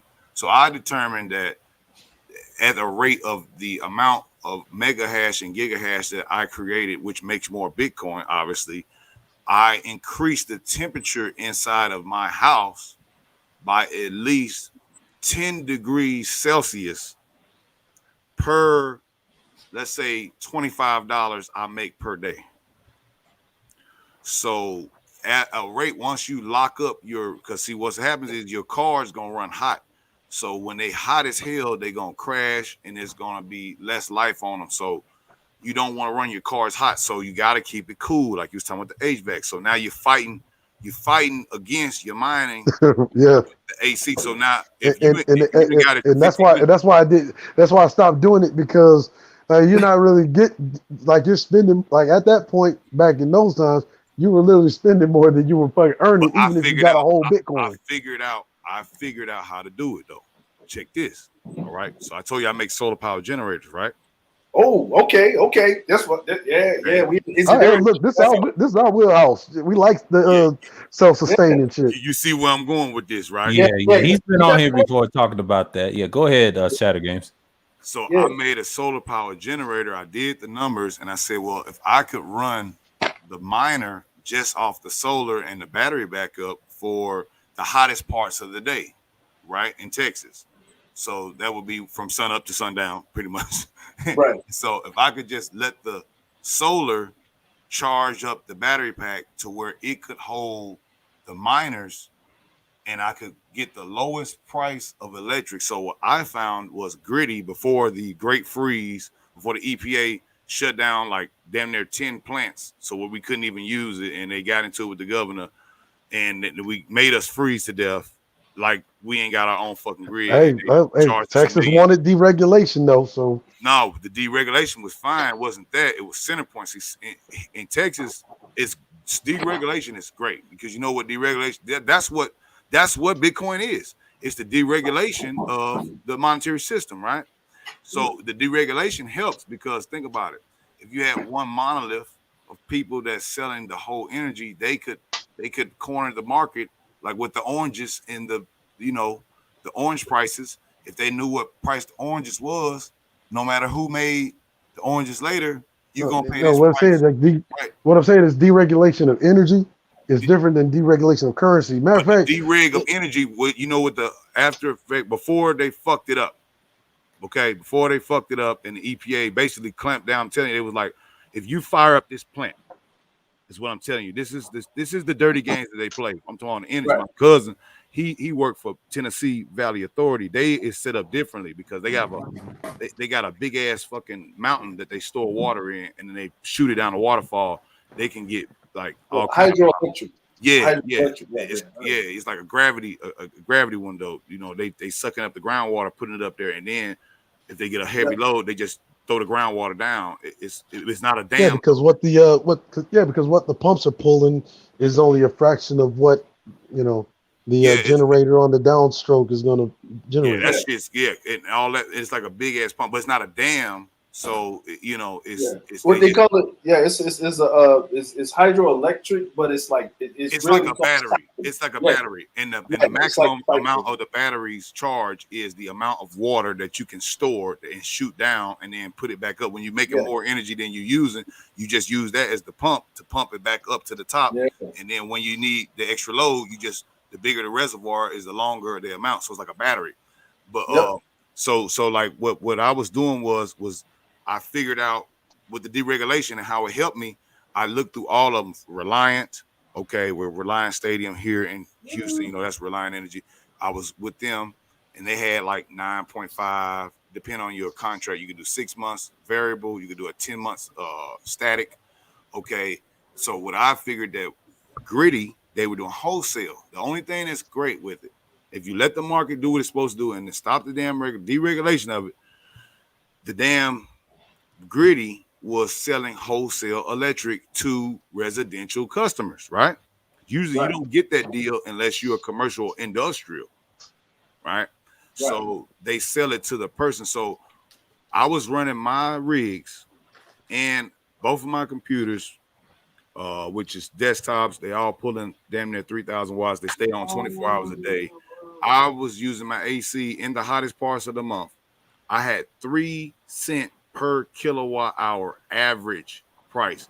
At the end of the month, I'd be paying 30 fucking bucks. A high month was 60 Motherfucker. Hey, look, where you at? in Houston. Oh shit. Look, That's why it made the sense, because even if I made the heat, then I even got, it was getting Nigga, I hot. need Like you one were of saying. those here in the Look, Twin Cities, man. look, it was getting hot, right? And I had to figure Shit, out fuck the how not to goddamn run bit AC. miners. I'm just saying, I need one for my motherfucking house. You know them fish coolers, bro? You know a fish Yeah. cooler? The big old fish coolers. I had that motherfucker with dry ice, and I made a fucking radiator, put it in the bottom, took fucking regular ice that I was making. I had an ice maker, put it in there, and I had 2 of them with a fan hooked up to both of them with a radiator with a recirculator on it with a little small fish pump. And with those 2, without my HVAC, even with the shit running in Texas heat at 12 o'clock, I could cool down an area. With Oh, so you basically built like a micro condenser? Basically, yeah. I just didn't have a compressor with no compressor. It adds humidity. It adds humidity, but with the heat of the computers, they negate the humidity because it burns up the extra shit. Yeah. So yeah, like that. It's some physics shit. I'm like, the reason we said it like that is because, like, in the Navy, it's a condenser. Like, you just built a micro condenser. Yeah. Yeah, Right. And NASA, I was gonna go. I found out one even better, because I went down to Houston Research Parkway trying to sell my idea to the government. I was gonna try to get a grant, right? Whew. And Did you patent it first? Well, this is what happened. It's funny that you. Oh damn! No. It's funny that you asked. Because no. See, because like, look, when I first started out in the Navy, I started out as an engineer. Don't nobody know, like us naval engineers, is that the government will fucking steal your shit. Yes. Yeah, man. My brother, my army brother, man. He my OG dog. He was in there. He was in Germany when in Cold War, and he got out after Cold War. All his family was born in Germany. You know what I'm saying? And he brought him back, and he had told me, he said, man, look, before you, because I had showed him, he was like, man, damn dog, this is a great idea. Because we did a tailgate, and we had fans, and I had a little water mister from Walmart, and we had the TV, and everything running off of that, and we didn't have to have a generator. He said, man, you doing this without gas? He said, man, this is fucking great. He said, man, why don't you take it down to U of H, talk to the Small Business Development Center. He said, but if you do, hey, man, don't give them none of your sauce. Don't let them see what you got. Keep your shit in the parking lot. You go in there, you bring some paperwork, and you tell them, with your portfolio, what you do, and then don't never give them your secret sauce. He called it the secret sauce. Yeah. I'm like, yeah, right. Yeah, what do you mean is a completed, like a completed unit? Yeah, but I'm just thinking that you go in there like a secret ingredient, like in foods. Yeah, you never give away the recipe, right? No, you don't. Your secret recipe, yeah. But I'm thinking in my young mind, I'm just young engineer. I'm happy that I was even to be able to make this shit. I'm like, this will help people in a hurricane zone. You feel me? Who can't get gas, who don't have no electric. At least you can keep the milk cold for the babies and cook you something to eat. Have some lights. You know what I'm saying? Like, we could sell that. That's something to be sold, because what's the first thing to go in a disaster zone? If no lights, you can't get no gas, because the goddamn gas pumps run off of electric. So even the gas that's in the ground cannot be served. So now you're gonna have lines. People gonna be killing each other for gas. You don't need to be in when the line. power goes out, the solenoid trips and traffic gas preventing gas from going beyond. Right, because they got a vent on there. They got that vent. But see, them boys, they'll pull up. See them pirates, boy. I call them gas pirates. They'll pull up. It'll have a trailer, or interior trailer, and they'll pull up and put a hose in your shit, and they will steal all your gas and drive off. Yeah, because it's like it's Wild West. And when it gets to where it's like a month with no power, it goes to wild. It didn't really even take no month. It was 2 months in certain areas here when Ike hit, but like about 5 to 7 days without running water and lights, people started to get a little crazy. Hey, look, bro. Look, man. Listen. Now, see, See, and this is why I stay on this bitch when I ain't talking to y'all, and I'm constantly looking at motherfuckers like that bushcraft shit and the solar right. shit, Mm-hmm. and rain collection shit. Yo, look, man, quiet as a cat, my black ass be running up in the woods around here in Japan and shit, right? I be running up in the woods, you know what I mean? Because when the lights go out, you know what I'm saying? Everybody going to devolve into some animalistic behavior. You in Tokyo? No, well, I used to be. I'm over here. I'm close to Nagoya now. Okay. Yeah. So like that. Yo, that very thing that you made, just that solar generator alone, my dude, you straight. Like once you got that, you are straight. And then look, I found out another way to do it, right? Since your alternator, right, delivers about 200 amps, give or take, depending on what kind of car you got, you can have gas and create. I could charge up instead of waiting for the solar, the 8 hours to charge it up. Really, it took 12 direct sunlight to charge it up. But if you didn't want to wait for that and you had, let's just say, you know, a full tank of gas, I have figured out a way to shunt the amps from the, basically, to put it in layman's term, I just put some jumper cables from my damn truck onto the solar power reserve station, and I can bring the power up instead, like versus between a slow charger wall unit and a supercharger. And I can supercharge your shit in 1/4 of the time. And then now, bam, long, you know, and then, you know, you ain't going nowhere. You could have your shit charged up for fucking, 4 hours where it would have took you 12. 12, yeah. But see, then that's what I'm saying is like, imagine like say it like this, right? And this is when people don't realize how much power they actually don't use, right? Because what's the thing that's constantly running in your goddamn house that sucks up the most power? It's the fucking refrigerator. The refrigerator, right. All the time, it never cuts off. And if your compressor is going bad, or if it's inefficient and you ain't defrosting properly, and the older the model of the unit is, it's bleeding. It's just bleeding energy. And I'm gonna tell you the second one. They call them a phantom load. When I was doing research on voltage and had to learn Watt's law. Watt's law, if anybody didn't know, if you want to know, I had to figure out what, just by looking at it without a kilowatt, what each thing in a house wattage ratage is, right? Yep. So watts is determined by volts times amps. Yep. That's called Watt's law. So you just take, if it's 12 volts, or mostly a house volt, that's DC, but let's just say it was house voltage. So it's usually 115, 120 or whatever in America. So you take 110 volts times 1 amp. Okay, it may be, it's okay, it's AC unit, and you look on the back, it says 1 amp. So, you take that 110 or that 120, whatever, times 1, okay, and that gives you the amount of watts that it uses. So if it's 110 times 1 amp, then that's 110, give or take 10 or 20 watts, 110 watts. Yep. You see, so you can automatically know, okay, so you look at the refrigerator, average refrigerator, it usually uses about 200, 300, 400 watts, sometimes not as much. But when the compressors is different, because if you notice, if you go and buy a generator, it says starting watts, running watts, and surge watts. Yep. Every time the compressor comes on, when you hear your refrigerator go doom, that is the compressor coming on. It's going, now it normally uses 300 watts. It's going to use 600 watts for about 3 seconds. Yep. Okay, so now if you had 4 of them hooked up together and all 4 of them synchronicity, they shit at the same time. So that's 6, that's 2,400 watts. Let's say your shit is running 2,000 watts. The refrigerators don't run under 200 a piece. So if you had 4 of them, it's 2, 4, 6, 800 watts. You're full within your shit if you got 1,000. But if it go up to 2,400 because all of the surge or the compressors go up, you have to be able to hold that energy. That is what the battery pack does for you. So you can charge up your battery pack.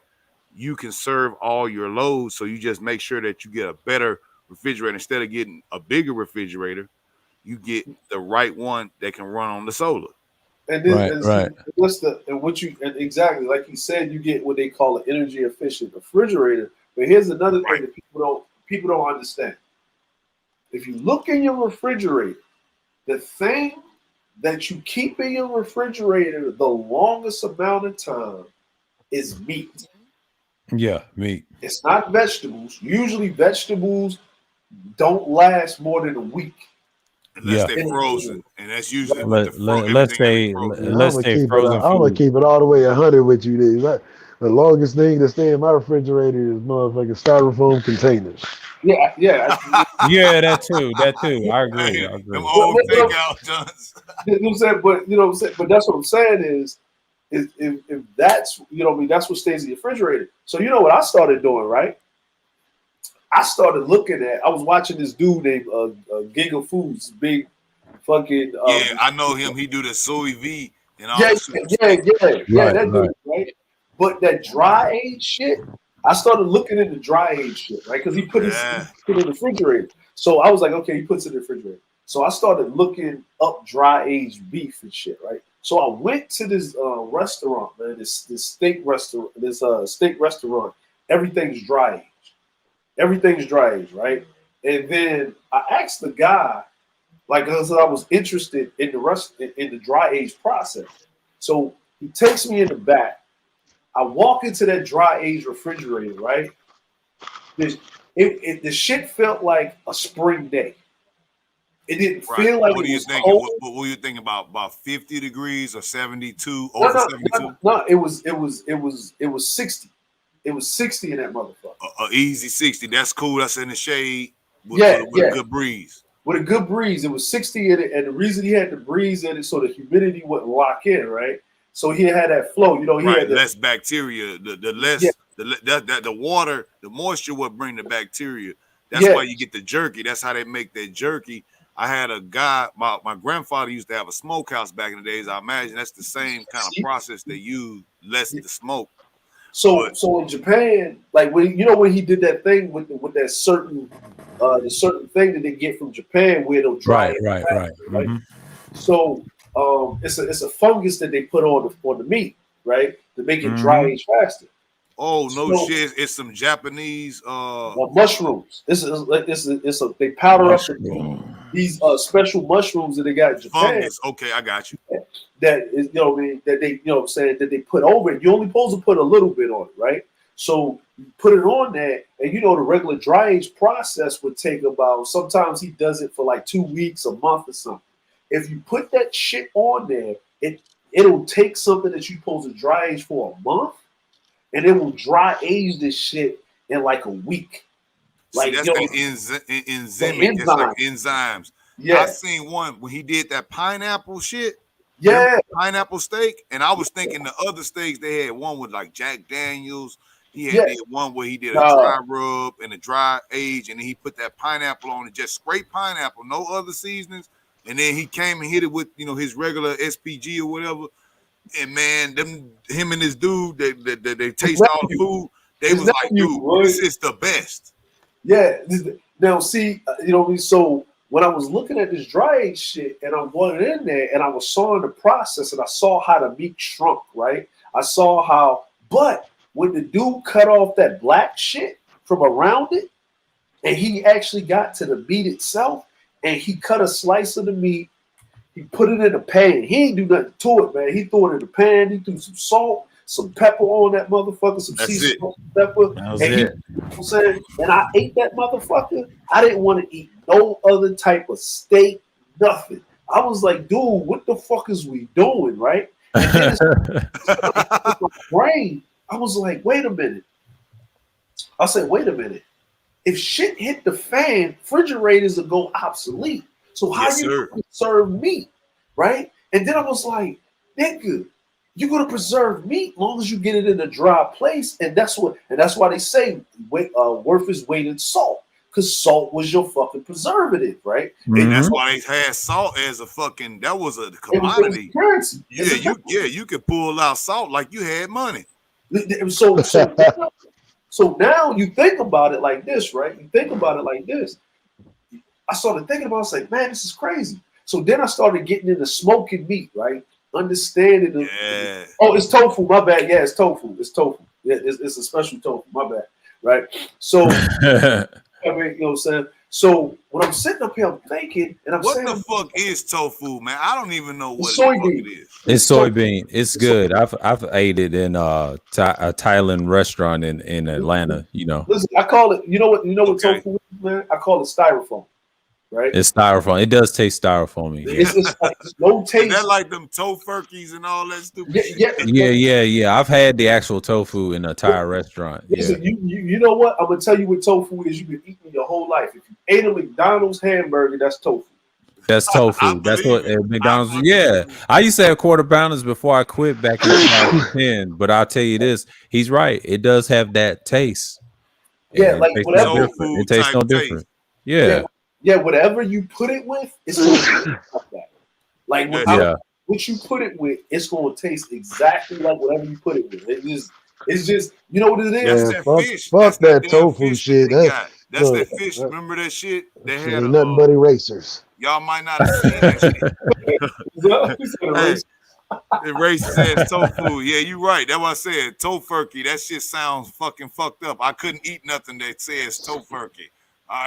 Yeah, that shit sound crazy, but what I'm saying is like with the smokehouse shit my granddad and them used to do, what you saying makes sense. I'm gonna give you one better.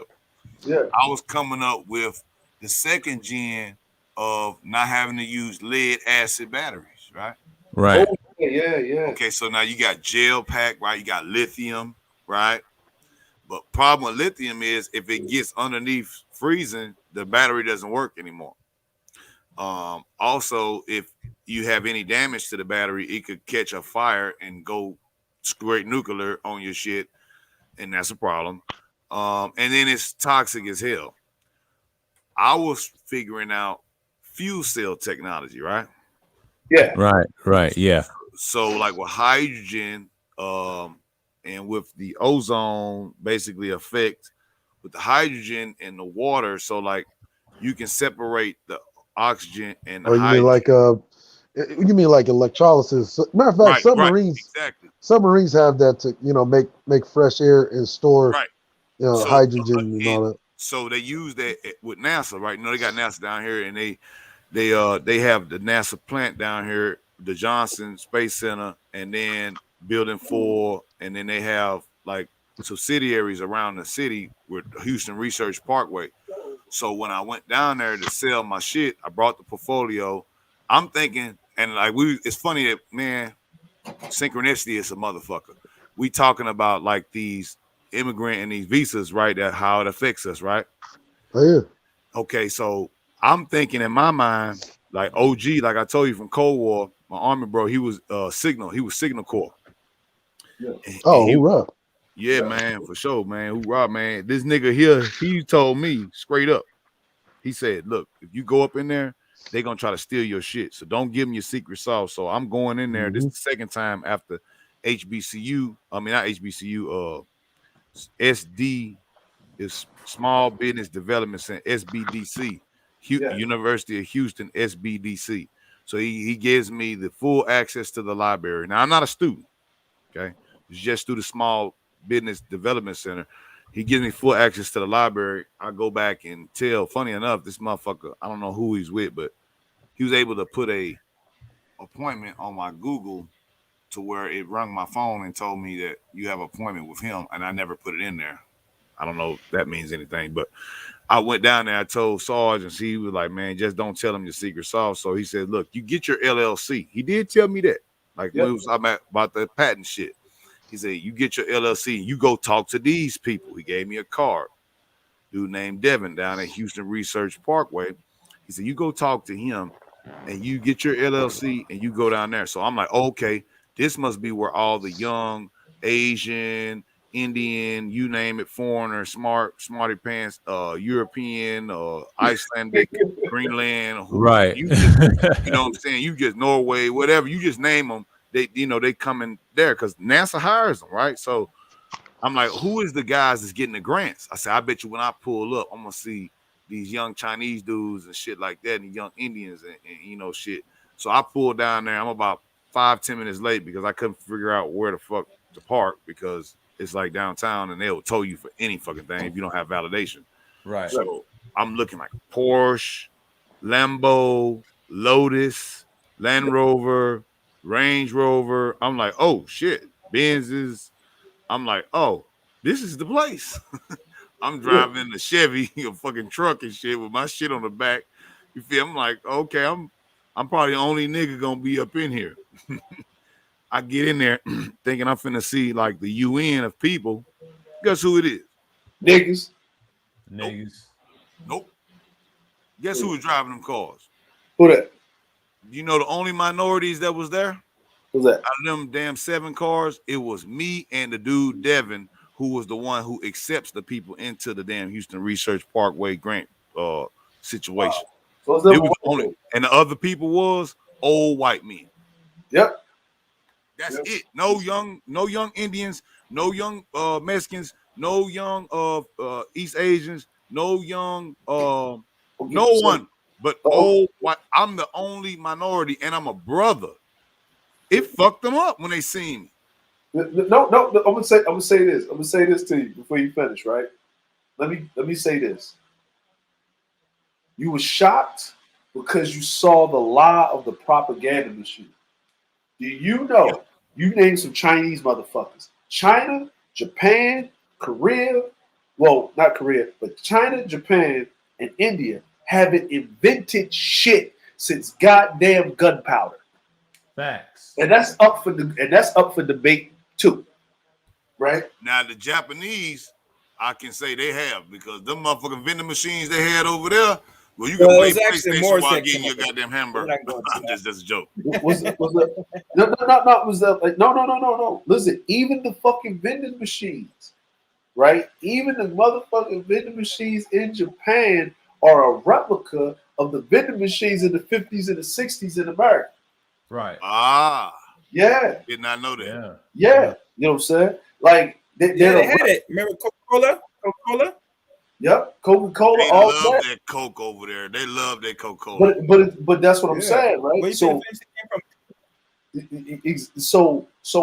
that's what I mean is just because it come from that place. Listen, think about it. Look at your Apple iPhone, right? It says designed in California, manufactured in China.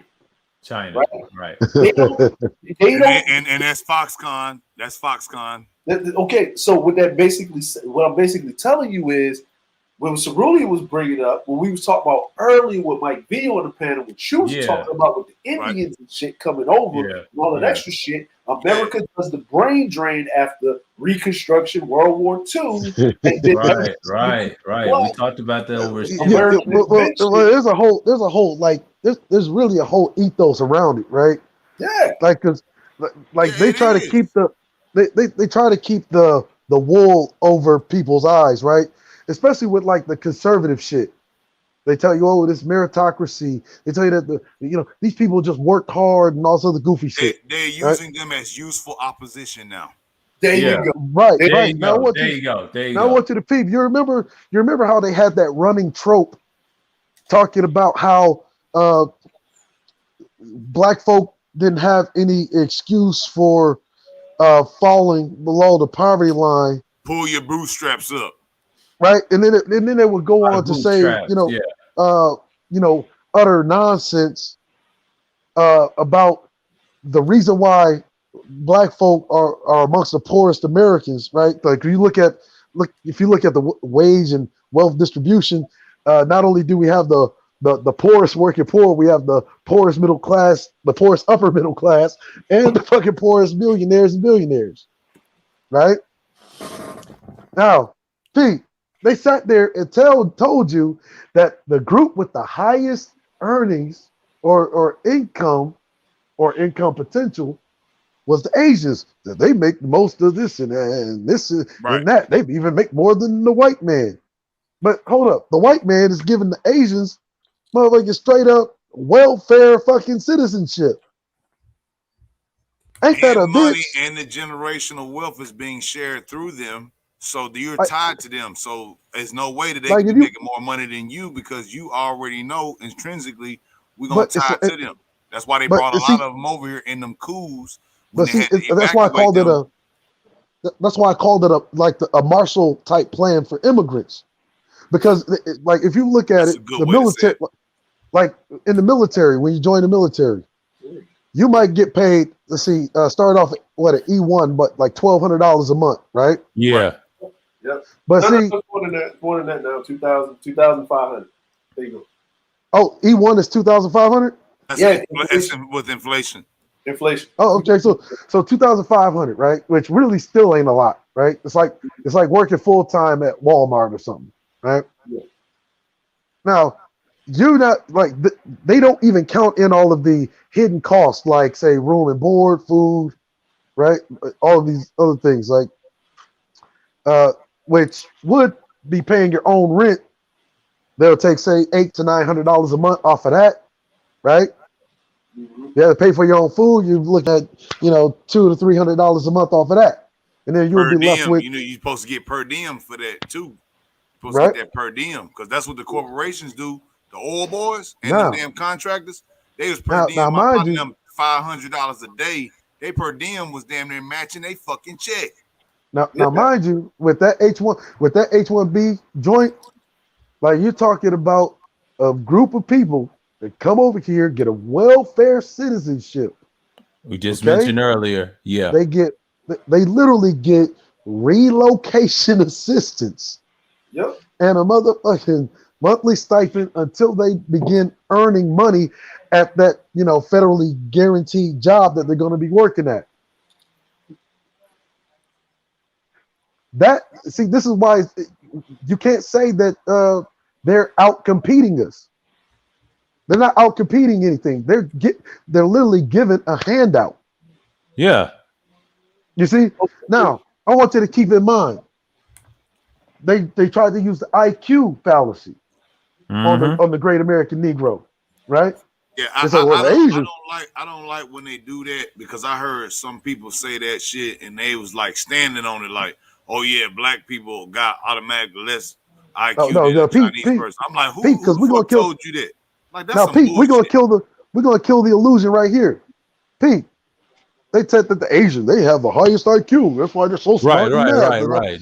And white people, we have a IQ that is almost comparable to that. And then the next after that is, and it's a bunch of bullshit. And let me tell you why. Bullshit. Mm-hmm. It's a bunch of bullshit. Let me tell you why. Because if the goddamn Asians are so fucking smart, why do you think we keep importing them bitches from Asia? Thank you. Because the motherfuckers that are already here, they ain't worth a good goddamn.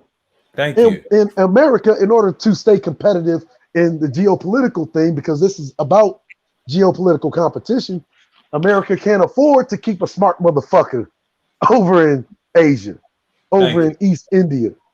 No. Here's the other thing, Cerulean. Here's the other thing, right? To add on to what Cerulean is saying, because we all thought the same thing. Now, don't get it twisted. We ain't like this fucking, we do this shit coming out our mama's pussy, right? Because I know that it takes experience to understand these things, right? I realized something by watching and observing Asians. Now, you would feel like an Asian is smarter than you if the motherfucker, but you don't know that the motherfucker going to school from 8 o'clock in the morning and ain't getting home from school until 10 o'clock at night. Mm-hmm. Oh, do you know what? Oh, that's the other thing. Educational grants for immigrants, particularly Indochina, which is Southeast Asia Pacific, and East Indian, right? Why do you think they go to school for so long whenever they come over to America? Oh, because they get a goddamn stipend to go to school on top of whatever they get. On top of whatever they get. On top of whatever they get. You know what I'm saying? As a housing allowance. Yes. Yes. So you get like you're getting a double dip. Yeah, you double, man. You took that shit right, bro. I swear you double dipping. And I'm gonna tell you, the Vietnamese people that I fuck with, one of my best clients, right? Yeah. And the husband, he's ex-Arvin, right? I think he was a corporal. I used to always say this real quick. I'll let you finish. I used to always say this. Look, if they pay niggas to go to school, we be in that bitch 8 hours a goddamn day too. Mm-hmm. Hell, we be in that bitch 10 hours a day. Some do. See, some use that motherfucking grant, but some of that shit ain't grants for them. It's loans. Motherfuckers go in there and don't even go to class. And say, yeah, I just got my school check. I said, motherfucker, you don't never go to school and you don't never have a damn degree. But see, this is how the various.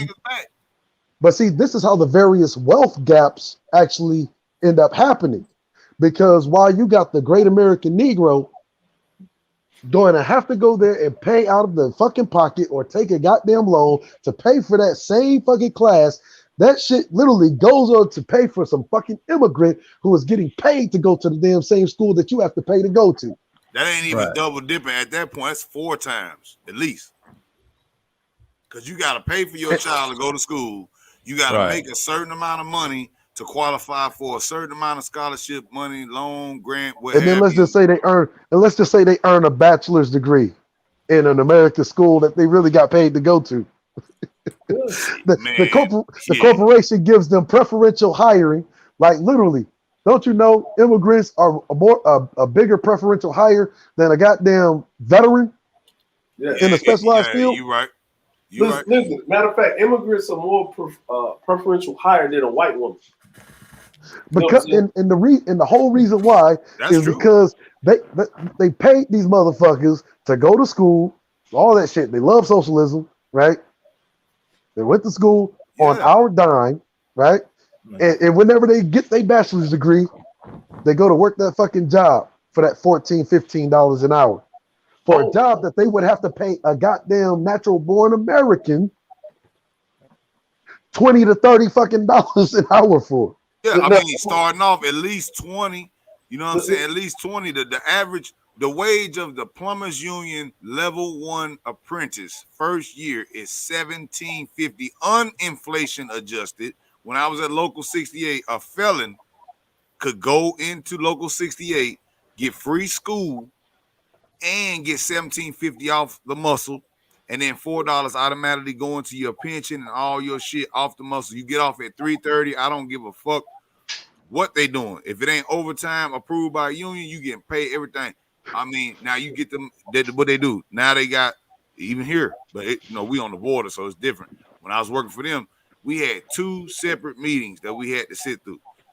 Okay, they wanted us to be there at 6:30. We ain't supposed to be working at 7, but we got to have a meeting. So 6:30, they're getting that little time out of you.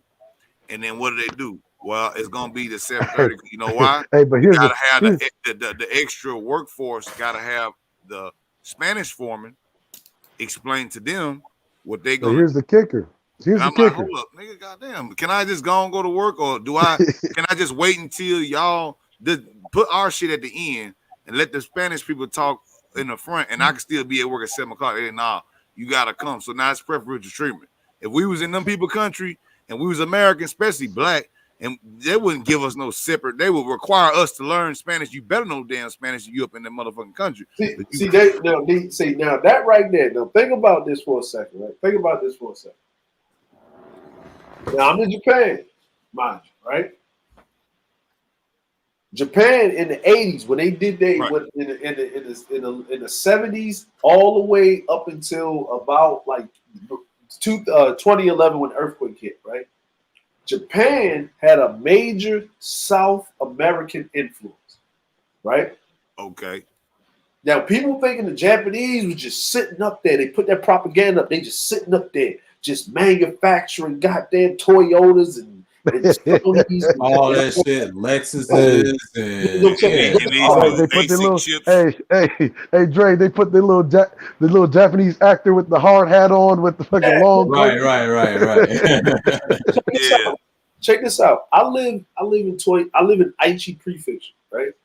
I live 25 minutes away from Nagoya. I live 10 minutes away from Toyota. How far is Okinawa from you? The Okinawa, Okinawa, that's like, listen, check this out. Okinawa for me is like New York to goddamn Miami. That's how far. Yeah. Yeah. I got to go on the plane. You know what I mean? So literally, right? So now I'm sitting here. When I first came to Japan, me and my wife, we met, whatever. I drove up to our hometown. I get to the hometown. Do you know that they didn't start making signs in English in Tokyo until they was getting the fucking 2020 Olympics? But guess what? Check this out. In 2000, hey, you should get real. You listen. In 2000 and motherfucking 5, right? I drive up to I already met her dad, but to drive up to her hometown, we there for a week to visit her peoples, right? We in Toyohashi. Signs are in Japanese, Portuguese, and Spanish. Nigga, they got a whole compound. Nigga, listen, I go around this bitch, bro.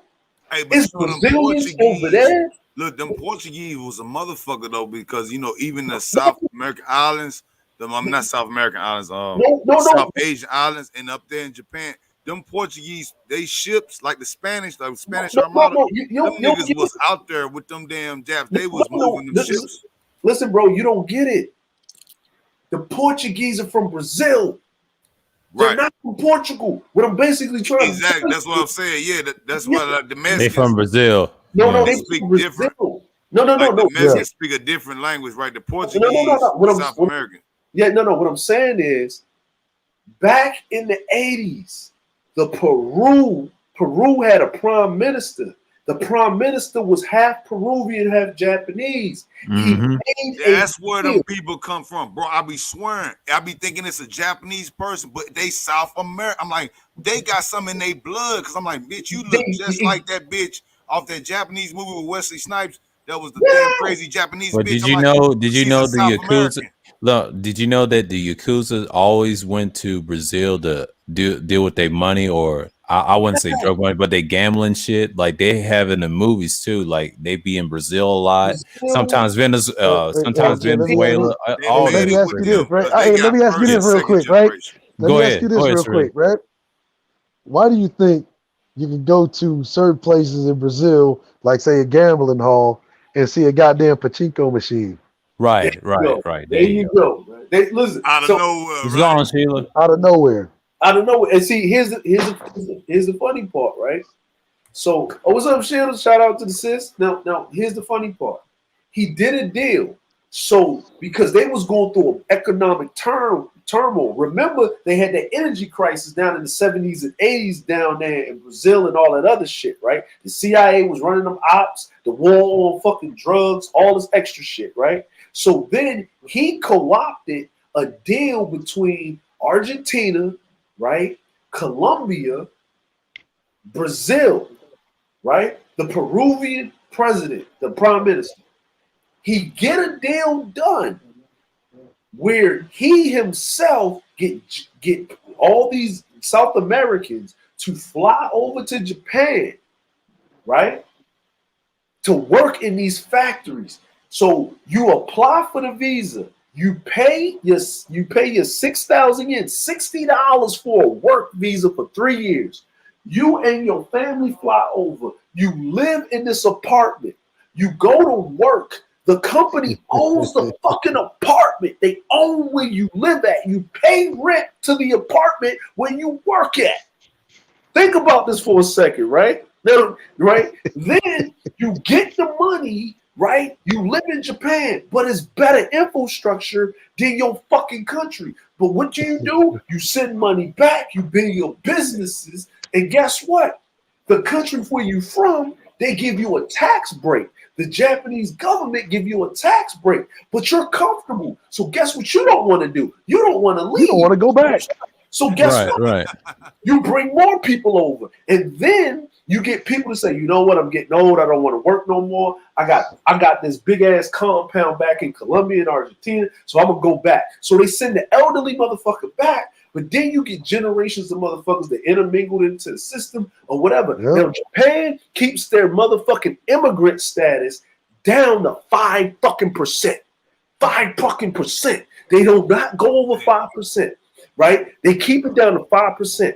Guess what? There's not a fucking immigrant in this goddamn country that don't pay no fucking taxes. They do not play that. And guess what? If they catch your ass overstay, they will do Cerulean seen it down in Roppongi. The motherfucking Africans was overstayed, get thrown in paddy wagons and meat lockers, bro. And they systematic for that shit. Nigga, you think ICE the fuck off? Nigga, you think IEC is bad in the States? Oh, them Japanese, they're the most respectful, disrespectful motherfuckers on the face of the planet, bro. They come through that motherfucker, hit you in the kneecap, throw your ass on the ground, hit you, nigga, it's a whole, nigga, the shit is, nigga's flawless, right? Nigga, you can't say it's police brutality, nigga, because by the time you think about it, you already arrested and you don't even know what's going on. They put you in the custody. You see what they did to old boy that was like a CFO for Nissan. Right. Smuggle that nigga out in the goddamn and listen, and check this out. This nigga went to Lebanon. Japan was like, oh, we can't get you. Don't even worry about it. The next time a motherfucker think they're going to do what the fuck we think they're going to do, hey, America, you want these bases? You want these bases over here? Give us the motherfuckers that came in here and got them out. And America shipped they white asses back over there. Well, see, America don't care. We ruthless, man. You remember the expansion of the Yokosuka base, right? Right. The Japanese, man, look, that sentiment of Imperial Japan has never really fucking left. Bro, it don't go nowhere. Listen, man. They never left, period. Yeah. But just look at their damn culture, man. Look at the culture, what they actually preach in that's they lick. Like they've always been that way. But if you in the fucking shit, man, and we be defeated. Look, and my duty is to kill myself because I must kill myself for Japan. That's the ultimate going down with the ship, like the Navy captains. Man, hey, look, I'm gonna tell you how cold the honor system is. Remember when Hirohito surrenders to the American Allied Forces, U.S. Navy? Right? I remember that. Now, honor demands he commit seppuku. Yep. His motherfucking generals are so goddamn dedicated. They say, no, we will not let the last reigning emperor of Japan commit seppuku. The motherfucker commit seppuku on the fucking flight deck of the goddamn ship. Yep. That's how dedicated the motherfuckers are. And guess what? They'd rather die like that, yeah. Think about it like that. Out of all of the countries in the world that motherfucking white motherfuckers respect, is Japan. You know why? Because after they saw that shit, them white boys got a hard on them because they want their country like Japan, but they don't know how to get it that way. They can't. They're not built like that. That's why. Because see, Japan. You want to know why they can never get it that way? And here's the cold thing about it. Go ahead. They can never get it that way because of the interest. And I know a lot of these, fuck boys running around here calling themselves black conservatives gonna hate this. Go ahead. Because American conservatism is liberalism. Thank you. It's true. It's true. That's why it's called liberal conservatism. Because if you drop the C, it's liberalism. I'm sorry, man. I'm sorry. If you want to get technical, the military, what the BGS said, it's utilitarians, not nihilists, baby. Get over it. Let me ask you a question. Is Louisiana a Democrat or Republican state? Man, it's actually a red state. It's actually a red state. It was red, but they trying to purple it up. They try to purple it up. Nope. Look, there's only two blue cities in all of Louisiana. Look, I'm gonna tell you what I know. In all of Louisiana, there's only two blue cities. That's Baton Rouge and New Orleans. That's it. Now, y'all said blue and red. I keep forgetting. So blue is what? Democrat? Yeah, Democrats blue. That's the conservatives. Okay, and so the red is the liberals, the true liberals. I hate to say that. But Republicans. Okay, so check this out now. Think about it like this: when that Hurricane Katrina thing happened, right, and all of that shit went down. You know, the FEMA, the shit, the money, the blah blah blah blah blah blah blah blah. The right? explosions. Okay. There's explosions, all of that, right? But America knew what was going on. America had to come to the motherfucking rescue because this, that, and the third. Now let's switch it, right? March 11th, right?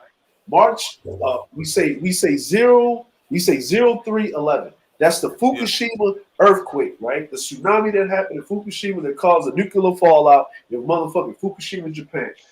You know how you forgot about it? Because Japan forgot about it. Because they no longer exist. Because the country needs to move on. And that's conservatism to its motherfucking core. Yeah. But then you got undying love and undying honor and the culture of the I'm gonna kill myself before I dishonor my country type of people thinking like that. We don't think like that about America because we know America ain't no better than Japan, but at least like you say, conservatism, man, y'all is right, bro. That is a conservative action because now it's gone. That shit, what? Hold up, I'll even put it to you this way, right? Can they even get people in there now? They was trying to make the shell.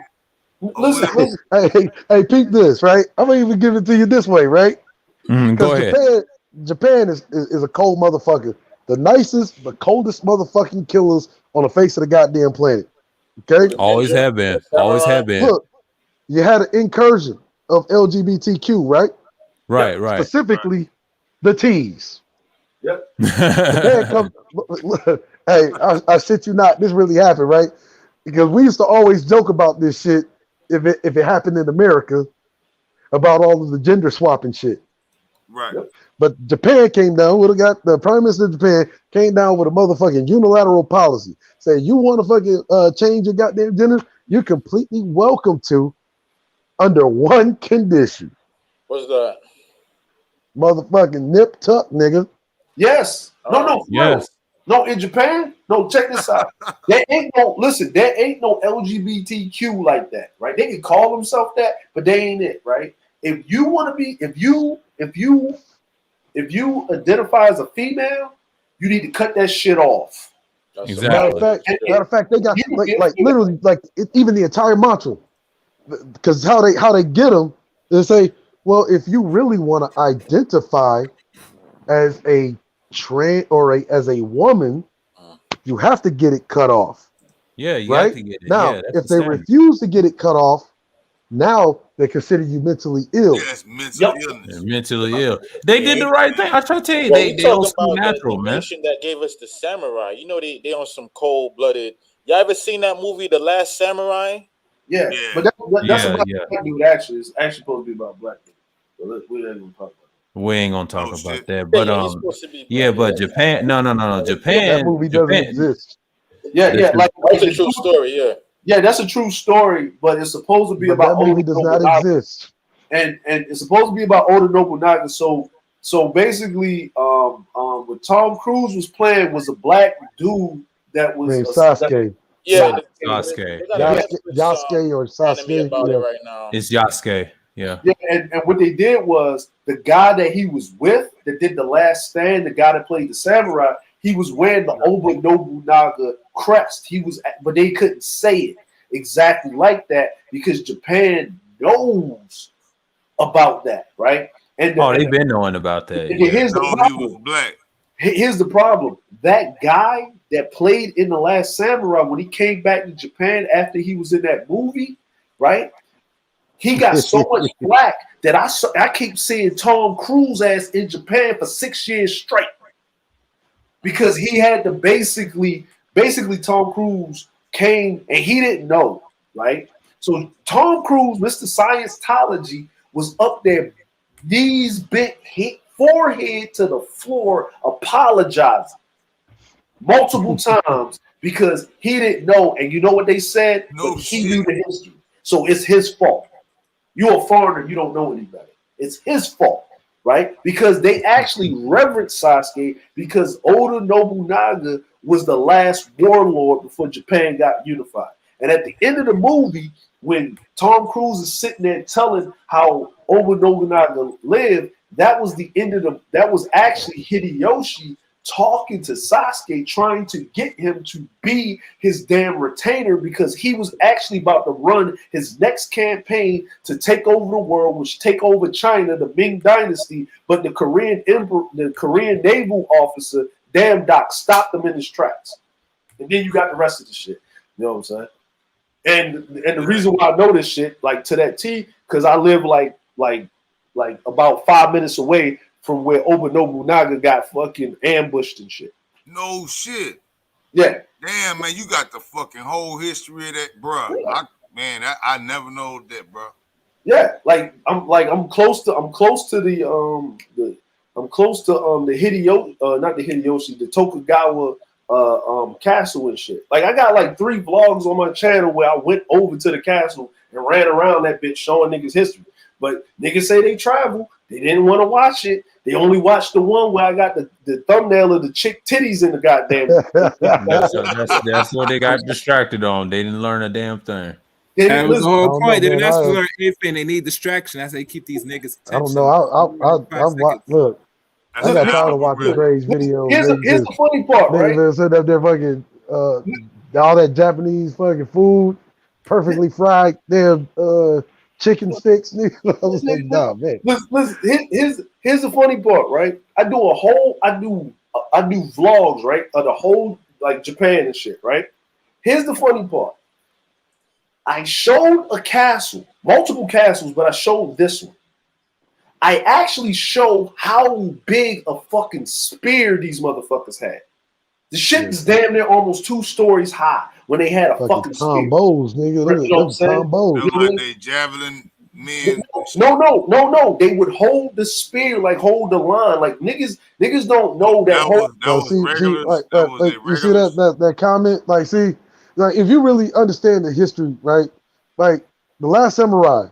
Remember, when they were getting organized, the fucking samurais were fighting against the goddamn mechanized infantry with the guns. That's Oda Nobunaga's period. Yes, it was. And here's the thing, right? Hollywood. That's not the Meiji period. Yeah. When you talk about the Meiji period, now you're talking about like the Spaniards and the British, right? Yeah, that's later. That's later. And that's why the dude, he was running around. Think about it. It was already wrong. Because when he was sitting there on his knees, he had a fucking revolver. What period is that? When in the fucking revolver? He had a goddamn he had a cavalry. He had a cavalry uniform on. Come on, man. With officers side. Yeah, the Last Samurai is actually about the unification of Japan. Listen, hold on. Think about it. How was it the Meiji period when the motherfucker had a cavalry uniform on and they had a minigun? How they don't even go together? Yeah, right, because you gotta keep in mind, right? You gotta keep in mind, right? Look, we talk about these guys get the uniforms through trade from the French, who gives them the goddamn guns. Right. That's true. Yeah, the French had all the firepower, and then British, they had the extra explosives. And then over time, the Negro done figure out his way how to build those guns for them wars for him, even though the slavery and all that. You know, we got the history before that. No, check it out, right? The Meiji era, Japanese history extended from October 23rd to 1868 to July 30th, 1912, right? Now, the Meiji era was the first half of Empire of Japan, when the Japanese people moved from being isolated feudal society at risk of colonization by Western powers to the new pentagram of modern industrialization, nation state, great power, the Western scientific, right? So now you got the Emperor Meiji and all of this other stuff, right? Now here it goes, right?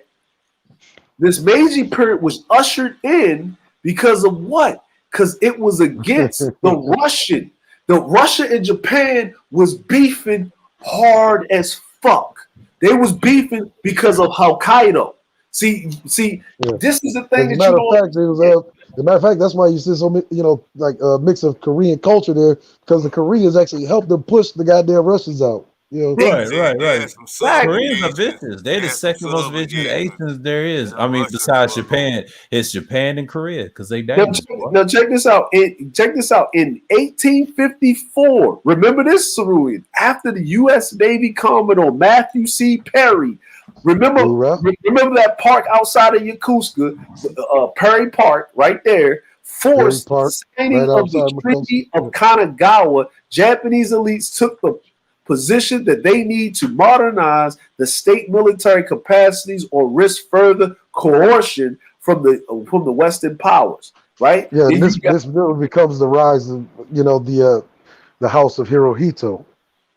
So when the U.S. Navy ended the Japanese Soku policy and thus isolation, Japan emerged from the feudal period. This is 1872. Right, following Japan's victory in China in the First Sino-Japanese War, 1894-1895.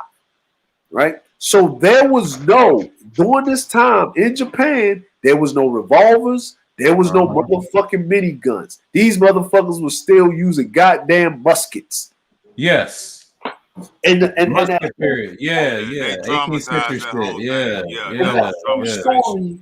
And listen, and that whole story was the Oba Nobunaga and Yasuke story. And what you need to do is, there's a brother. It's the only non-Japanese anime studio in Japan, ran by a black dude, owned by a black. Matter of fact, his anime is actually on.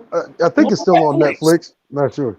Matter of fact, if you watch Afro Samurai, he was the one that was drawing Afro Samurai the whole time. That's how he got enough money to start a studio. But see, Pete, right? This is where you get Emperor Showa, and Emperor Showa, from which Emperor Showa, you have Hirohito, was born in fucking 1901. Hirohito the First. He's the guy that's such a motherfucking badass. He confiscates all the goddamn ports back from the Russians and the British and whatnot. Literally, that's why even the Germans, like these guys were so organized, and they actually used the Maoist strategy to industrialize the motherfucking Navy, which is why you look at if you look at any of like the classical battles, naval battles between, like, say, Japan and America, or say Japan and Britain, right? Yeah. All of the goddamn Japanese submarines were actually fucking replicas of the German U-boats when Hirohito took the ports back. Yeah. Right. He got it because he backward engineered. The Germans had the great shit. They shit was better than our shit. They just was better. The reason they had better shit because they had better technology. You had German scientists, you got all types. French, and they got the Jews. They got the Jews, right? They got them, and they made them do the shit. And then they killed them afterwards with It don't matter, bro. What you call them is the same people as they're one and the same, bro. No, check this out. Check this out. I'm just saying, even still, like I'm saying, included. But I'll tell you this, sidebar. The Polish, they're the same people, bro. That's why you think you got Polish scientists and they all one and the same, bro. Then they create that fake name. Actually, technically, when you talking about like Polish. You're talking about like what was part of the Czech Republic and the Slavic nation. All used to be literally, and then the USSR. All of those used to be a part of the Prussian Empire. Yeah, a long time ago. But if you go back to the Jesuit history, that's Eastern Roman Empire. The Western Roman Empire, them bastards today, the pedophiles of them, they run the planet right now. They just control niggas. Derelict niggas would be running around with the rap music. I hate to say that, but I ain't gonna matter of fact, it was World War I that ended the Second Reich. Yeah, and then comes Hitler. And then they came right back and used Hitler, a half of them, right? And he's got nigga bloodline. They ain't gonna tell you that. What I'm saying is what they was doing as far as the governmental fascistic. We're gonna put you in the camp. Okay, we're gonna get the good ones. Okay, you an engineer. We're gonna make you work till you die, right? And then kill you off, right? You know what I'm saying? Getting the best of you and kill you off We don't know Look, I hate to sound controversial here. Go ahead. But if the so-called Holocaust really happened, how are there so many fucking survivors? Exactly. Just my thought. Just my thought. Yeah, I won't get out of there. Just my thought. I just gotta give a disclaimer. These are the views of Cerulean Grave, and not associated with platform. If you really read the Bible, who would the Jews be? They wouldn't be them. They would be black people if you really read it. Because if you just read it for line, okay, and just look at what we're dealing with today, what they said, it said you will have children, but you will not enjoy them. Yeah. It say you will toil the field, but you will not reap the rewards. Yeah. You will be having families, but not be able to be with them, right? Yeah. Yeah. Right. That's not the Jews that we know today. They got bar mitzvahs every day. Yeah. Even though I hate to say this, I mean, they make got the money. They not the ones they talking about in that Bible. Want to go religion, but I'm not saying like that. I'm just saying think about the military aspect of it all, right? Yeah, they military. They're military. You're slaving the people. Now you're conscripting, and then you're taking over in the Blitzkrieg. You're taking over France, right? You're using the France, the Vichy. Yeah. You feel me? Using them. Well, here's the thing. Here's the one thing that we don't want to talk about, right? Okay, when you look at it, World War II, the Blitzkrieg happened. France was the first to get hit. You know why France was the first to get hit? Because the United States of America owed France money. You don't got to pay somebody that don't exist. Exactly. Just saying. I'm just saying. But this is the one thing I wanted to point out right here, right? I wanted to point this out, right? Now, this is Hideyoshi, right? I'm going to read off, because they love to have these names for him, right? So, was a Japanese samurai and a daimyo feudal lord at the late Sengoku period, regarded as the second great unifier of Japan. Now, he worked under Nobunaga, service under Nobunaga. Ieyasu. So Oda Nobunaga. Ieyasu, that's Tokugawa, right? But Hideyoshi, right? In 1558. Now, when we talk about the Meiji period, that was 18 something. Yeah. Last time I checked, that's 300 years apart. Yeah, definitely. So you take a story that you take a historical fact that everybody know in another country, and then you make a movie about it. You drop a dude that was over in the Wild West. He was a Union soldier. Yeah, that shit was wild, bro. Right? He was a Union soldier. Remember, he had a goddamn revolver. But wait. If he's a Union soldier, that means this is definitely happening. Obviously, you know what? Hey. No, this is what I'm saying. He's a Union soldier, right? Remember the beginning of the story, because I think people forget about the movie, right? He was a Union soldier. He was a Union soldier. So by the time they got him, that means they never really explained to any degree how the fuck a Union soldier or what a Union soldier is doing in Japan, though. Right. Like, so what I was figuring was he disbarred from military, no. he just got banished, or then like, okay, was he teaching them how to fight see, with the guns? no, what it is, right? Like before America literally established, because the Navy was already established, but the Navy really was like a ragtag band. So it was not uncommon to see Union soldiers on naval vessels.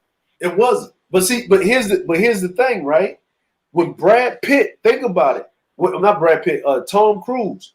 When they found him, he wasn't a soldier anymore. Dude came up to him and say, "I got a job for you." He used to be a Union soldier. That means he was out there mining in San Francisco. So what that tells you is that the Americans already did the treaty with the goddamn Indians and threw them on reservations already.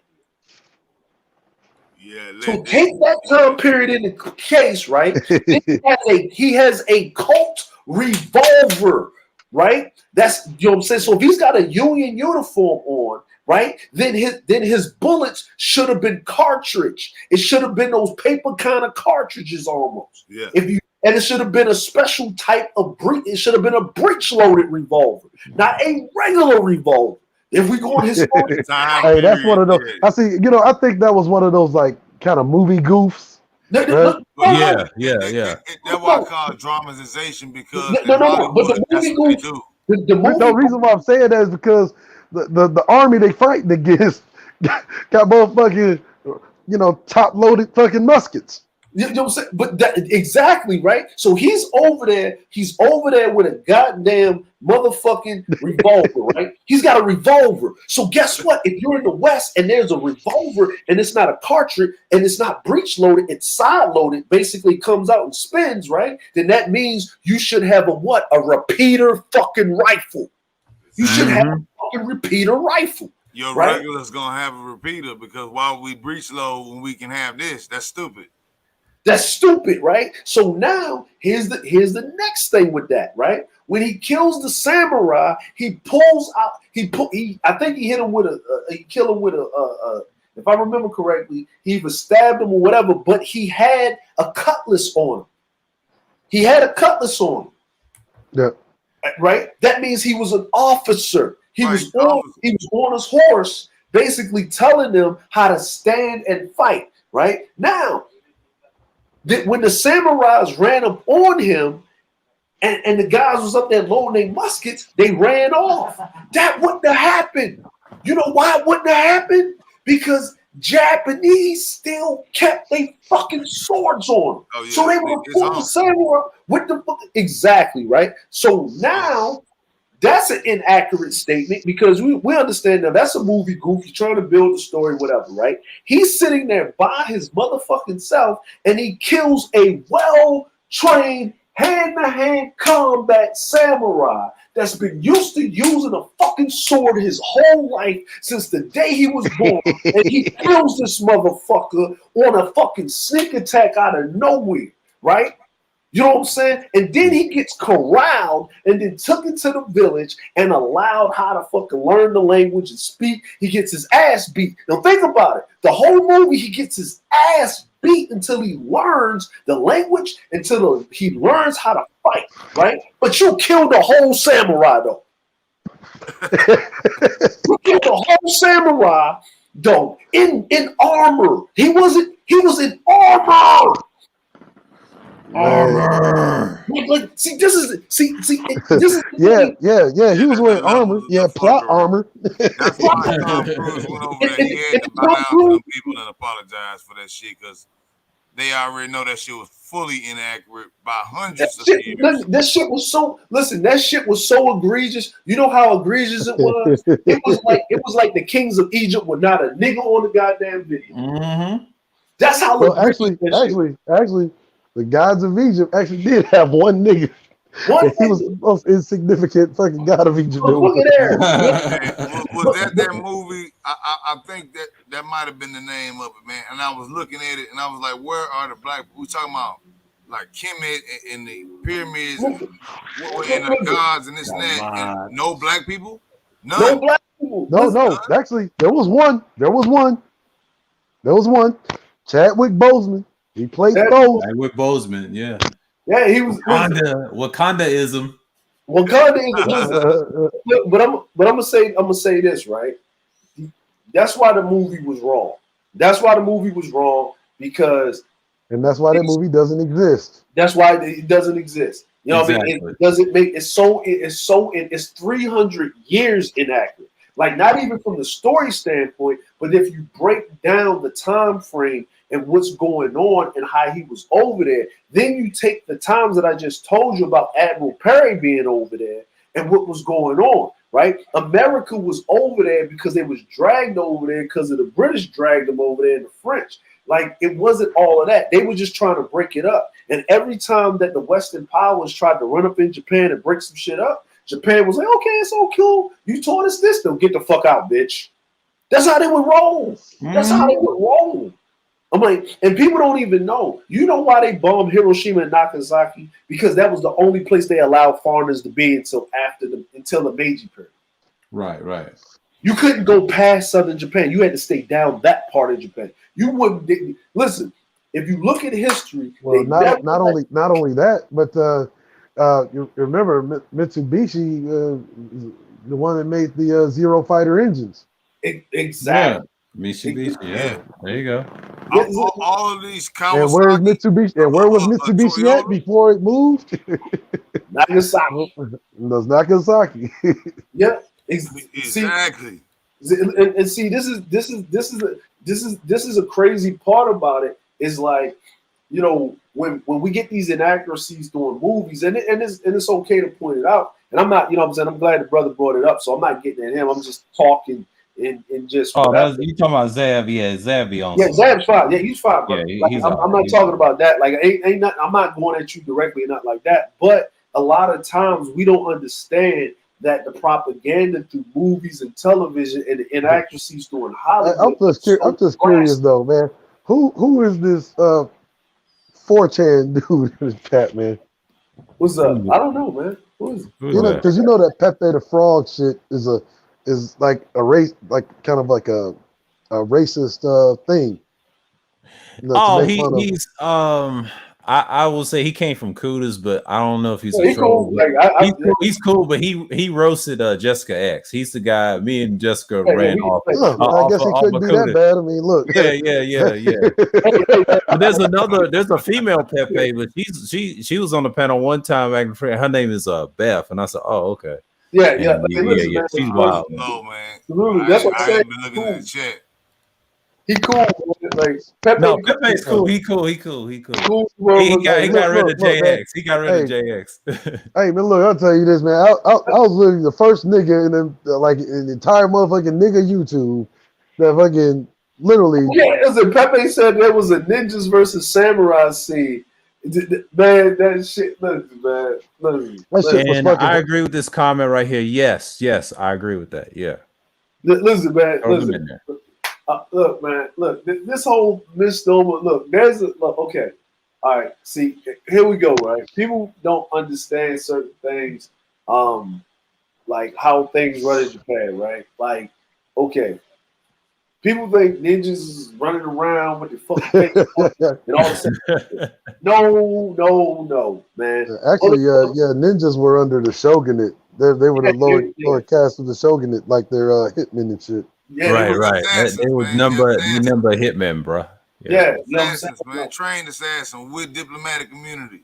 Exactly, and you know what I mean. And then each daimyo, or lord, or warlord, or governor of their prefecture. I respect the samurais more than the ninjas. I hate to say that, but you know, the ninjas were under the samurai.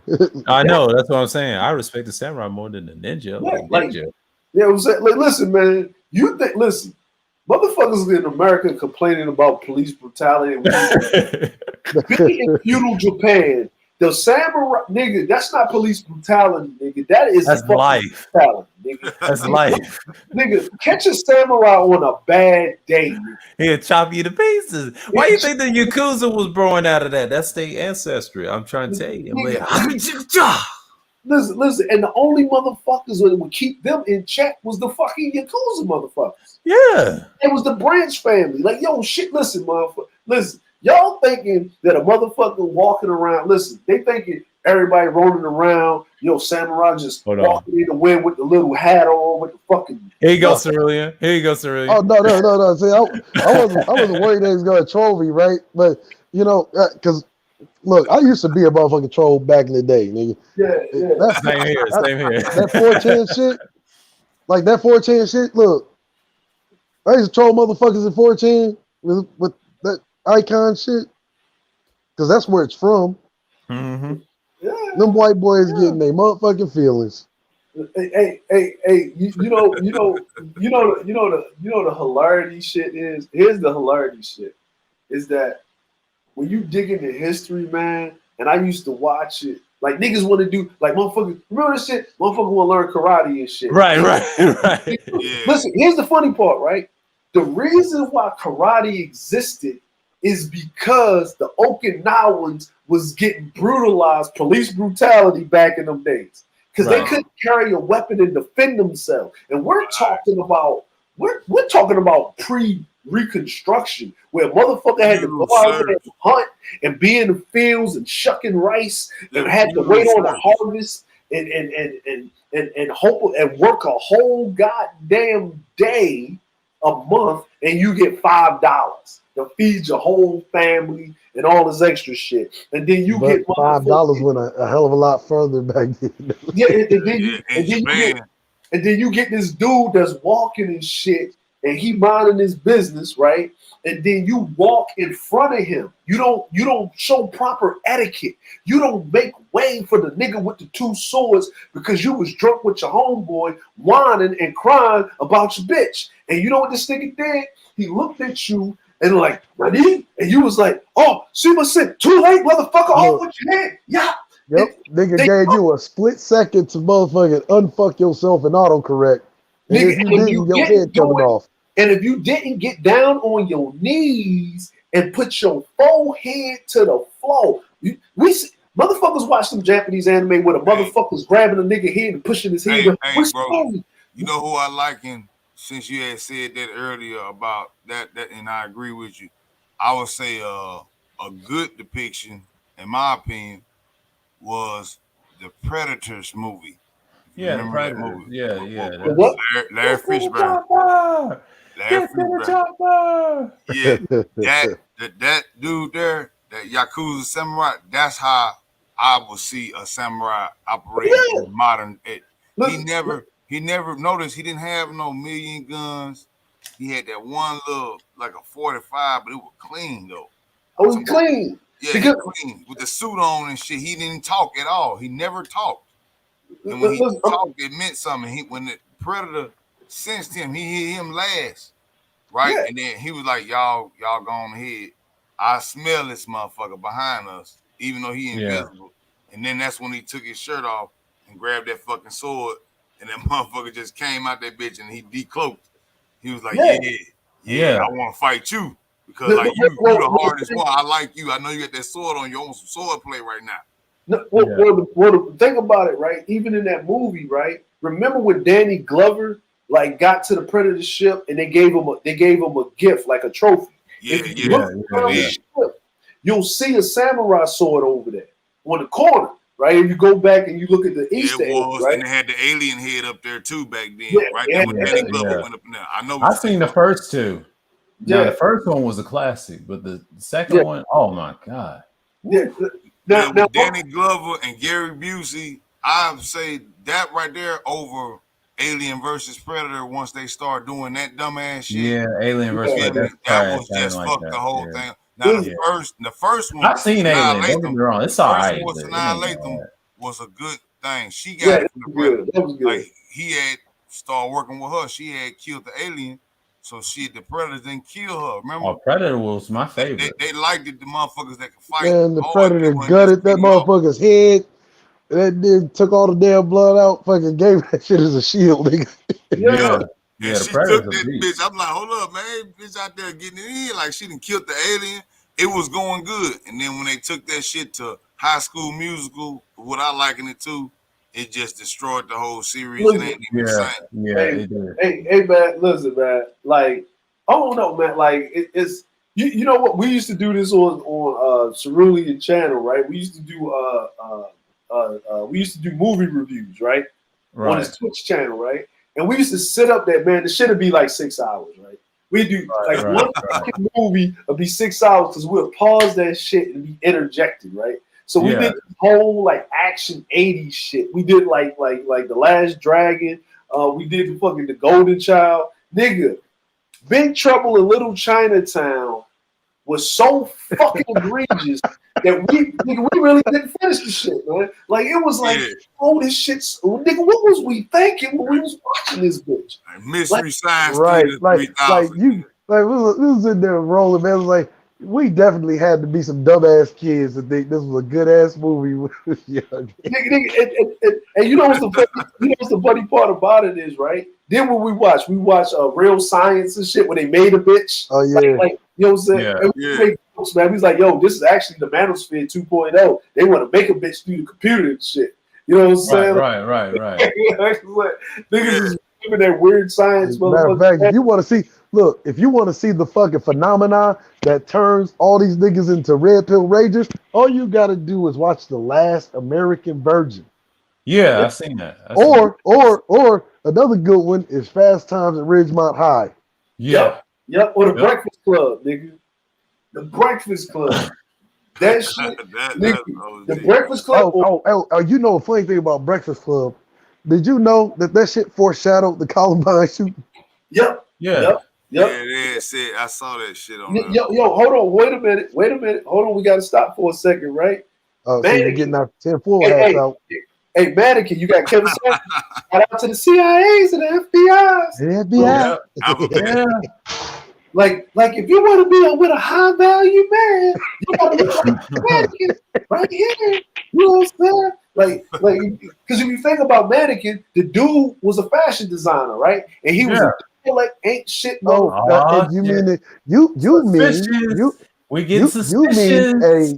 You mean image consultant.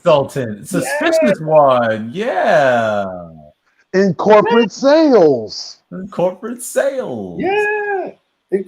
sales, man. Like you know what's funny is that niggas will buy that. Niggas will buy that shit hook, line, and sinker. Like that's such an ambiguous term, corporate sales. Yeah. Like nigga, McDonald's is corporate sales. Hey, what was that other one, man? We was watching, man. We was watching. We watched a whole bunch of them, man. We did. Weird Science. The original Trading Places, nigga, was so like. Oh yeah, I've seen Trading Places. Oh man, classic. No, the original one.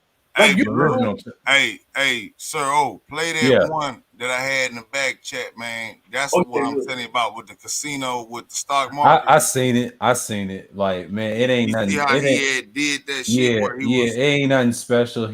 I've seen stuff like that for like the past. What I was saying on the stock market, like how they see it, right? Mm-hmm. They gon' like he sees it, like what is it? That's not that's what De Niro was playing him, right? Mm-hmm. So he's coming through. He's looking. So he's looking for counters, right? And it's technically not illegal to count cards, right? Technically, but what you were saying earlier, I was tied into what he had said in the whole totality of the interview. He said that because he works for them now, he was like the biggest cheat, the biggest card counter. He had all kind of devices where he could signal different tables and where he was doing it. So the casino hired him to basically do it. So he's explaining how in the movie. Hey, can you highlight that comment? You feel me? It's actually done. Where? This is cleaning toilets. It's corporate sales. Hey, look, if you are a bathroom attendant that sprays cologne on motherfuckers after they take a gruesome twosome, you're in corporate sales. Yeah. And you talking about Deuce Bigelow's dad and shit? It's gone classic Ruby. Yeah. Hey, did any of y'all watch that movie Deuce Bigelow? Yeah, I seen that. Yeah. That shit was wild. But yeah, I've seen the original Trading Places and the other one with I think it was Eddie Murphy, but it had the symbology of it. You know, they put the black man with the money. He was poor, right? And they trade places. I said, oh shit.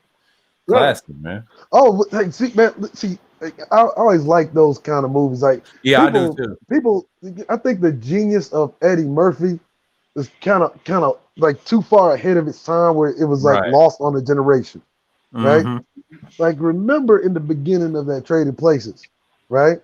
Right. They make a $1 bet.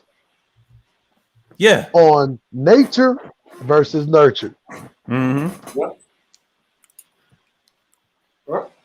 Yeah. Now the white boy, he's been nurtured all of his life. Mm-hmm. Eddie Murphy has been living by his nature, i.e., instinct, all his life. So the bet goes, they bet, or I think it was either Mortimer, right, or Winthrop, or Mortimer, one of them, makes the bet that if they put the white boy in, which is the son-in-law, which was the soon-to-be son-in-law, in a position in which he had to depend on his instinct, right, that he would fucking fail. And the other one said, well, if he did that, I think he would succeed, right? Which is what the whole bet is about. Whoever say, hey, make the shit happen. Had move all this shit. Done fucking pulled this nigga off the goddamn street, who's been living by his very nature, instinct, and given this nigga's nurtured and sheltered, shut-in life. And if you look at it, they're really telling you that this is why they keep you niggas locked out of industry and all that shit. Now you did notice something, Cerulli, right? Remember he had all his friends coming over? Right? Oh, yeah. And niggas being niggas. No. We actually was watching the original version where the titties was out. Oh, yeah. A lot of crazy shit was happening. It was coke on the table, all the crazy shit. So, because when you remember from watching it from TV if you was born in the 80s, right? Because you would see it on TV like that growing up. But you ain't never seen motherfuckers went to the movie theater and watched it. That was a whole different ballgame. You know what I'm saying? So now you saw what Eddie Murphy did. He had a suit on. Niggas was throwing up. He just kicked everybody out. Get the fuck out. Tired of you niggas. Embarrassing me and shit. Right? But the key point was by him going off his nature, remember he told him to hold it on the goddamn pig shit, on the pig ears or whatever the fuck it was, right? Yep. Yeah. Right? And he said, well, why should we hold it? And he was explaining shit, right? And they was like, the one white guy that wanted his soon-to-be son-in-law, that he was like, this nigga don't talk about. But the older white guy, his older brother, realized something, right? That he knows about people's nature because we just pulled him off the street. And then when they said that just off of his instinct alone, he made them more profit off of that single what was it? See, remember, because what happened? He made them more money than the son-in-law ever did. You know, being given a job, right? Yeah. And this nigga comes in off the street, makes them more money in one day than the son did over the course of his goddamn time kissing their ass. Yeah, but then when he hears, like, he's in the bathroom and they don't notice it, right? Then he hears what happens. He's like, man, I'm really disappointed in him. I guess he's got to go. He was like, you're really not going to let that nigger be a part of us. He said, of course not. And they walked out of the thing. And it was Eddie Murphy that goddamn brought the motherfucking white dude back up out of the gutter that he was hanging with the Mudfoot hoe. Yeah, that's the symbology behind that movie. And he did that, because see, the white boy would never help the nigga. But see, knowing us and our nature, we're the opposite. We're the polar opposite of that. So what that basically is telling you is this, right? Is that the white boy knew when certain shit was going on. He went ahead and handled it in the inside. So what you're really watching is post-Civil War, Irish working together against the goddamn colonial descendants of the British Empire.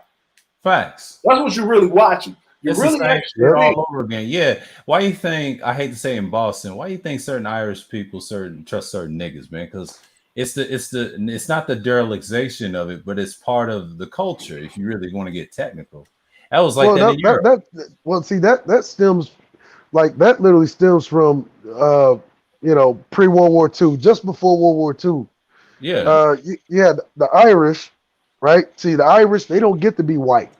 Yeah. If you're Eastern European or from one of the Slavic nations, you don't get to be white. Yeah. Just like see? I hate to say, if you want to get technical, Russia too, some of that too. I mean, so what happens? So what happens? They literally, they call it war protest now, right? Protesting the World War II. You know, that's why they try to, make the claim that we Irish and immigrants, we're on the forefront of protesting the war. No, it wasn't really that. It really was about the motherfuckers didn't want to go back to Europe, which is a place that they just came from, where they wasn't shit. Okay. And so America said, well, how do I galvanize these motherfuckers to be more patriotic? Every fucking immigrant community, from the Irish to the motherfucking Eastern Germans, fucking Eastern Europeans, all right? Yeah. And say, look, we want what y'all got. We want the privilege of being white. Yeah. And say, That's what happened. hell, well, shit, Like we'll make it happen. You help us win the war, you'll be classified as white. Yeah. Next thing you know, they're white. America's got a motherfucking immigrant military force. And listen, you know the funny part about it is when you watch the Trading Places, right? You see the whole Trading Places. They execute the deal. They don't stay in business. Of course. They do their deal, they get their money, and they get the fuck out. They don't even stay in the market. That's like that in real life. Like I said, I mean, what Cerulean laid out, if you're going to go further before War II, go to the Moorish period, how we train them and clean their asses. It's the same type of shit, man. It's like they remember, like, culturally, we're the best. I mean, I'm sorry to say that, and if you want to get technical in history, yeah, we helped them build this country, but we don't get the credit because liberal ass, bitch ass media because what they call conservatism is really liberalism. And liberalism that says, look, socialism for white folk. That's really what it is. Yeah. Really what it That's is. why you hear these niggas running around here talking about, you. They used to accuse me of being a fucking socialist all the time. Oh, you're a socialist. They call Mike V. They call him a communist to the most. Oh man, they gave him hell. Man. Look, I seen the hell they used to fucking troll the Black Brain Trust. Everybody's a goddamn socialist. Everybody's a goddamn communist. Everybody's a goddamn a liberal. Like, and see, understand, this is why it's impossible to be a black motherfucker and a goddamn conservative at the same time, because by the very principle by which conservatism is organized, i.e. anti-miscegenation, the maintenance of the hierarchy of race, right? You can't be black and fucking conservative. Yeah. Because when you're black and conservative, you're actually practicing liberalism. Yeah. You're actually practicing, I don't want to say liberal conservative, but he's really a neocon. He hates himself. No, he's not even a neocon. Because if you want to go with the neocon, you're talking about the fucking reemergence of the KKK. Yeah, yeah. Right, which is your extreme far right, which they tried to clean it up and brand themselves as a quote unquote Tea Party. Yeah, yeah. They ain't no damn Those Tea are the Party. I know that. neocons. Yeah, those are the neocons. That's what these niggas want to be. No, they want to be neocons, but they can't because you're black. No, but see, here's the cold thing about it, right? Yeah. Radical white feminists are more neocon than even the Tea Party. Yeah. Mm-hmm. Hey, but you do find it funny, right?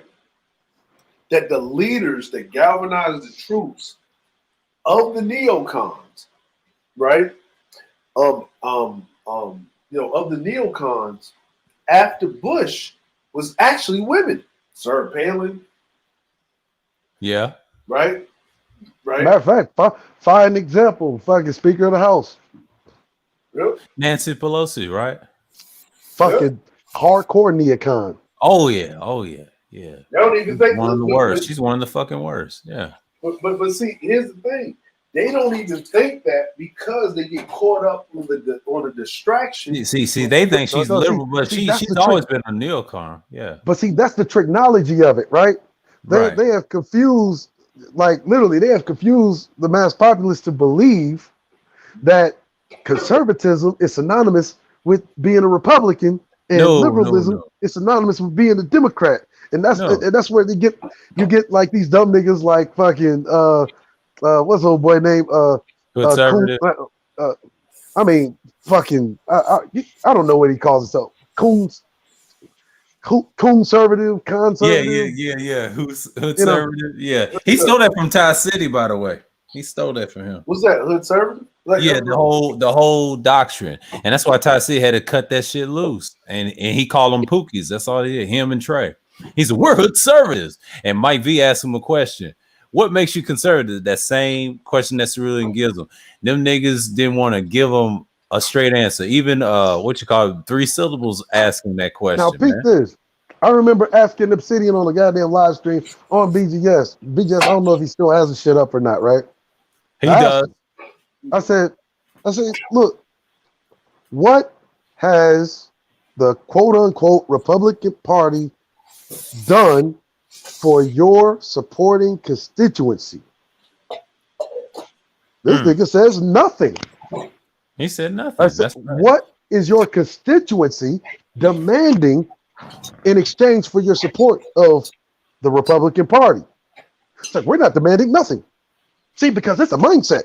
And because it's a mindset, we don't have to ask for anything. And this is the technology of getting niggas literally to settle for nothing in exchange for their support and their vote. Now, peep this. How the fuck you a so-called Negro Republican, conservative leaning, right? Right.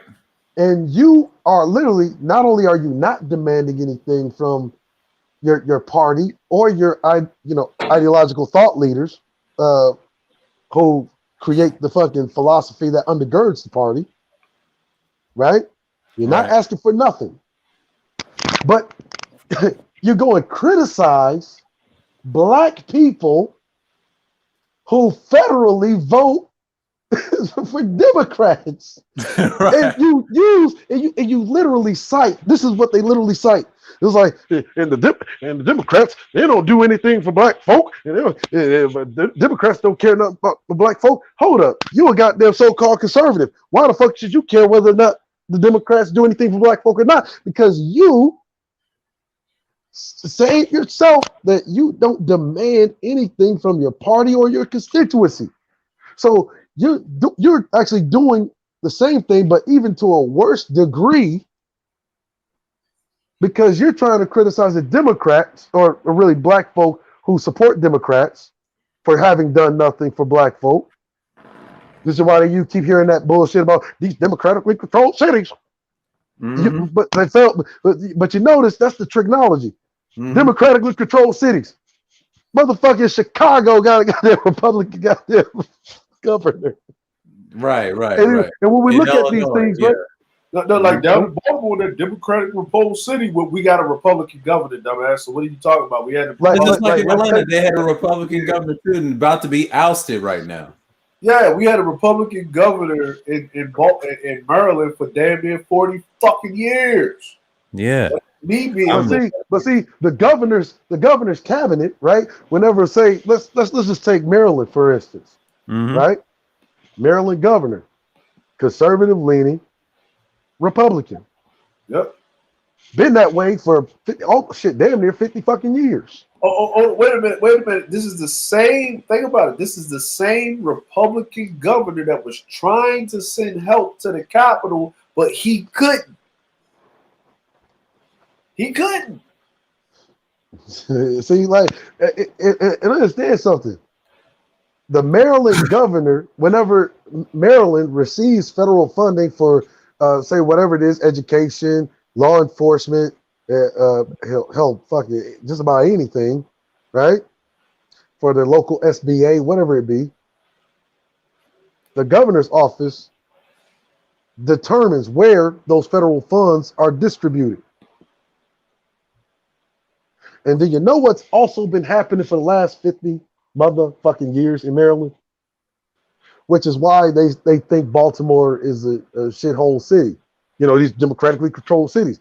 You know, the same democratically controlled city that keeps fucking asking for more of the fucking federal funding because of its population that they keep sending to these less populated white districts.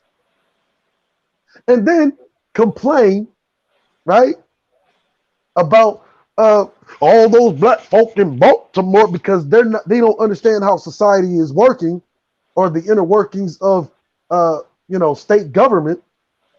So they're not even acknowledging or taking into consideration that Baltimore is literally financially being starved, suffocated, not even having the budget to pay its own fucking city hall, bruh. Mm-hmm. So if they even got the fucking money where you got you literally had motherfuckers in City Hall, Baltimore, getting food stamps because they didn't have the budget. For as a matter of fact, what year was that? Whenever the motherfucking schools had all the goddamn lights shut off in the middle of the winter, and you had the goddamn City Hall of Baltimore on food stamps because they didn't have the, and that's all supposed to come from federal funding that the governor of Maryland is misappropriating to his fucking white buddies. So, you know, they have a nice little place to go and golf on the fucking weekends and get out there on their little speed yachts. This is literally how this motherfucker was allocating federal money. Yeah. While Baltimore having problems, like having all kind of motherfucking problems that literally stem from having funds diverted from its district, which is the largest populated district in the entire fucking state, while he's got the goddamn less populated fucking golfing area where for a couple hundred motherfuckers, and the only motherfuckers that live there are motherfuckers that literally maintain the goddamn golfing properties. Yeah. That's literally how shit works. As a matter of fact, there's another phenomenon about that. Let's just take Michigan for instance. There you go. Detroit, democratically controlled. Governor, Republican. Same instance. Starving the fuck out of Detroit, which is why you haven't had any new capital investment. See, and then not only that, literally destroying the name and image of, say, our brother Kwame Kilpatrick, who didn't do anything any different than any of the other fucking Democratic governors or Republicans for that matter. As a matter of fact, his actually was the cleanest out of all of the motherfuckers, but he's the one that goes down for a scandal. Yeah, you know how it is. It's Detroit, boy. Because the drug culture, you know, they had to make a face. Yeah. But see, to a dumbass derelict Negro male, they don't understand how that system works of you know, misappropriating and maldistributing federal fucking resources. See, the dumb nigga make the statement based off of visually what he can see in front of him, not the fucking money powers that determine how your shit's going to turn out. Yeah, the strings is pulled. It's like that in Georgia. Like all the mayors, I'd say some of them were corrupt, but the cleanest one, I had to give it to that woman. Yeah, that woman. What's her name? You see how they do Lance Bottoms? Yeah, they did her dirty, but she shouldn't have fired that police chief. Now she understood why, because you know the riots and all that. She tried to contain it, but them niggas wasn't gonna go for it. Let me ask you this: in a state like Georgia, why do you think they would want to starve Atlanta? Oh shit. I don't think they was going to, because the homeless problem. Now see, we just talked about it last week, right? Yeah. John Q. Yeah. Broken windows. Yeah. Like literally, it is what creates the environment that gives the justification for over policing. Right. Now you look at I forget what state it was. Matter of fact, I just saw it in fucking, I think it was Yahoo or something. It was they were using the COVID money to build 2 new prisons. Yeah. I mean, Georgia's bad. I'm trying to tell you, they trying to get rid of Kim, so they want, what's her name? Damn, I just said it. That's gonna run for governor. The black lady. Shit, she's a Democrat. We just said it now. I done got scattered. Lance Bottoms or not Lance Bottoms. Abrams. There you go. That's who they want. Now they trying to get this nigga Republican. What's his name? Trump's buddy. That nigga is not gonna win. They're gonna pick the female because she has more sense than half of these Negroes that act like derelicts down here. I'm sorry, but that's just, I'm gonna tell you from Atlanta's overrated. But the people outside of it or in it have more sense than them niggas that's born and raised. I hate to say that. Yeah. You let that nigga Grinch tell it. Atlanta is the shit. Shit. It's too many. Oh, if you're a transplant and you smart, you from other southern state, you know what's going on in the corruption. You know the white man is racist, and they know how to beat the system. My dad told me this story. He did it, and the white folks is mad. He understand how the system works. You just got to keep it running. Even the ones that coming to immigrating and putting them in their place, man. Like, no, that city keeps working. You don't go to sleep out there. Now, if you're homeless, that's the only issue we got. But outside of that, we're good. Why do you think? Why do you think a nigga like Suspicious Samuels, right?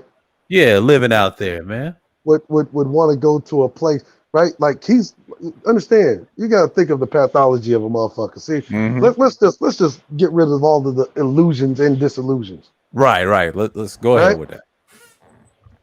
You shitting on this goddamn black woman, right? You're saying she's fat, but you don't have a goddamn program to put the bitch back in shape, though, right? Right. Hold on. Hey, hold on. Right? See, we get deep into it because it is a real deep psychopathology that's going on here.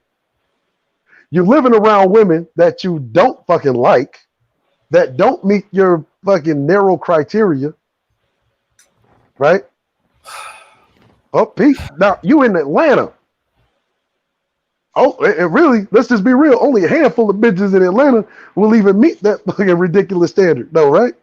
Right, because right. If you look at the American, because let's just put it this way, the American beauty standard is literally based on a motherfucking 19 fucking 20s pinup model. Yeah. And the dimensions of which are that of a prepubescent boy. Yeah. Huh. That model's dead. It don't exist. Most of Oh these, no. See, old Suspicious Samuels is keeping it alive. He's trying to keep it alive like slavery. Yeah, I get it. I already knew that from last year. And I said that model's dead. You know, you had white game guys dating. Now you understand why that motherfucker it's outdated. Yeah. And now you understand why that motherfucker's in Atlanta of all places. Because look, it's not that he doesn't like women, he just likes men more. Yeah, he likes men more. That's exactly. He's in an area, I'll say Midtown. And that's why I call that nigga Suspicious motherfucking Samuels. Samuels. There you go. And he knows that about motherfucking Midtown. lemon pepper lifestyle, you know. Yeah. He don't care about them women. He don't care about them hoes. I try to tell people he lives in the part where Midtown, the Airbnb, he bounces around the Buckhead. And why you think he got all that money to try to pay him a YouTube? See, Atlanta loves the tech world. They trying to be like what you call it, Silicon Valley. It's already better than Austin, and you got niggas supporting it, right? That's brainless, born and raised down here, right? I'm talking about the idiots that's born and raised, but the ones that's transplant like me looks down on them niggas because they don't want to do a damn thing. They want to support a nigga like him and say, that's our God. I'm like, well, you don't know that nigga. That nigga is from Oklahoma. He wasn't always clean like that. That's a filthy nigga, man. He came down there to try to flex. That's all he did. Now, Pete, this, right? Now, we know what's been happening in Atlanta for the last like 20 years. Yeah. Right? Yeah, literally, when I was looking for, alternative properties, whenever I decide to, buy my old folks' home in the South, right? Yeah. Hold on, man. Y'all want to hear this shit? All right, Marjorie Taylor Greene. Oh, not this bitch again. Called the NBA. Hold on, listen. Called the NBA fascists for allowing Magic Johnson to play with HIV while Kyrie Irving stays on the bench. See, look. Look. That's why I like some of the authoritarian governments for real. Because see, people be throwing around these terms You know, like these goofballs running around here calling everything communist. See, you want to talk about fascism, right? See, in a real fascist government, if you really lived in a fascist government, a bitch like Marjorie Taylor Greene would already had her head cut off. Yeah, go to North Korea. That's the only fascist nation there is. But I'm looking at the dude. Bro, listen, if y'all don't believe me, she said it, man. Like I dropped it. Look, she said it, man. This is your white God. Stargate, yeah. And did she remember that Magic Johnson retired? You got this goof. Yeah, you got this motherfucking goofball ass nigga walking around with a Templar helmet on, like, well, what I tell you, brothers and sisters. No, not sister. What I tell you, brothers, these white women, they really love us. Like you showing some motherfucking stock Taylor image. Green calling B fascist of all Magic Johnson playing HIV. And she was a politician up in was she a Republican representative? Bitch still is. I don't know why. Yeah, that's the one that went against certain Democrats. I seen that. Yeah, she's ignorant. Not that bitch. Oh hell no. But if you really look at the Republican Party right now, they divided. Yeah. Hold on, they're divided, but they are the motherfucking real fascists of America. They right now, yeah, and you're seeing it in 2024 in this next coming election of president. But we got an election down here, 2022, I'll tell you, and they fight for that. Yeah, go ahead, man. Hold on. You want to know how stupid the motherfuckers that literally identify as Republicans are? Yeah, they caught this Trump mania. Yeah, there you go. Literally, Trump is far more liberal than Obama ever was, though.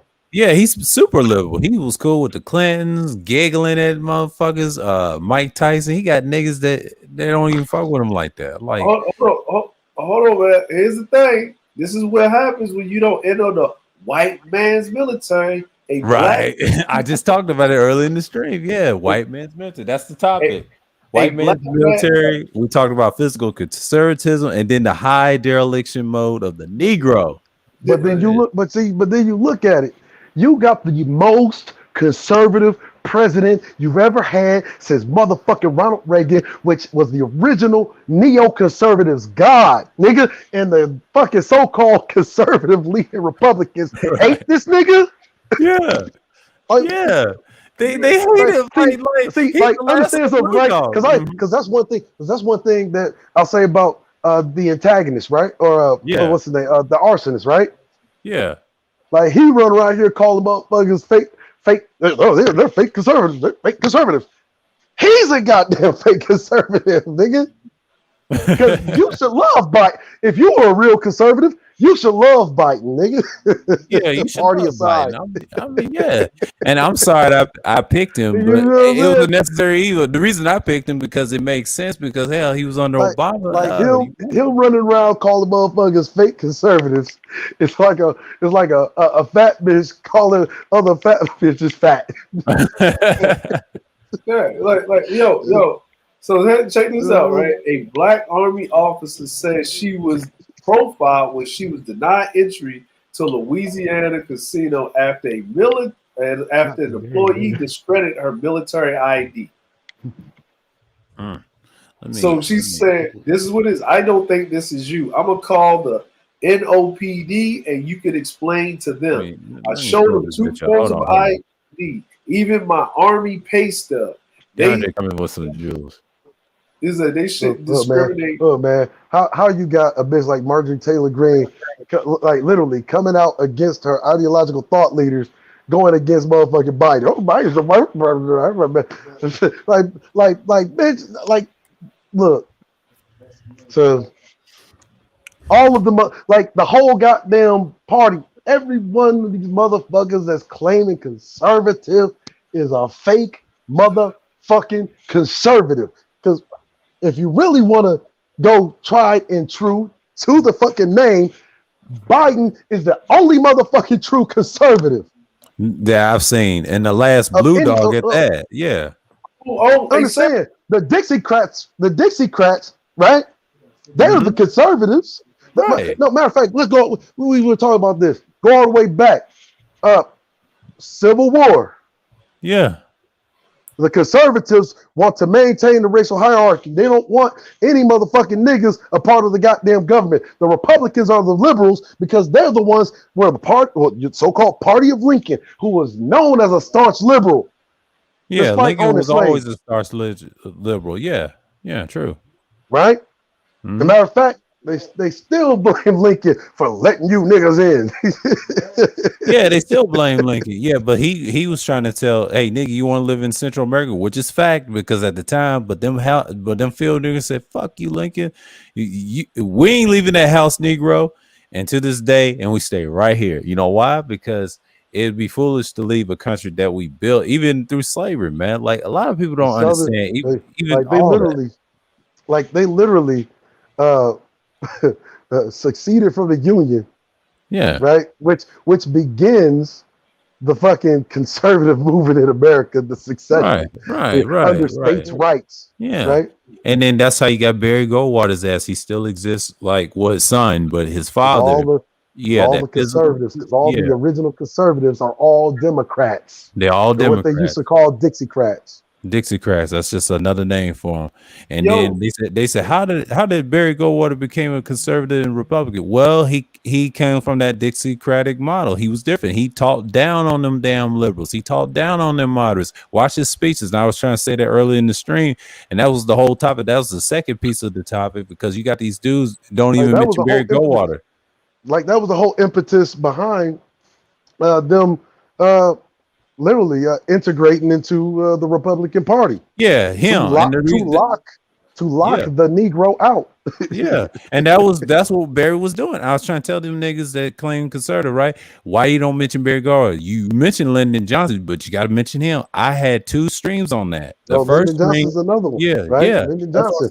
Yeah, a tried and true motherfucking conservative, Southern right motherfucking there. Dixiecrat. Right.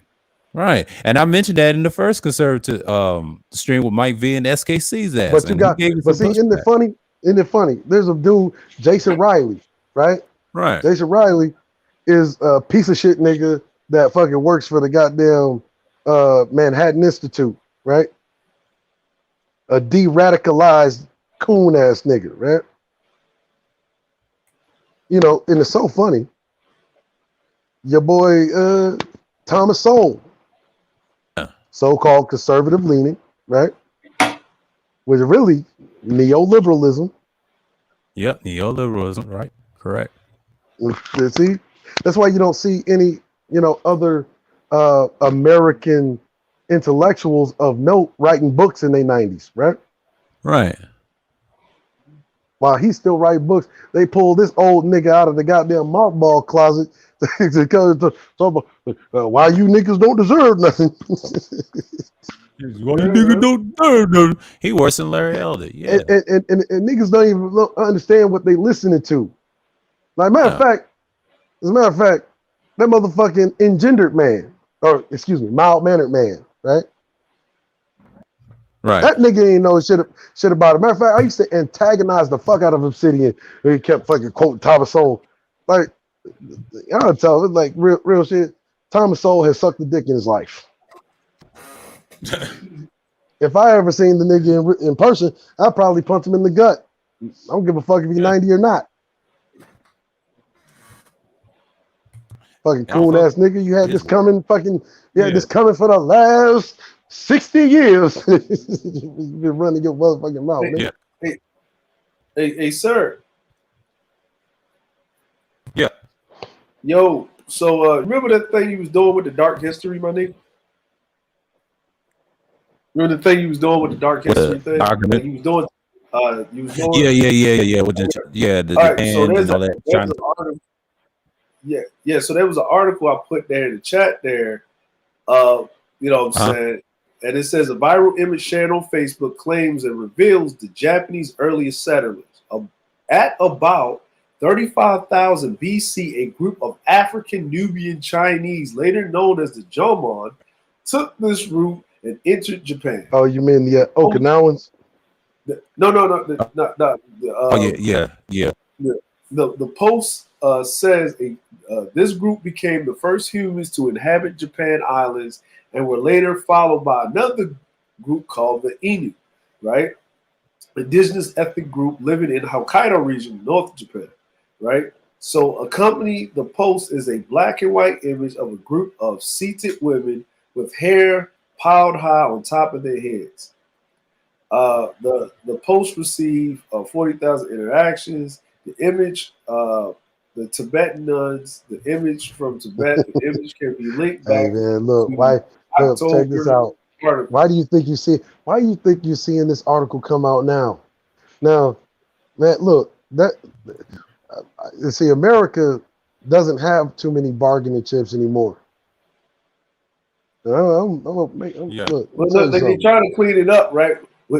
Based on our research, we rate false the claim as the image shows Japan's first inhabitants who were African. The images from Tibet, 1903, depicts the Tibetan nuns, the first known Africans arrived in Japan in the 16th century, slaves or Portuguese trade. They try to refute it, right? You know what I'm saying? But they don't want to. It was like, fuck it, we can't let everybody know that there was Africans. Now, Pete, right? In Japan knows. Now, Pete, right? Yeah. Look, Japanese have been treating Naomi Osaka like she wasn't shit until she won that motherfucking tournament for Japan. Now they love her. Japanese favorite baby, right? Yeah. Without her father in the picture, like her father wasn't the one teaching her how to play tennis and her mama was sitting home. Now, why do you think you're starting to see articles like this coming out? Japan, first time Japan was able to fucking operate outside of its border, and really it was the breaking of the goddamn MacArthur Treaty and shit, right? Yep. Right. America. See, America was already beating them to the punch, but America's, they didn't have any more bargaining chips, and they needed experience. Because, understand, there's going to be a withdrawal from Japan in the future. And that's why America right now is preparing them to be able to protect their damn self. Because of the uncertainty whether or not we don't know if we're going to fucking win this war against fucking China. All right. That. So, what does Japan need right now? Well, Japan needs the same thing that the rest of the world needs. It needs a young, fertile population. Yep. And where does Asia always? Who does Asia always depend on for its semen injections? Niggas all the time. Can't make this shit up, bro. So what you're actually going to be seeing, Japan's going to maintain, as an ally to America. But watch, you're going to start seeing the Japanese pop up in all these places in Africa. Yep. And that's where they're going to send a lot of their. Right, that's where they're going to send a lot of their older population. So whenever the young, darker skinned, right, turkey basters, this is called the Negro turkey basters. Yeah, coming to the borders, right? Yeah. Now you get a fresh set of new babies. Yeah, I did a piece on I would say ancient Eastern Europe, and I talked about China, and it's a two-piece of that website exposed China. They don't have Japan on it because that guy's probably doing research right over there too. Yeah, that right there is an open invitation. Yeah, yeah. The dude I subscribe to with that website, man, that Black Star, he's gonna take a piece of it. Now they digging up the bones and shit. Like I got on that website, and that's what my channel's based off of. And if I see a piece on Japan, and if I see this shit, I'll probably do a stream on it on that Wednesday, like I always do. I don't know when, because they're waiting, because he's done this almost damn near a decade, and then those pictures are floating around because now they're curious what was like that before. I told SKC, this nigga's been on it. It's even deeper than that. If you want to get technical, how the world was. I mean, everything was like underwater, and it was life. All the planets. And if you want to get technical, now the Earth is a sphere. It looks like a disc and it's flat and round, but you can't see it because of the naked eye. Why you think they call it the naked eye? You can't see shit. Only the outer creatures can see. Hell, humans can't see that shit. We ain't got that type of vision like that. Unless you have you know what animal got the best goddamn vision on the face of the planet? It's called the Peregrine Falcon. Exactly. There you go. Falcon. You can see Imagine shit. Yeah. being able to motherfucking see damn near 5 miles ahead of you. Yeah. You can see the whole planisphere. Yeah. Any animal fly like that. Yeah.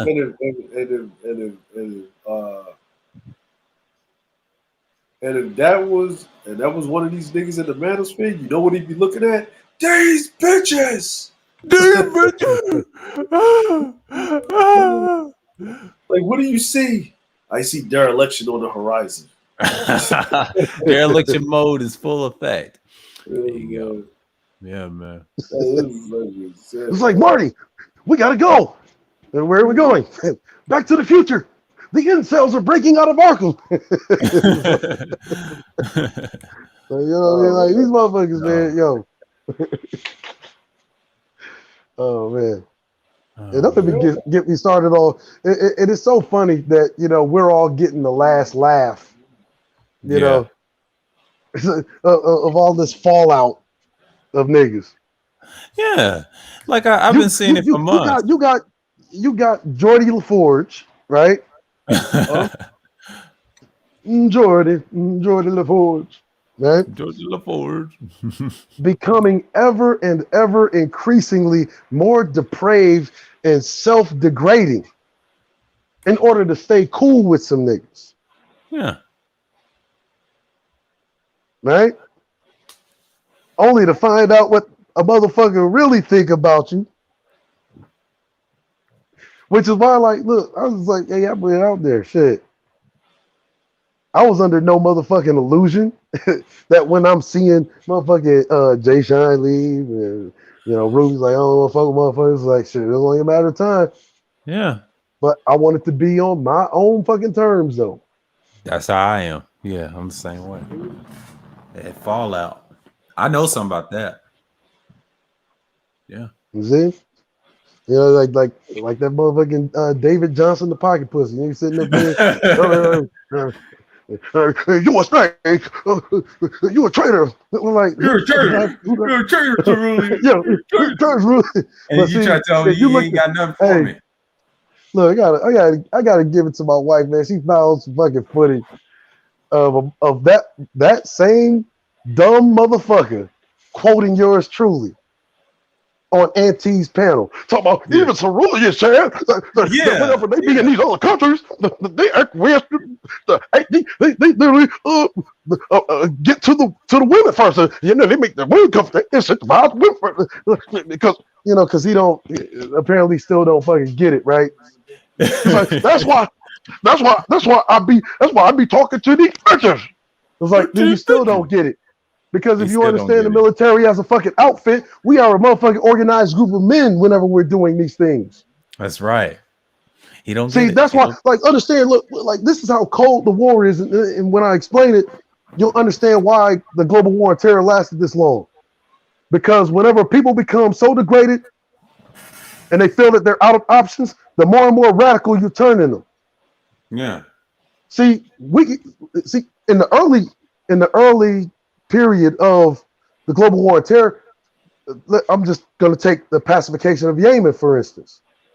Why is it called the pacification of Yemen? Because we're trying to restore, or at least restore Yemen to a point to where they have we can't fully restore them, so we keep them in a functional state of dysfunction, in which it makes it more difficult for them to organize a proper military response. We do this by acquiescing to the women. They airdrop fucking generators and fucking atmospheric water generators, et cetera, fucking temporary shelters that are modular, right? And it's for the women and children. Yeah. And it's really meant to press upon, right, any males of arms bearing age, which we call high value targets, to de-radicalize them, to get them to a point to where we either have to try to incentivize them to work with us to find what we call free radicals, or if they're too radical, utterly detain them, send them off to some fucking black site to places unknown, just to remove them out of the circulation, because we cannot allow them to be in a functional state in which they can organize a proper military response. Yep. Yeah. But see, if you keep pressing them, which is why back in the old BGS days when it used to be something, Yeah. I would always say that America keeps trying to use a fucking hammer for an ever-changing geopolitical environment. Yeah. Now you're looking at major competitors on the horizon. Every problem can't be a nail. And that's why you're seeing these people being backed into the corner to the point to where they don't think they got any other choice. Where the males, instead of attacking us directly, they start going out the Dessalines way.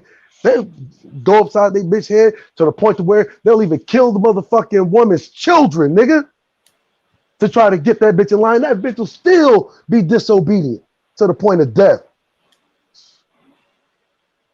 Which is how we get refugees, which is how, mind you, if you look at how immigration and refugee status goes, that's why we always import more women than males. There we go. See, and the whole time they think it's feminism. Mm-hmm. But the feminism, but see, the feminism is established, right, by a foreign group of men coming there to pacify their women, to de-radicalize the population. That's why when you hear me in the general talk, yeah, and shout out to the general. We as military males, just like Dre here, if I say humanitarian aid mission, see, that's only fucking coded language for civilians. Mm-hmm. To military men, you hear fucking humanitarian aid, we know that really means disarmament. Yep. Yeah. That's why we go a fucking country like Yemen, the destabilized Yemen, and we'll fucking literally do a goddamn gun drive to get the goddamn guns out of the hands of potential radicals by trading basic motherfucking necessities for life: food, clothing, shelter, and if they're cooperative enough, right, we'll deputize them and put them with a unit that the unit is basically acting as a surrogate babysitter to ensure this motherfucker doesn't go too radical. Yeah. And then train that motherfucker in the ways the military won't train him in every way, just to make him functional enough to where he can be used as a police force against his own people. Yeah. And then before you know it, hell, the U.S. Navy and the Marine Corps, we can fucking leave the region and still leave that goddamn police force there. And we can just bargain with them. Now, what I just told you is how the goddamn Taliban was established. Yeah. There you go. Yeah, that's how the Taliban. Like this ain't no motherfucker. Like literally, this is the basic military science. They teach this in fucking entry level Naval War Academy. Yeah, they teach it in high schools now. Right now, in some cases, you have former military teachers teaching you that if you went to those schools. Yeah. It's basic shit. Junior RTCO programs. What they have? ROTC. Yeah, all that. I had a friend that was from Louisiana. Don't you know the U.S. Navy and Marine Corps established the ROTC program in the Philippines? Yeah, yeah. Which is how it's kind of like doing say military AP for the. Don't let that nigga talk more than he should. Look, hey, everything that I'm saying is declassified. Look, I don't even, it's funny. When I tell y'all niggas I be having real problems, man, I've just been threatened by the DOD, my nigga. Like, I'm not even scared of none of that shit. But that's why everything I say, even when I'm drunk, nigga, like I said, even when I lie, I'm telling the truth. Hey, Even when I'm drunker than a motherfucking skunk, nigga, I have such situational and occupational awareness that I know exactly what the fuck I'm saying, even when I'm drunk as a motherfucking skunk, not to fucking divulge. Okay, DeAndre. Right? Non-declassified material.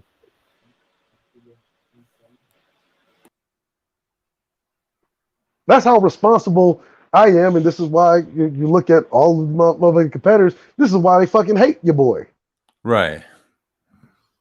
Because they always trying to figure out what the fuck is this nigga's next move gonna be. That's why I could literally get niggas like fucking Supreme King Goat Fucker to fucking walk right into a basic ass motherfucking joke that I was just thinking off the goddamn top of my head. Mm-hmm. And make it apply to the fucking conversation we talking about. Right.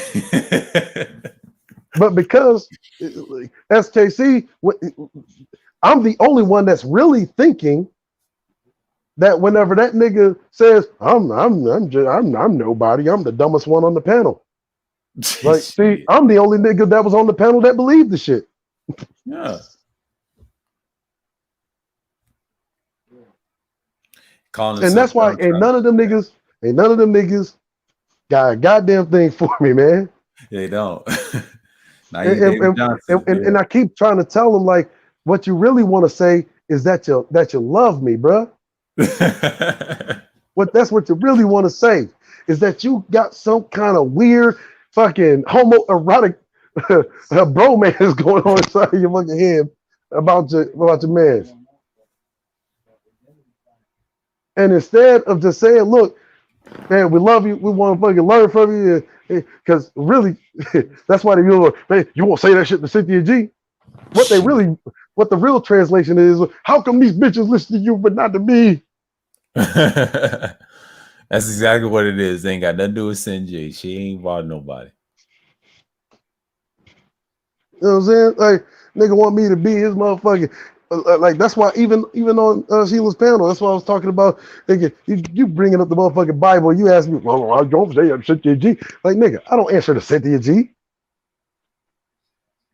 Like, a matter of fact, the fact that you fucking asking me to to defer to the authority of a motherfucking woman, which is really a form of self-emasculation.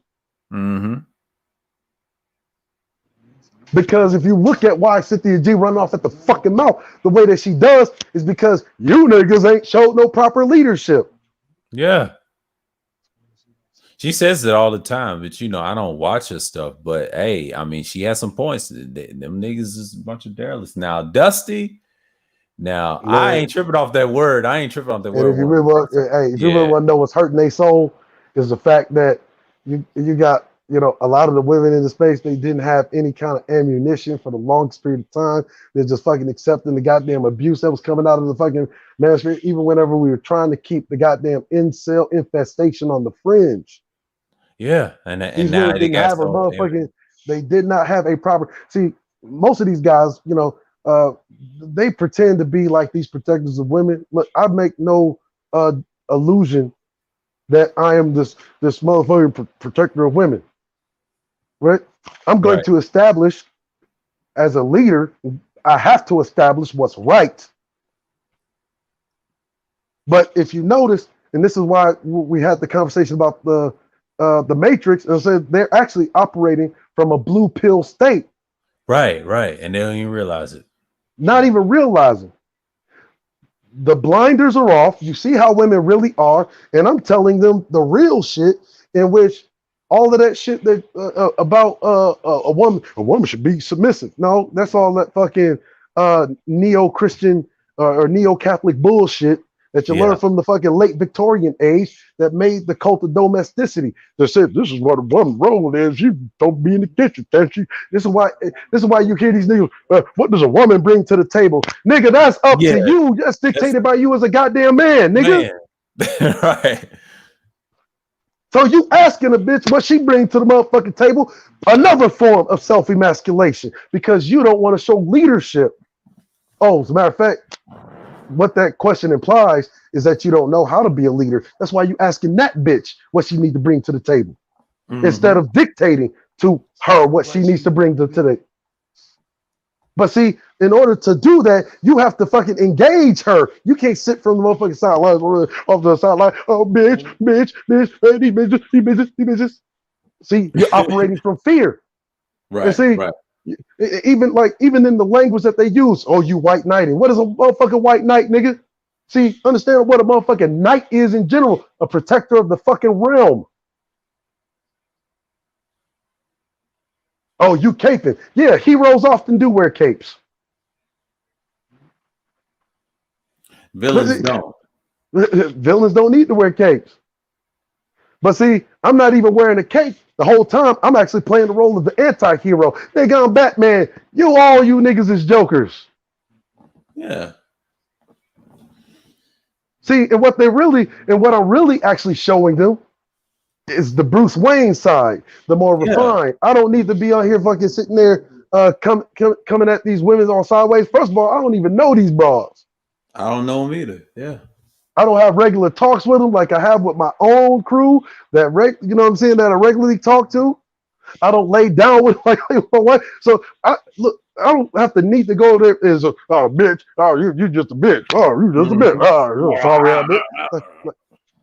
Look, that is the underlying sexual repression coming out. Yeah. See, this is why me and Dre have been talking about why there is actually a necessity to completely make prostitution, i.e., health and comfort service providers, a legal thing in the United States. Yeah. Because you would actually end the incel fucking infestation overnight. Yeah, we talked about it on several panels before you came, man, and he was saying that he tried to tell Kuda, you can't go back the way it was. That player shit is dead. Even what's his name? Ask Nathan. What do you say? $1 billion mindset. Like even with the game shit, right? Yeah. You see, the pickup artist tried to fucking make a cookie cutter out of every motherfucking nigga and telling them to be, you should be like me. No. Like, For one, every nigga has a different brain chemistry. Every nigga has a motherfucking different set of motherfucking fingerprints. Yeah. Your motherfucking game is uniquely coded to you. Yeah, it's exactly. And then Ask Nathan said the same thing. He talked about his homeboy he had for 30 years. And he said, yeah, he's a square, but I can't make him me. And he had to learn a valuable lesson. And he said a lot of that stuff he taught him didn't help him. You know what he did? Yeah, he got an average oversized white woman, but it's his. He said, I ain't like that. Game. But that's him, you know. But here's the thing about game. Nigga, you're supposed to eventually be able to evolve beyond to the point where you don't even need game. Now it's a part of who you are. Yeah. The thing that you call swag, that is literally the all-encompassing image of what bitches be having in their mind when they think of what a good nigga is. Yeah. You see, that's why it's such an easy fucking thing to come on to a place like YouTube and be a fucking troll, be a complete piece of shit. See, because lucky motherfuckers ain't prosecuted for a lot of the shit that they say, right? Yeah. At least not yet. Not yet. Right? But see, the hard thing, which is what motivates men to be who they are and oppose environment, because opposing environment is a difficult feat, which is why you get such a sense of accomplishment when you do it. Yeah. And they don't want to push that. And that is to deal with people with a level of respect. See, you can't sit there and say, these bitches don't respect us. First of all, you the bitch because you don't even respect yourself. Right. Mm-hmm. And so you asking this woman to give you something that you don't even have for yourself. Mm. A motherfucker can't give you something that you don't already have for yourself. You see what I'm getting at? But see, this is all a part of the elementary game. Yeah. Right there. There you go. You asking me to motherfucker respect you more than you respect yourself? And you walk around here with motherfucking crusty balls and asking why this bitch don't suck your dick? It's asinine. That's asinine. Yeah, itself right there. There you go. Mm-hmm. Yeah.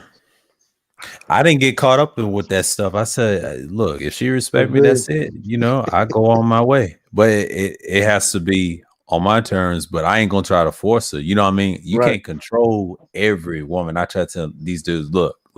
Let's see, man. They're gonna be who they are, man. Let's see, man. Look, I remember Dre used to tell me when I would do, before I stopped making videos, he said, look, a lot of this shit really ain't for right now. It's gonna be for some years ahead. You're gonna start seeing motherfuckers emulate the shit, right? Yeah. I just seen fucking Boyce Watkins literally damn near take my fucking video on immigrants almost verbatim, and now he literally just uploaded it less than 12 goddamn hours ago. Right. Now, got Tanya TKO using the word derelict. See, before I showed up, these niggas had no fucking idea about what a proxy war or how to conduct one or how to end one. And I'm literally showing them the motherfucking blueprint. Every motherfucking female that is on this platform that they told me was a goddamn man-eating angler fish being fucking witch. I have showed them time and time again, firsthand, how to deal with these women. Right. And that's what a fucking repressed incel doesn't understand. How do I be? What he really wants to, what the nigga really want to ask me is, how can I be more like you? Mm-hmm. How can I command respect from these broads? How can I be more visible? Well, one day she'll notice me. It's like, you can't be me. Because game is unique to each individual man. They have their own brain chemistry, just like they own fucking fingerprint, just like they own goddamn eye pattern. Yeah. You only can be you. Yeah. And so you asking the motherfucker to make you something, make you into something that you can't physically or mentally be in the first place. See, now what I just dropped was game. Like game that's going to motherfucking supersede the motherfucking generations way into the future. As a matter of fact, 100 years from now, that is going to be the motherfucking game. And this is why I'd be so proud of the Zennials. Mm-hmm. Because this is already the motherfucking game they operating by. That's why that motherfucker can understand when I was talking about industrial families. You see? But at the same time, I got to get up out of here. I want to say gratitude to you once again, my brother, and all your esteemed brothers that are involved on this panel. Salute to the motherfucking nation. Long live the black nobility. Ebon no bleeds. All right, now. Yep, we're still here. Hold on. Everybody asleep? No, please. Oh. I guess you and me, Shatter. Oh, he came back. Oh. That's quick. Everybody's gone. I hope y'all sucking this real game. Not that artificial shit. Yeah. All right. Yeah. Hold on for a minute.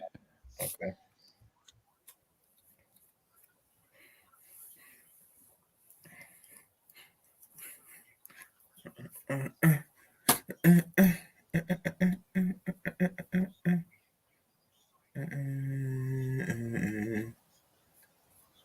All right. I'm gonna adjust my mic for a minute. Okay. That was cerulean. And damn, we went over 6 hours. Yeah, I done completed my topic, so I'm good on that. So all the things jot down, man. Yeah, I jot them down. Yeah, but this was a very interesting stream, man. A lot of information. Yeah, man, I'm back, man. My bad. I had to take a call.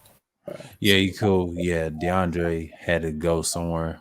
So yeah, Cerulean had to hop off. Yeah, it's been 6 hours. Mm-hmm. Yeah. You drop a lot of stuff, Shatter. Gotta give you credit for that, man. What's that, bro?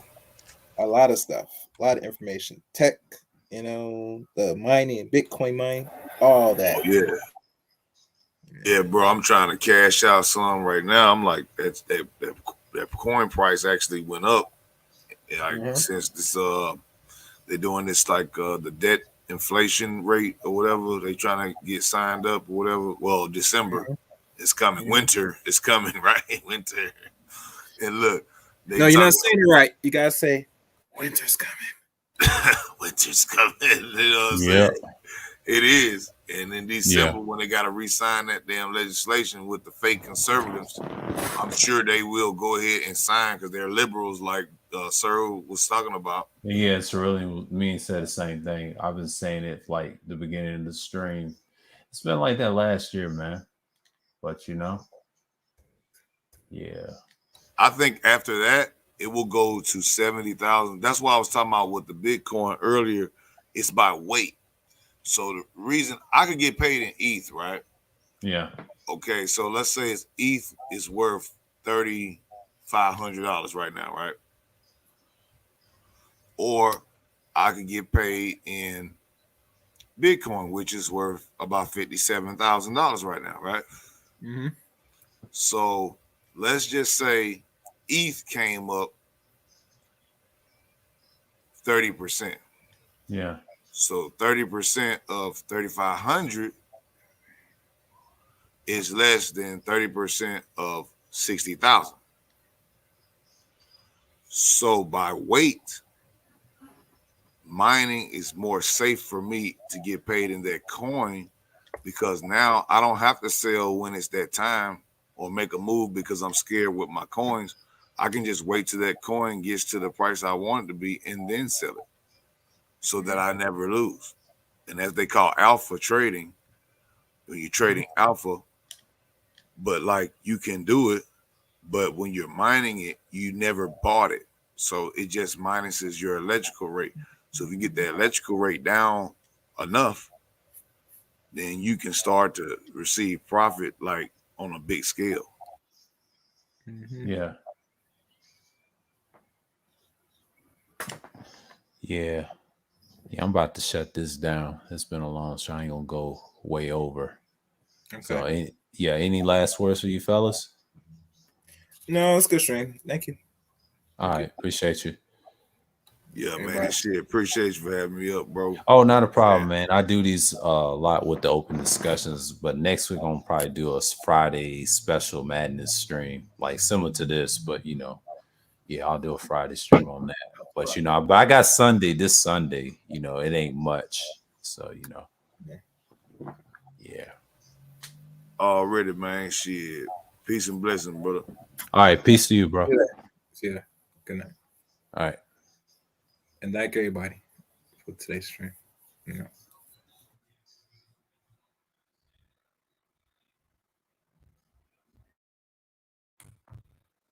Okay. So, hold on.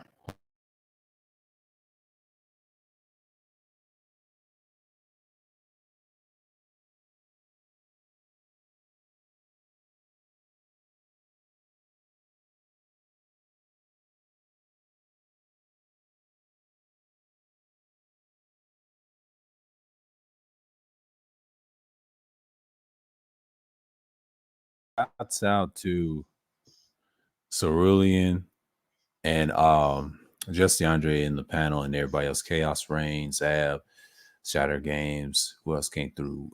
Past the $40 in seafood. Great conversation. We got in all the points that made about the dereliction mode complete. We talked about a lot of stuff from Chili's panel. I mean, this is open discussion, but I will be back this Sunday chills, and do a open stream. We'll talk about what's going on Sunday.